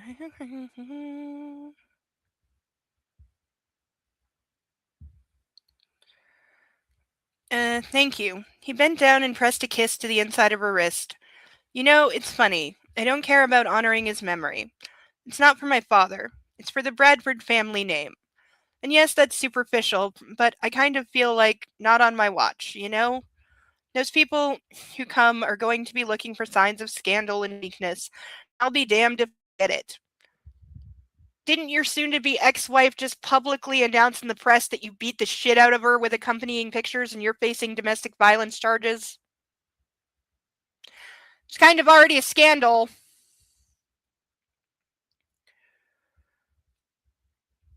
And I'm also concerned that Mother will want to make an appearance for something like that. Oh, the widow? Yeah, why would she be seen at the funeral? Really? Yes, it was true that young Virginia Elizabeth Bradford Baldwin was now over 60 and hadn't been out of bed the past 3 years for anything other than hair tending, but there were some standards even an addict like her was going to recognize, and her husband's visitation was one of them. And people had been calling the house already asking about what arrangements were being made. Not that that was about his father either. Charlemont High Society was as competitive as the NFL, and an event like a Bradford's visiting hours was the Super Bowl. Everyone wanted a good seat at the 50-yard line. It was all just so fake. And though he'd always known that, it hadn't been until Lizzie had come into his life that he'd cared about the emptiness of it all. I'm going to promise you something, he murmured. After this is all done, after I've fixed all this, then you and I will leave. Then we get out. But I have to stay and clean up this mess. It's the only way I'll ever be free of this family. Righting the wrongs of my father is the only path to earning my freedom. Earning your love. Oh my god, somebody shoot it. Shoot it and burn it with fire. You already have that. Come here. He reached for her and pulled her into his lap, finding her mouth in the morning light. Getting her naked was the work of a moment, and then she was straddling him, and he was yanking his sweatpants down. Oh, my Lizzie, he groaned against her mouth. Her breasts were full in his palms, and she gasped as he cupped them. She was always a revelation, always new to him. Every kiss, every touch like coming home and going to the moon at the same time. Perfection. As she lifted up on her knees, he shifted himself into position, and then they were together, her moving on top of him holding her close. She took all of him with perfect coordination and with her eyes closed tightly, as if she didn't want any distractions from what she was feeling. He kept his open. Oh, she was beautiful, the way she arched back, her head falling away, her breasts lifting, the light bathing across her magnificent nakedness and her blonde hair. This he would remember as well, he told himself. This moment on the far side of the fall, the near drowning, the panic, this wonderful, vital moment with the one he loved, where they were both alive and together and alone, sequestered in a privacy no one else could touch and nobody could take away. He would recall this along with everything else that had happened tonight. Yes, he thought, he needed to recharge his strength, his hope, and his heart with time memories like this with his Lizzie. He had to fight battles and questions as to whether he was worthy, and worries about what was coming ahead, but she gave him the power to be the warrior he wanted and needed to be. Forget the money, he thought. Everything he really had to have in life was right here in his arms. I love you, he gasped. I love you. End of chapter. I know, right? Deacon, I was also thinking that. We've gone from like very serious, was your father murdered, to sex in about one line.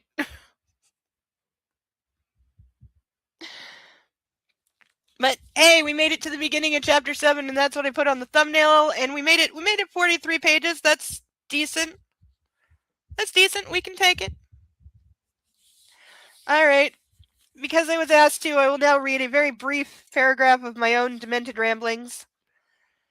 I don't want to give yeah. There is that. There's always that. So for context, in very broad strokes, very broad, my book features a psychiatrist character who meets a very damaged person and decides that he wants to try and fix her.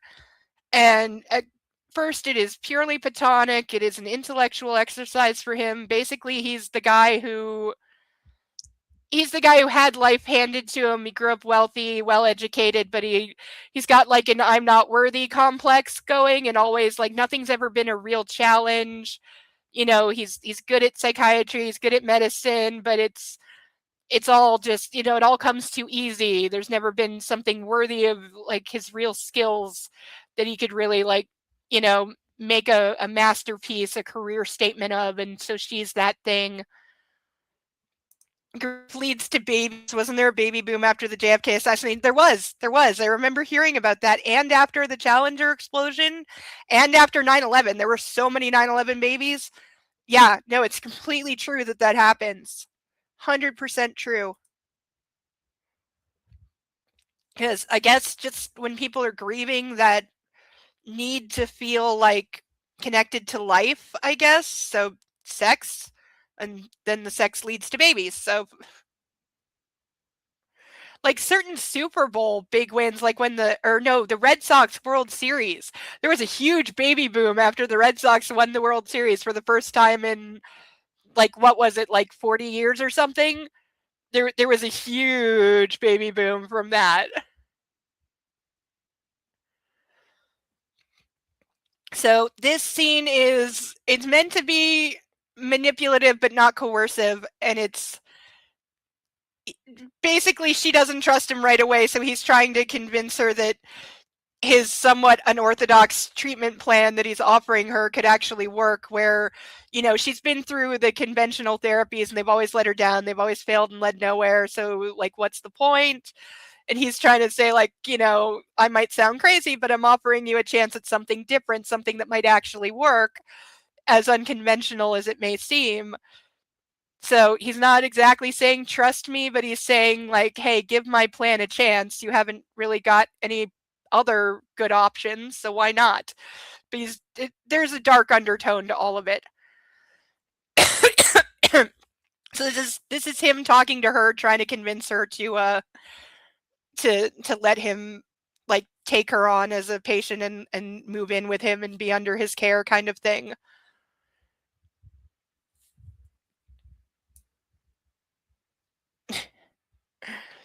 Yes, you can think of music. You can think of all the music that you want. You can replay my reading it later and write melody to it if you want to.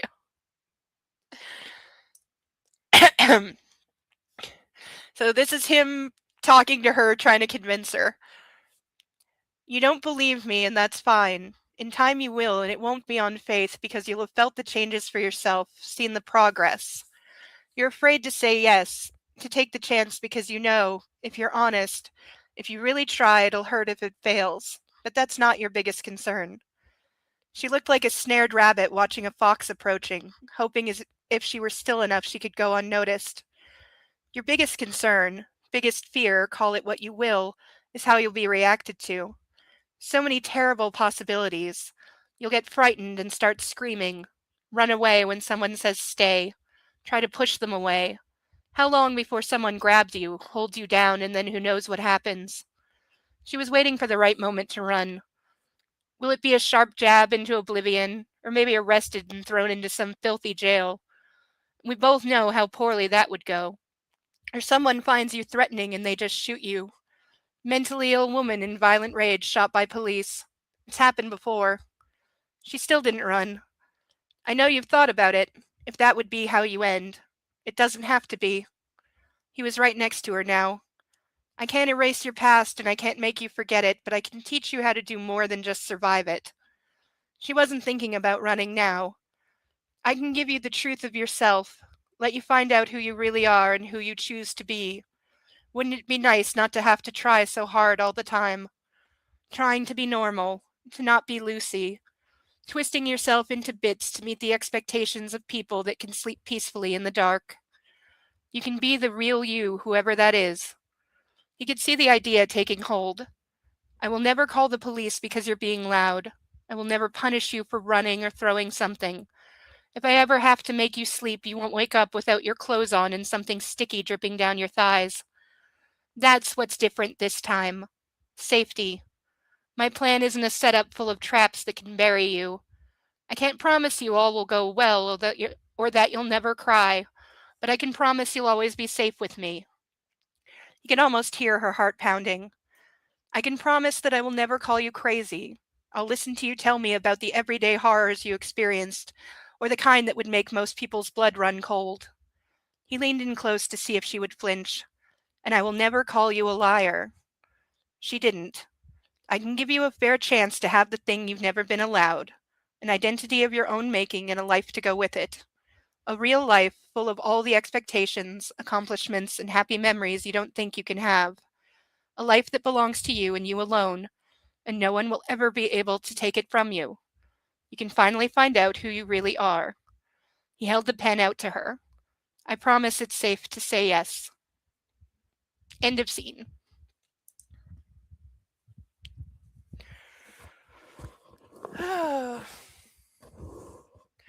My insides are paint can shaking from doing that. Ugh. It's the whole people are looking at me.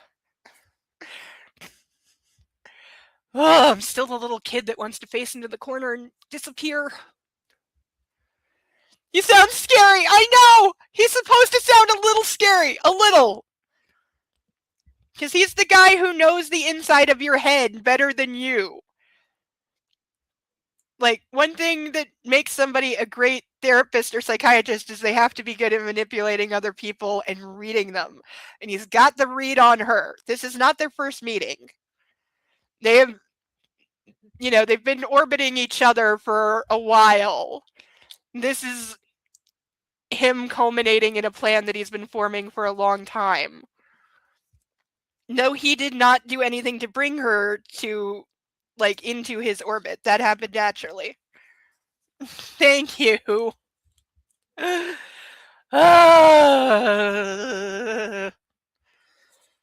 Keep telling myself someday I'm going to grow up and that will stop happening. And I'm still waiting for that.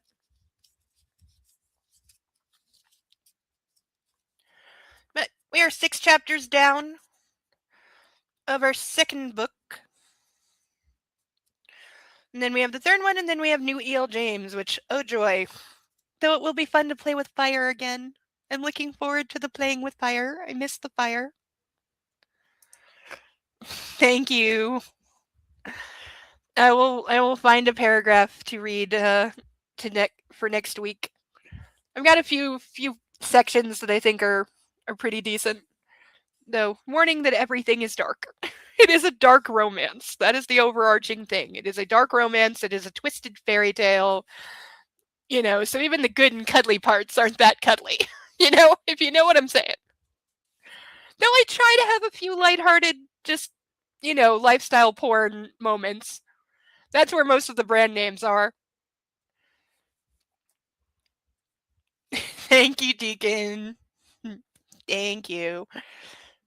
And love on the butters for me. I think. Oh, yeah. I can see a tail sticking out from under the puppy bed. So, puppy is in a puppy coma. He was very, very well cuddled. And he says thank you to everyone for all the love and snuggles. But that will do it for this week. We got through a decent amount of book. We got through a 10th of it.